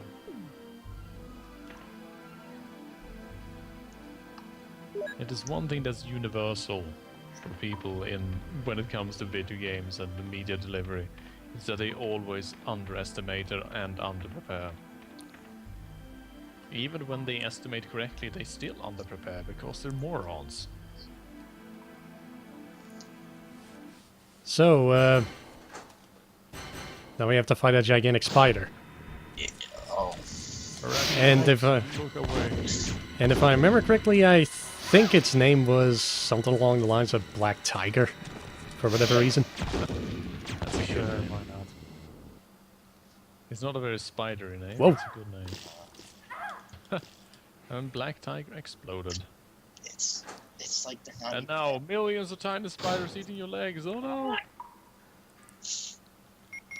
Spiders are like robots. I do love the You boss can't really design in do that. these games, though. Especially in the Oh. first one. It's pretty much just a giant snake, a giant plant, a giant spider, a giant shark, I guess, kind of. So yeah, we need to get to this door, but hey, it's completely covered by webs, so we can't do it. You need to Oh, get the. no. So that's why they apparently left a combat knife right here, so that you can equip that real quick oh, and just I figured you would use cut away the uh, webbing. The Deku stick. Or maybe the flame shot for your freaking grenade launcher. You can actually get a flamethrower in this area. Yeah, but that's only if you play as Chris. Oh, right. That's the one cool thing he gets. So when you have to run away from the boulder, if you're playing as Chris, can you just turn around and punch it? Unfortunately, no, he hasn't worked out enough. He's not buff Chris yet. Nope. Man, Well, you see, he's still sort of in training, so to speak. Even the days before they discovered whey protein.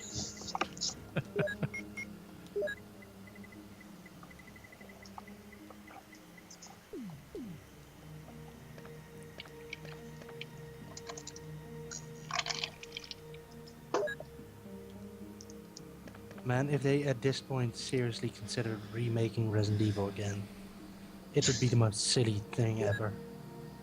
well, it's Capcom. They don't have any money left. They're just desperately throwing DLC and updates to old games out. So, yeah, probably. Well, then there might be there's, actual interest within Capcom to actually do something like that, considering that a while back there was a survey going around. And one of the questions involved, how likely it would be to buy, say a digital version of, say, the Resident Evil remake on modern consoles. I would, Me too. because I don't have any other means to play that.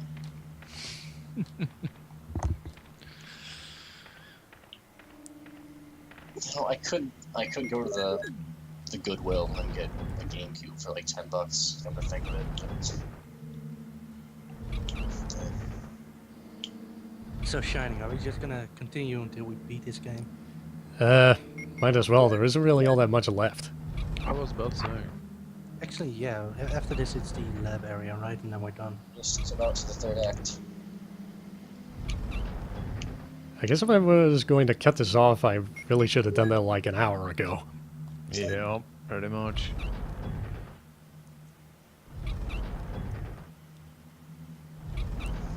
Don't you know, Shining? You have to leave things hanging.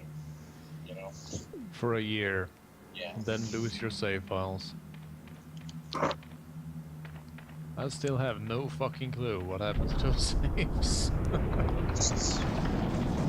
Yeah, seriously, ghosts were probably involved.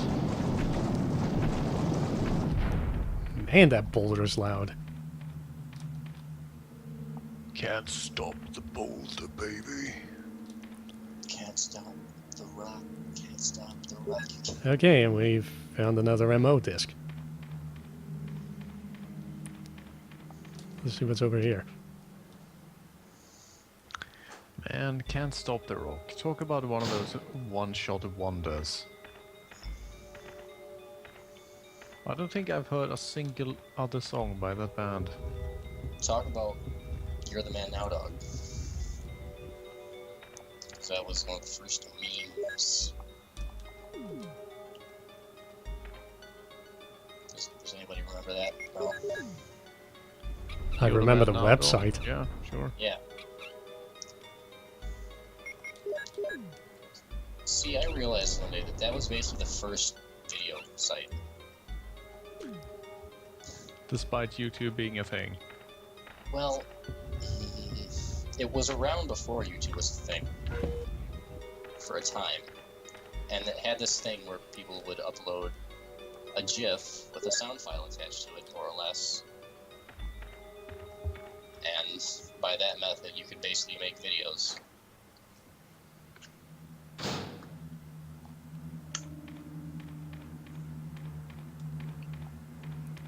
So yeah, now we've got Doom Book 2. Which reminds me, now I need to go back for Doom Book 1. Fuck.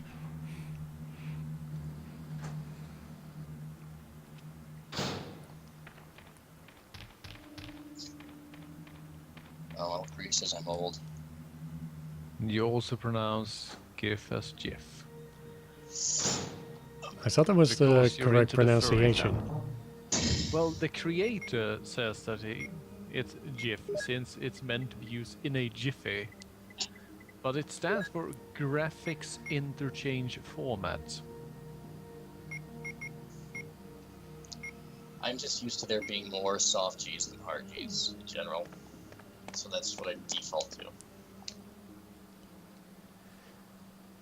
Meanwhile, in Sweden, we love both. And switch between them with no rhyme and reason. I do find it kind of interesting that the hard G in English is actually a very soft G in Dutch. Is your football club pronounced GIF or GIF? The one with my town, you mean? It's Yeah. GIF. GIF-arna. Yep. They should really get like a licensing deal. For sponsorship. The Graphics Interchange Football Club. I don't know, man. Well, let's see what's in these books. Oh, hey. Medals. A picture of a wolf. There was a medal in the book. A wolf rampant.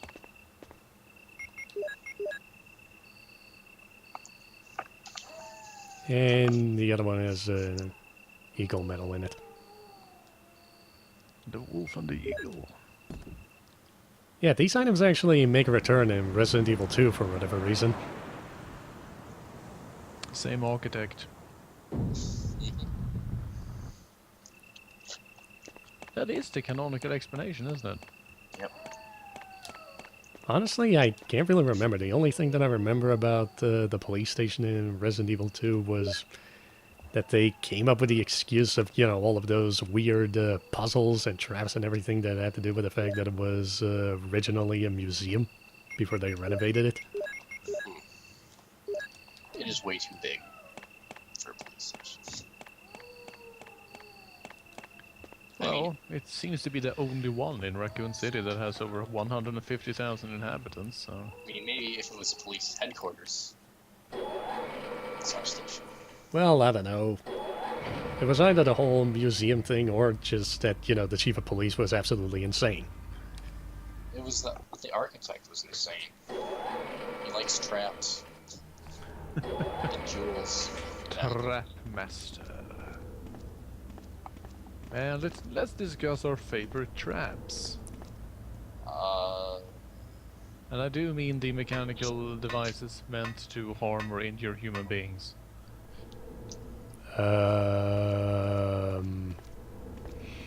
Pungies. punji sticks, yeah, that's good stuff. Very basic, very effective. I have some real favorites from the Dungeons and Dragons universe, like that wonderful one where there's a corridor that is actually teetering on a hinge, which means that as you reach the end of the corridor, the entire corridor suddenly just starts flipping, and then it flips 90 degrees down, and there's a bath of acid below. So you're just walking down a hallway, and suddenly the hallway starts pointing straight down, and there's just boiling acid below you.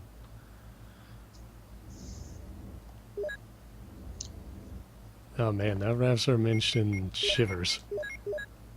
My mother loved that game. And Iggy is continuously telling me to play it. Yup. So it will probably come up on Horror Hour. Well, I don't know. From what I've checked, it's pretty hard to actually get it running on a modern 64-bit operating system. DOSBox. I don't know. I'm Or pretty sure it was a Windows Windows 95. 95. Pretty sure it was a Windows 95 game. Well, if it has a Windows 3.11 version, I can always emulate that. I don't know. Well, anyway, I think someone asked what the ML discs are supposed to be, so let's see if they mention. I guess, but honestly, even I can't remember what the MO was supposed to actually stand for. Mo is the scale of hardness, so it's a hard disk. There's an H. I know. Okay. Oh, hey, and I'm making a very, very bad joke. And we found the last demo disc. It's a mega old disc. Now you got the Momomo.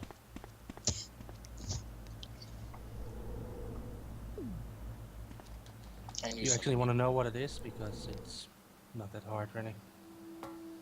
Well, now that you say that, I'm going to try to actually think of it. Yeah, you do that. Master Operator? That's a good option, I guess, but it's not what they're going for, I think. Also, Naked Zombies. Yeah, we've reached the end game. Thrusting that groin straight into the camera. No censoring. Melon oil. Ban this filth.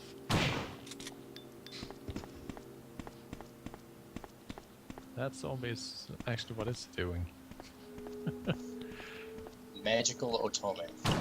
Oh, come on. How did that miss? And now I think I need to go back to the save room because I need to pick up some items down here and I can't. Oh wait, I've actually got it. Make open. Well, it's a clever answer, I suppose, but...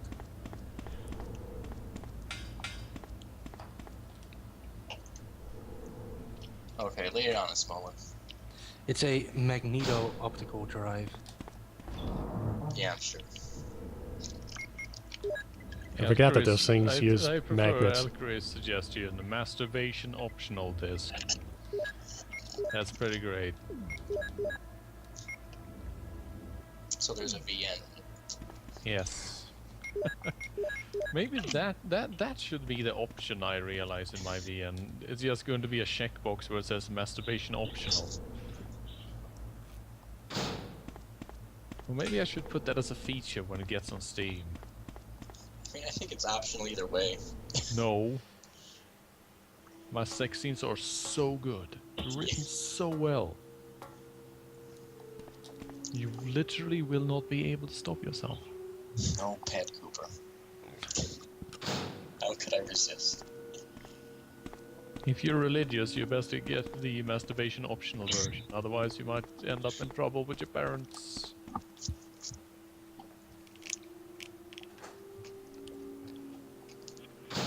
Tell the story. If I do make a VN, I'm not going to sell it. Trust me. So anyway, we found another file. Ooh, file time. Just so you know, MO means magneto optical. That's what the file says. Means modus operandi.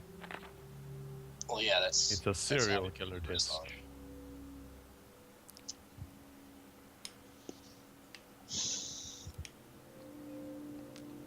Also stand for massively overweight. It's a very heavy disc.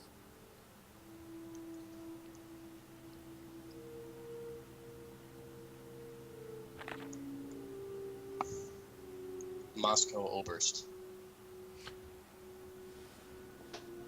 And hey, look at that, the ruins from the Plutarch.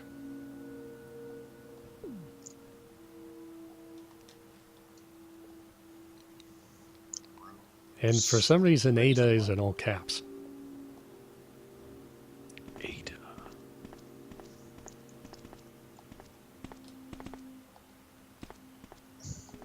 You know what it is spelled backwards? Nude. Because that's the only explanation for what she's doing in Resident Evil 6.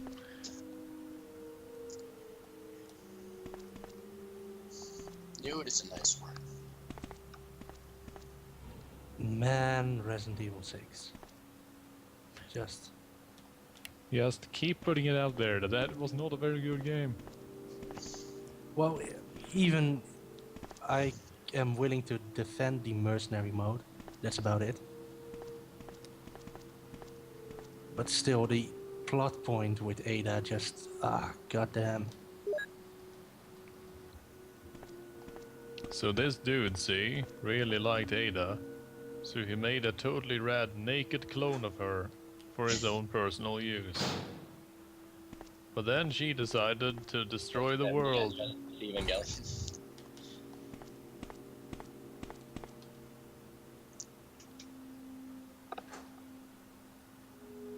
I really do wish that the password was Parm, but unfortunately no. And god damn it, I forgot about that. For some reason the zombies respawn here, which doesn't make any goddamn sense. Fucking hell, Capcom. Re-undead. When I read the Wikipedia article for Chicken Parma, Well, I we was are like- more or less in the zombie farm right now, so, you know. I was like, that looks so awful, but why don't we have it? It's really something we should have adopted.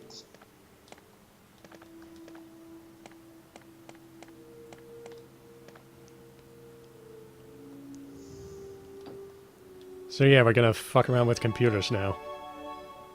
Ah, my favorite thing. Oh man, these animations are gonna be great. That screen compared to that keyboard. I do like the design of the computer case though. Look at A that. really long neck. Oh, we're playing asteroids. No, never mind.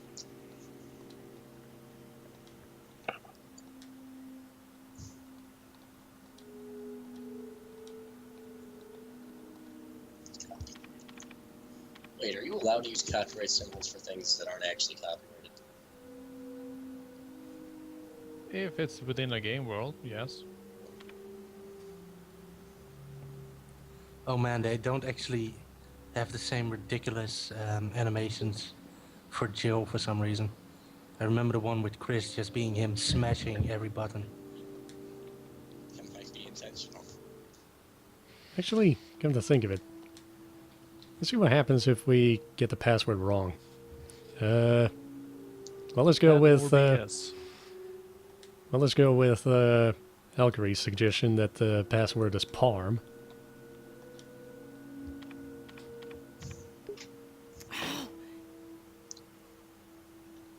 Yeah, I think with Chris, he just simply smashes the desk when he gets it wrong. Damn it. Rage issues.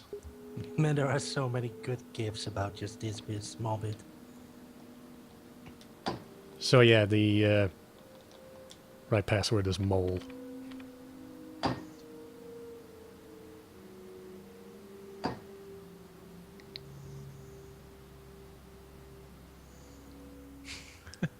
Finger snap and screen point. Yeah. I'm pretty right. sure. That's right.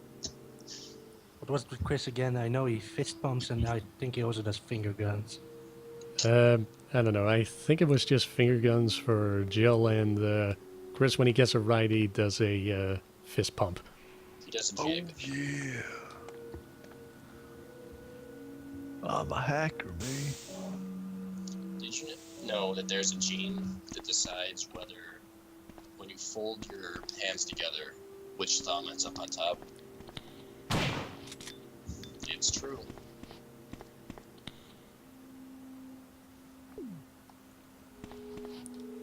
So yeah, since I ran out of inventory space again, let's just check the one on the second floor first.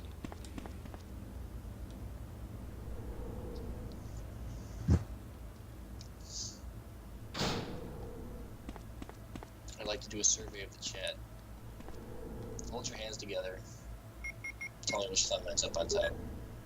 So anyway, let's look at some slides. Yay, slides!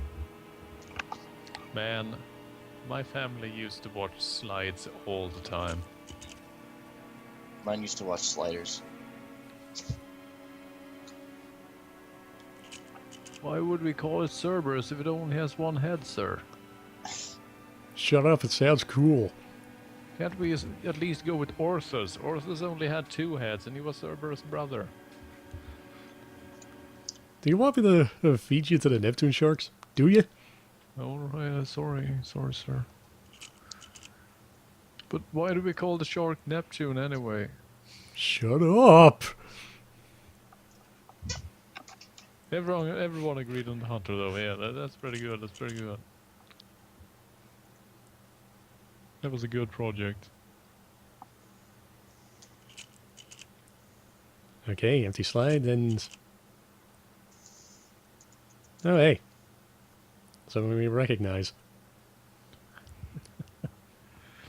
I just love the idea of everyone else looking relatively sensible and then just on the rights. What the hell?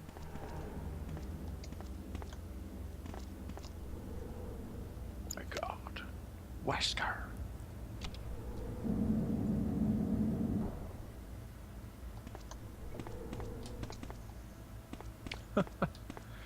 Moving that pillar like that seems... I don't know. Does that mean that the room actually doesn't have a support pillar?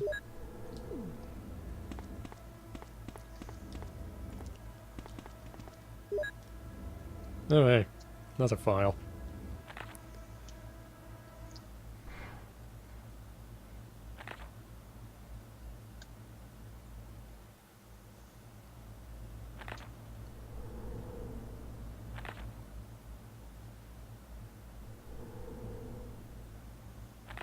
The elevator stops during in emergencies, and we chose not to install any stairs.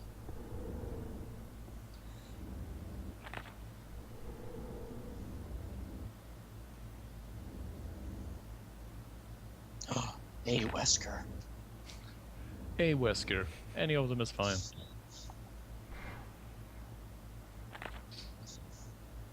See, they were talking about Alberto Wesker. He's Well, either that or Mexican they're... cousin. Well, either that or they're talking about the ventriloquist from the Batman comics. At least I think his name was Arnold Wesker or something along those lines. Wesker's not a real name. Totally is, though. Just something Japanese made up.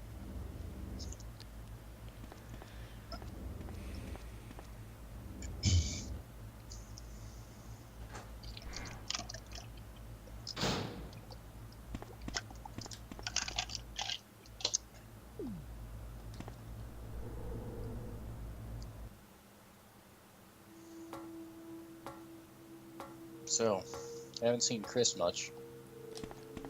Yeah, he kind of sort of disappeared at the start of the game. He got lost. He found the back door and left. Hey, no dogs. Score. Well, when walking- you...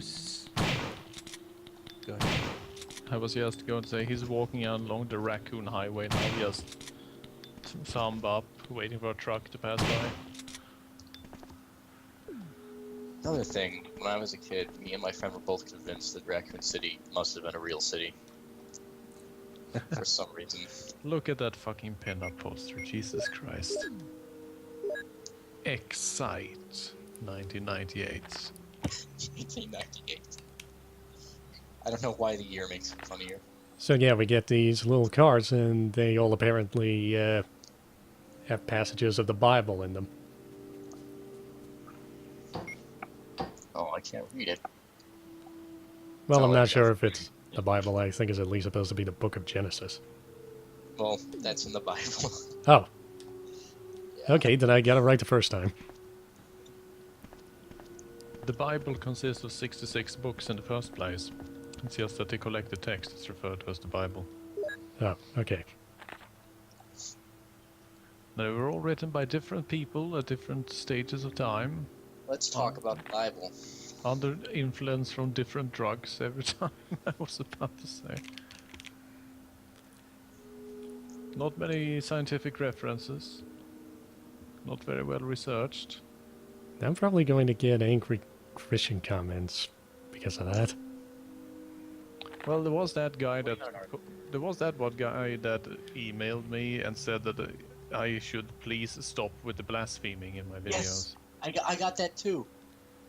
I got that over Chat Tango messaging. The fuck?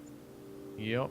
And so I wrote him back and said, well, I can understand your concern, but if you would please give me some examples of blasphemy in videos that I have posted so that we can work on that, I would very much appreciate it. And then he never wrote back. Yeah, me neither. I don't know what his deal was. Fundamentalism. Maybe it was some kind of... I don't know. I Like, I just don't know. don't know. Like some kind of scam, maybe? But there's no easy...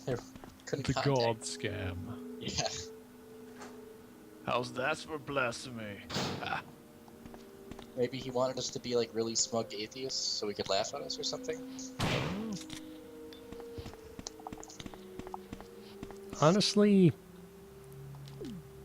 after seeing The Amazing Atheist, I'm pretty sure he's sort of, you know, effectively made it unlikely for anyone wanting to be a atheist at any point. He put a banana in his butt. Just putting it out there. Nothing wrong with that. But he did. He made a video of it. We all put strange things in our butts sometimes. Like thermometers, for example. I mean, what the hell is even up with that? Okay, what the hell? It's an easy way to get into a dungeon. I'm probably going to stick a thermometer up somebody's ass at one point in my life. Hey, depending on what you end up doing as a doctor, you might stick entire hands up there.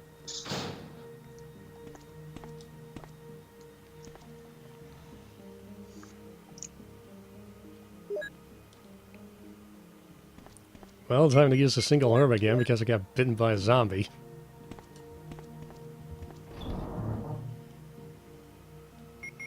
I'm trying to think about what medical operation involves using your entire hand. I mean, usually you can get away with just a finger. Prolapsed anus. Just shove it back in. Yep, that's basically what you do. And then you staple it.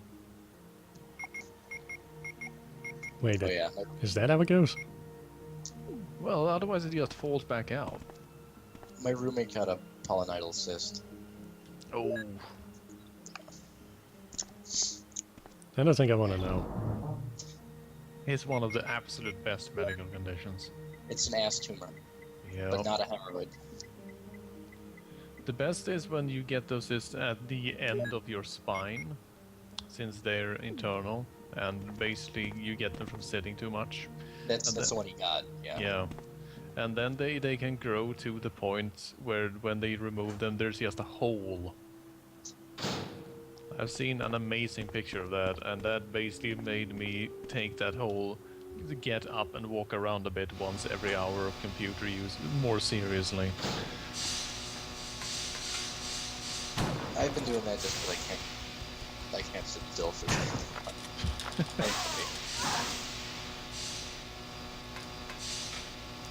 So Look at yeah, these guys. yeah, Man. I think it might be best to go back and get some. No, wait, fuck! I also have a nice big God damn it! cushion, so that helps. Big nice juicy butt. You know what? Screw it. This would be a good opportunity to save, since I'm back here anyway. But yeah, those things. Shit. Are there supposed to be insects? Yeah, if I remember correctly, that was apparently an experiment that they did, crossbreeding a human with a fly or something. Something along those lines. Anon, It's a movie reference.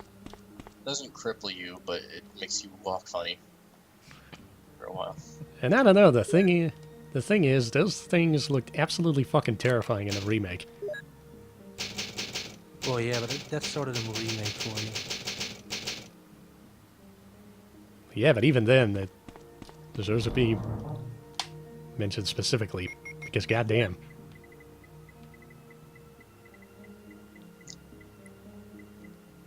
I can't tell whether the chat wants us to move on from anuses or we're telling us to move on from atheism earlier. Can't it be both? Well, if you're an atheist, you will be punished with anal cysts. It's true. It's in the Bible. well, I don't know, I suppose we could go back to Resident Evil. Like, I don't know, does anyone have a favorite? No, man, it's just wrong.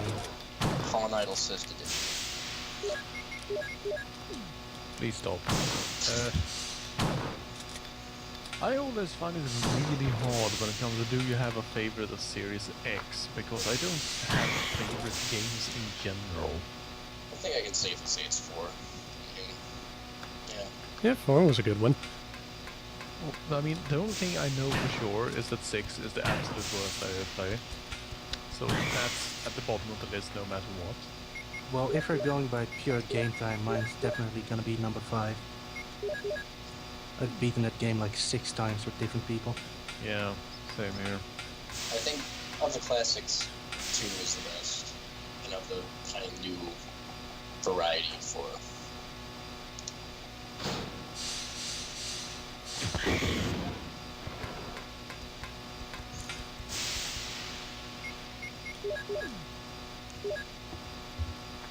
But which one is the scariest? Probably the remake? Yeah. I remember Code Veronica spooky. You got spooked. I did. The spookometer went up to 9, but I think it was mostly because all the dolls. Man, Code Veronica. That's where Wesker really became, you know, the real Wesker. Matrix bullet dodging, what you gonna do? Man, I absolutely love that one anniversary thing they did with, which was sort of a preview for the Code Veronica game, where Wesker more or less summarized the previous games. It was a great little feature. I don't know, what was it called again? Wesker's Report? Something like that, yeah. I'm actually gonna check that on YouTube to see if I can find it. And yeah, if I remember correctly, in Wesker's Report, they actually ended up, I think they actually ended up making a bunch of mistakes, so even though that report was supposed to, you know, actually fill up a couple of plot holes, it just ended up making more of them. Which is sort of how Resident Evil works, right? Yeah, well, you know, basically any game series that has a lore master or the equivalent, you can basically be 100% certain they have no fucking clue what they put in their own games. That's basically how it works. I want to be a lore master. I know, being a lore master would be great. Especially if you actually know something about the games.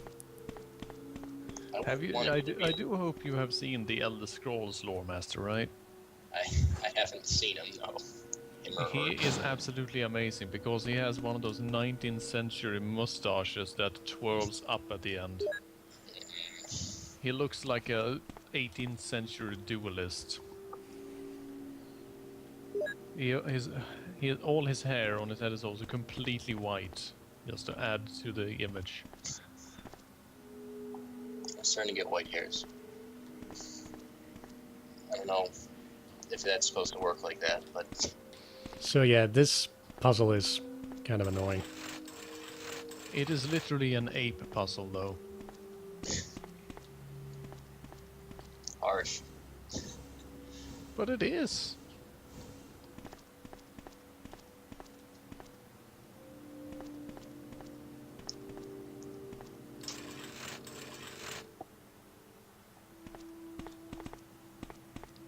Did I just...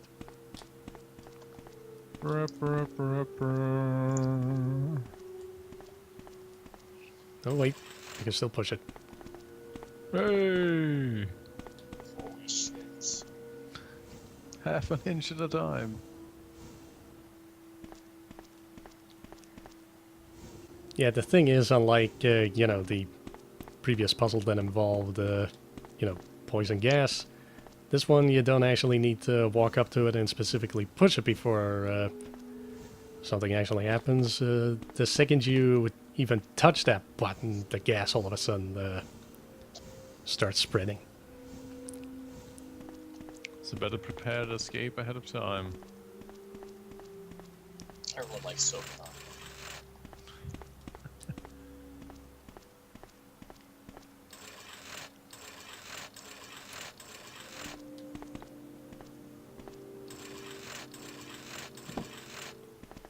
And this kind of reminds me of Soul Reaver. Game Oh, with way man. too many blocked puzzles. The Soul Reaver blocked puzzle, Jesus Christ. I don't know, wasn't that pretty much the only puzzle they actually ever came up with in that game? Not quite, but it was most of it, and also the longest part of it. Yeah. They actually did a whole lot of clever stuff with the world shifting, but Yeah. it sort of fell to the background.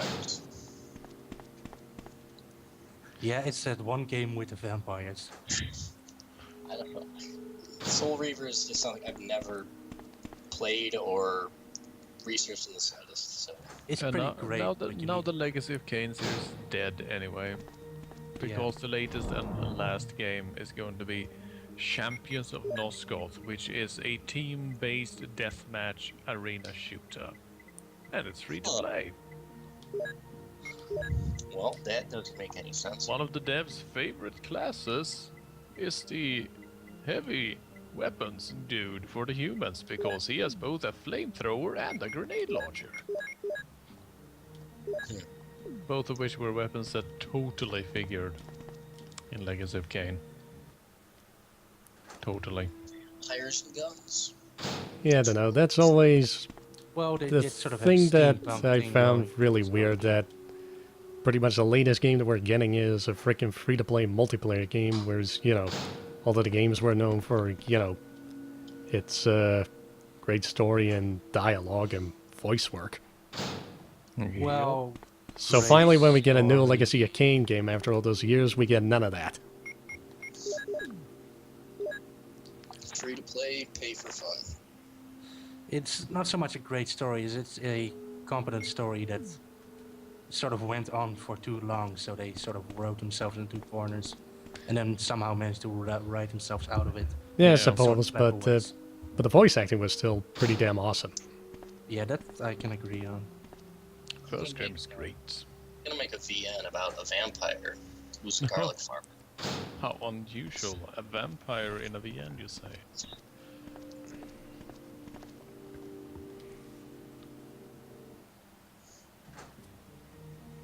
Or he's a rice farmer. So, because my short-term memory is complete and total shit. Let's see. Okay, got all the passcodes. So anyway, we're pretty much very close to the end. Of course. Look, I'm not going to introduce anyone to Rosario X Vampire no matter what happens. like ever. Is it anime porn? Not really, but it might as well be. Bordering on, I was about to say. Also, worst girl one. But they always do. I also like that term, though, that apparently the heroine that gets picked wins the series. Given what fucking losers the protagonists generally are, I wouldn't call it winning.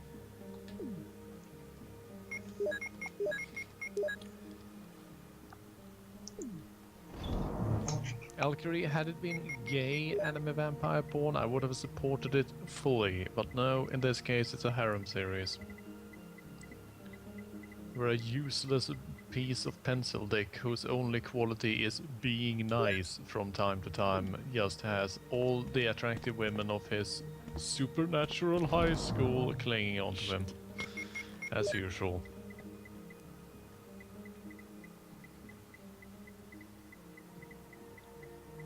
If you haven't realized already, I'm not a big fan of harem series.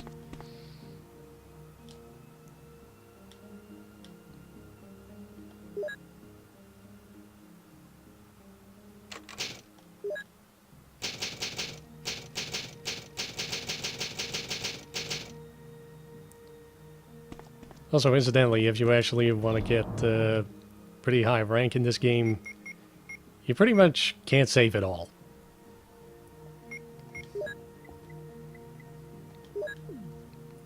I think it was already if you saved like more than 2 or 3 times, you probably aren't even going to get an A rank. Metal Gear Solid style. 3 saves allowed. Run the game in 5 hours. Don't get killed. No alerts.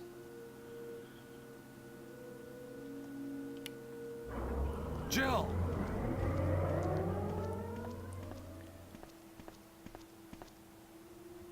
Jill! Oh, You're hey, here Barry. too! Yes, you're here too? Look, I lost my way. Let's get going. Also, if you didn't actually stick around to wait for him to grab another rope, it's at this point that Jill just decides to be kind of a bitch and just tell Barry straight out, don't screw up again like it did with that rope. Oh man. Barry Butterfinger's Burton is hurt. I agree, there are plenty of reverse harems. Just The US as usually I don't thought. get mainstream I think animes. you should stay away from Barry, Jill. I hear that his wife Also, and 2 Wesker daughters is will be apparently in the bad danger guy. if he doesn't do everything I tell him to. So Is a cruel. reverse harem where Well, you there's don't a have to one worry about protagonist and Because no you'll be heroines? free from this world very soon, Jill. No, the Why protagonist do you is the have to heroine. destroy I stars? see. That's Umbrella's intention. Girls This don't watch laboratory has anime. been engaging in dangerous experiments, and recently an accident has occurred. Anyway, Oh, this you disaster poor cannot deluded be fool. made public. That's why having stars nosing about is so inconvenient. So you're a slave of Umbrella now, along with these virus monsters. I think you misunderstand me, Jill. To me, the monsters you mentioned mean nothing. I'm going Who's to gonna burn miss all of them fishes? together with this entire laboratory. I must complete my mission as ordered by Umbrella. I do like Barry, the idea of go Barry up on the just ground pulling and the wait trigger there. and shooting off the beret. That's it. Barry! The source of my power. Not my Delta Barry's Force such a beret.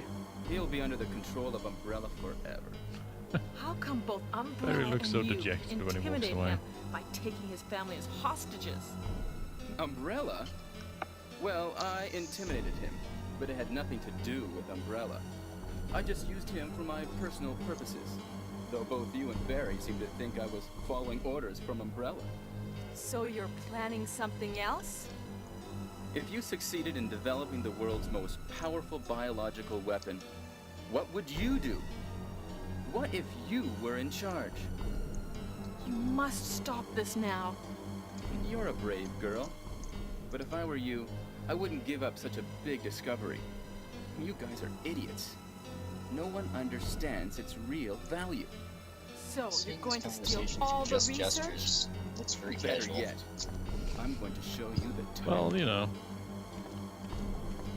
they're Oh, both badass veterans. Barry, Sorry, Jill. how is your family? Let's just get I was listening freaking to what you cold and cocked, Wesker were talking seriously. about. I wish I realized it earlier. I thought it must have something to do with Umbrella, you know. Yeah, he hasn't really So hit his it's all stride been just yet. masterminded by him. But it's good that you know that now. Anyway, let's get out of this house first. Barry's neck Jill. keeps clipping through Yes, his what? shirt. Do you have any idea what Wesker was going to show you at the back of this place? Well, he was talking about the world's most powerful biological weapon, called Tyrant or something, I think. Do you think we could see Tyrant now?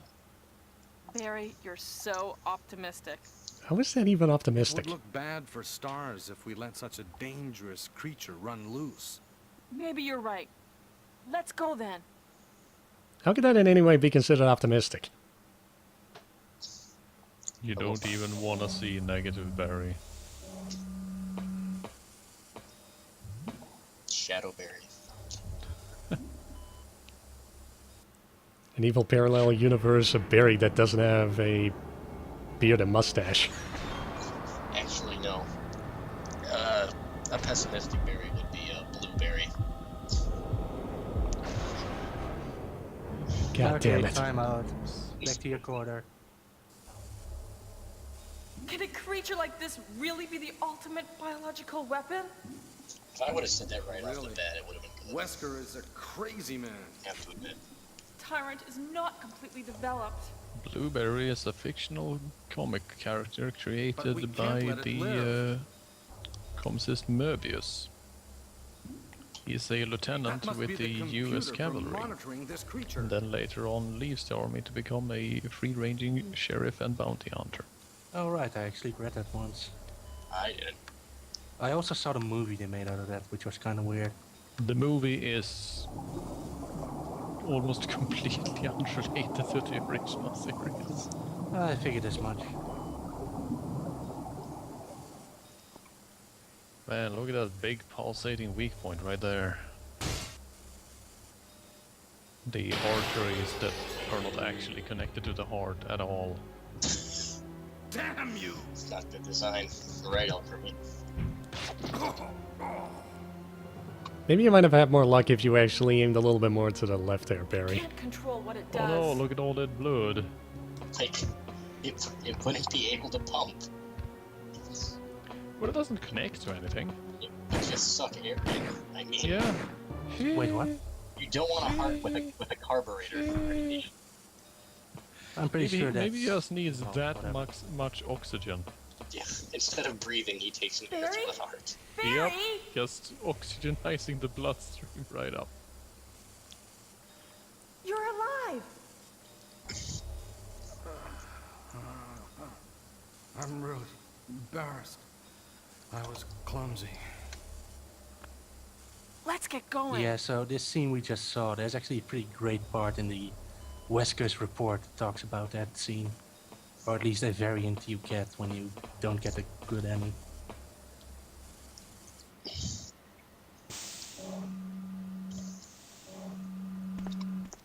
What happened to Wesker? Man at a store. Shut up. Wesker isn't insane, he's just ridiculously awesome. Wesker In must the have most set stupid it off. way ever, it's great. There's not much Well, then, time and for left. some reason, he later on, for some reason, develops a fake British accent of some sort. Oh yeah, of course. He was British all along. He grew into villainous. Well, Madonna. I do like the guy that plays Wesker in the movies though.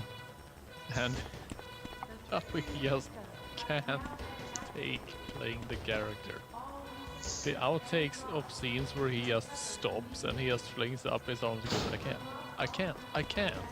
And he just walks away. Don't sound. The script Didn't is even just, see that. it's just so bad.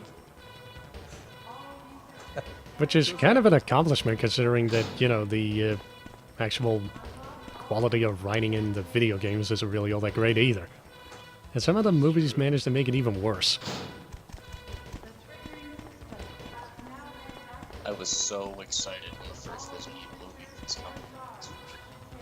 One of those insect dudes just, hey, what's up?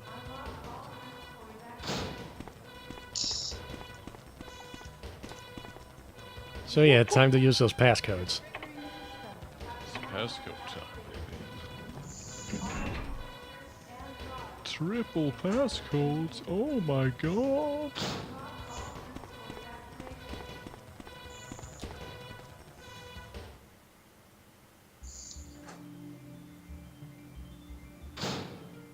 This is the home Oh, stretch. Jill! Oh, Chris! So you're okay? Yeah, you too. What happened to Wesker? Hey Chris, how talk did you about get it in later. here? Let's get out of here. Well, you know. I decided to take a nap.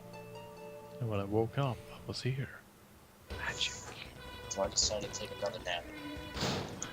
Now you're here. Yay! Let's take a nap together. Also, incidentally, if you play the game as Chris and waited until the last minute to come and save Jill, she actually tries to tell you that, hey, Wesker is the traitor, and Chris's reaction is basically, oh, I know. Anyway, let's get out of here. Oh, I know. I could tell it from the look in his eyes. He wears sunglasses all the time, though. Exactly. Truth is, he doesn't have any eyes. Takes off his sunglasses and he just has big googly eyes.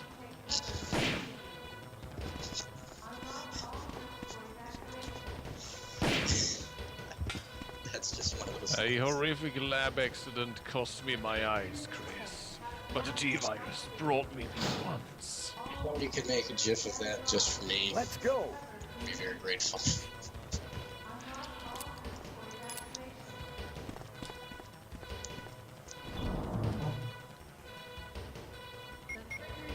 Let me just reload my gun by pointing it at your face, Chris.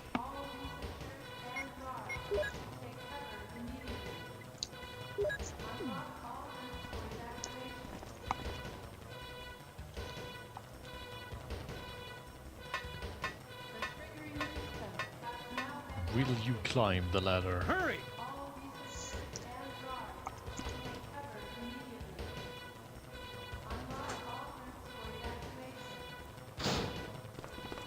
So where's Rebecca at this point?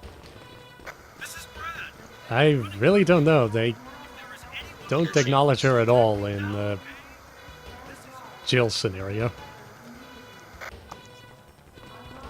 It also doesn't help that in Resident Evil 2, they apparently claim that, you know, it was both Jill and Chris just basically running around the mansion that, you know, that's how it happened. Well, I like to think that Chris just found the elevator behind the stairs from the remake. He went down there, got into the lab, then wandered into the cell room, the door closed behind him, and that's it. Oh no! That seems like He a actually very, closed the door behind him and locked himself in. seems like a very Chris thing to Go do. first, Jill. But Chris... Give me a chance to play nice guy. Okay, I leave it up to you. See you again at the heliport. Also, every Resident Evil has a self-destruct sequence. Yep. I saw a really great GIF the other day. You know the one where there's this group of cats that just emerge from a corridor and take this gigantic drift turn because the floor is slippery and then they run into another door. They basically put Jill, Chris and Barris's heads over the cats' heads and it just said self-destruct activated with a timer above it. And I realized that yeah, that is pretty much exactly it. That is the Resident Evil right there, summarized. Also, I think I might as well point this out right now that that voice, you know, telling that the place is going to blow up, it was apparently not really all that well translated. So instead of, you know, something sensible like saying that the self-destruct sequence has been activated and that everyone must evacuate. Instead, they decided to translate it as the triggering system has now been activated. All researchers and guards should take cover immediately. Wink, wink. Well, if it works for atomic bombs. Duck and cover.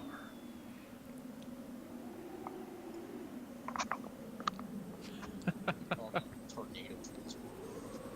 I like that little dismissal shrug after firing the flare.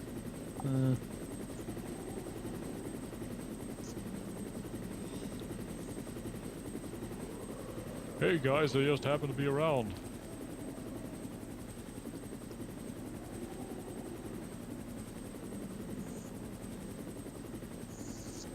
Small helipad. I guess. Let's go. I think that's a big helipad. Hey you guys, what's going on in here?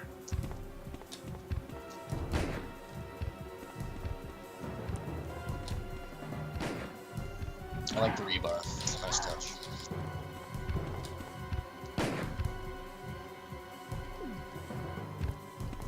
Got shanked, son. Yeah, and it's kind of weird that it didn't actually do all that much damage. Gills are tough. It's coming! Jill! Kill that monster! After all that rolling down the hill they did. They toughened up a bit. So anyway, let's pick up this rocket launcher. This is our rocket launcher. Pretty much. Now, interestingly enough, that particular launcher uses thermobaric rockets. So firing at that range will basically burn all the hero Yield's body in the process. What a dummy. You silly Billy.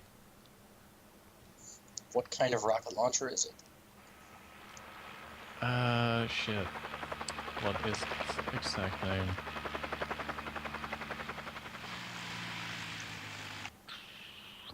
I believe it went under the designation M76 Flash originally. No, right, the M202 Flash, once it was actually adopted. And also, it's you know, the showing the place actually exploding. They just superimpose some flames on top of it. Phew. Jill is all tuckered out after doing everything. Chris is like, whoa, man.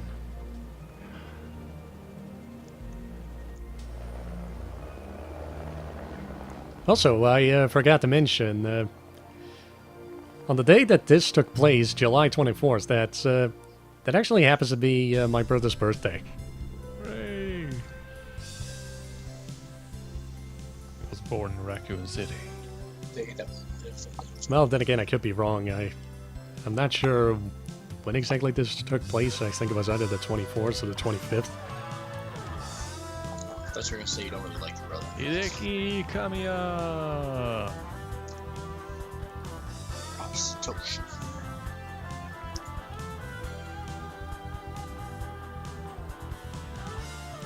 Seriously, fuck that snake.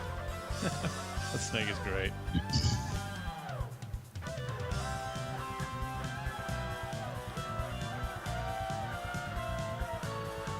It's so hard to make fun of Japanese names. For all we know, all these are hilarious.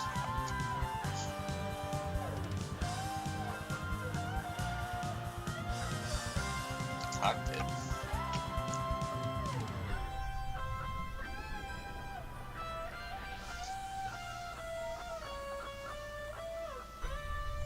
Plot design in an RE game. Yep. Ruins.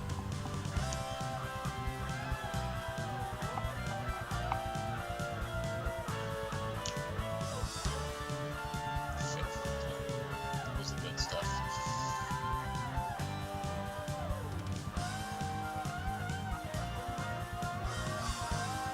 Note that the cast is uncredited. Well, they were right at the start. Oh, Chris was played by George. Jill was played by Inez. I do like that Rebecca gets an actor even though she doesn't actually have any cutscenes that she's in. Well, she's in the introduction, at least. Yeah, and only in the introduction, I think. On screen for like Oh, 5 jeez. seconds. Over 3.5 hours. She's in Rich's game too. And it looks like I was wrong. I guess at this point they didn't actually, you know, give you a rank yet. You got a special key. Yeah, Oh, you that can open just, the closet. yeah. All that really does is, you know, give you some extra costumes. Gives you some confetti. Cowgirl costume.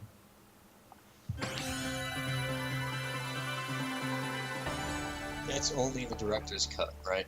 Schoolgirl costume. I think you also get the key in the original version. I think it's just that they added one extra costume in the director's cut version. That was the end anyway.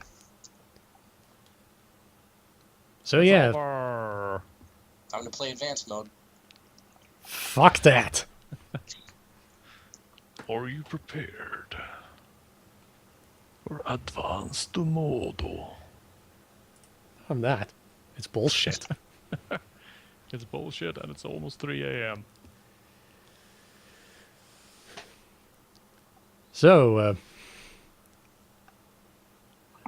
I guess that was pretty much it. Yeah. It's a Okay. it's a pretty good game. Hasn't really aged all that well, but it's at least thanks to Resident Evil that we got some pretty good Resident Evil games later on, and then Capcom sort of ruined it for everybody. Yeah. Also, Elkery, you don't actually turn back your clock until 3 a.m., which means that when it turns into 3 a.m., it will then become 2 a.m., but it's still almost 3 a.m.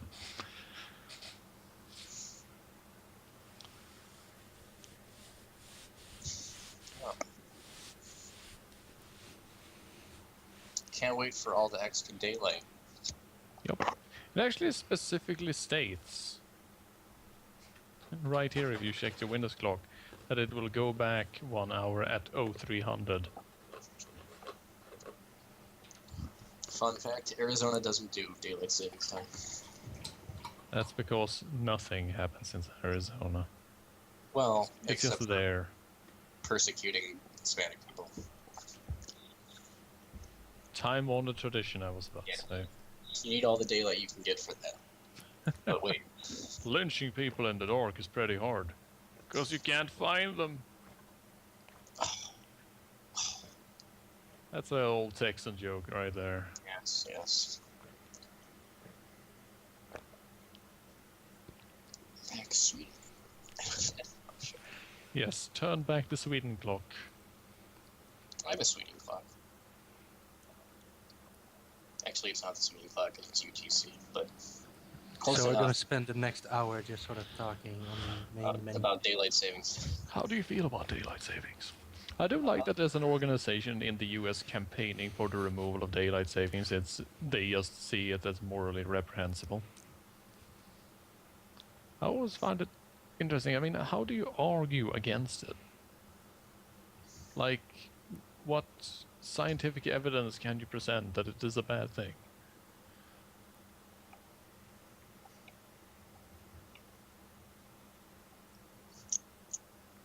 Bye, everyone.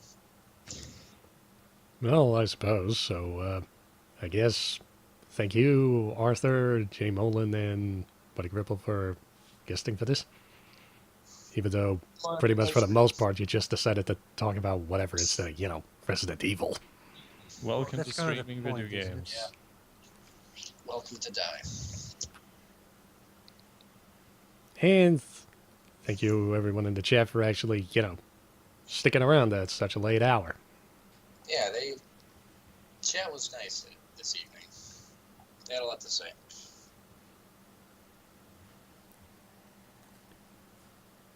And I suppose I should say thank you very much, Shiny, for covering for me this horror hour. Better get used to it. Now that you've done it once, you're going to have to do it every time. Better No, I stock don't. up on those horror games. And I should say that you can purchase Wizard Union on Stream Greenlight very shortly. So be on the lookout. Yeah, I think when we start shilling for unrelated games, it's probably best to stop the stream. So, Please buy my book. thanks for watching, everyone, and boobs, I guess.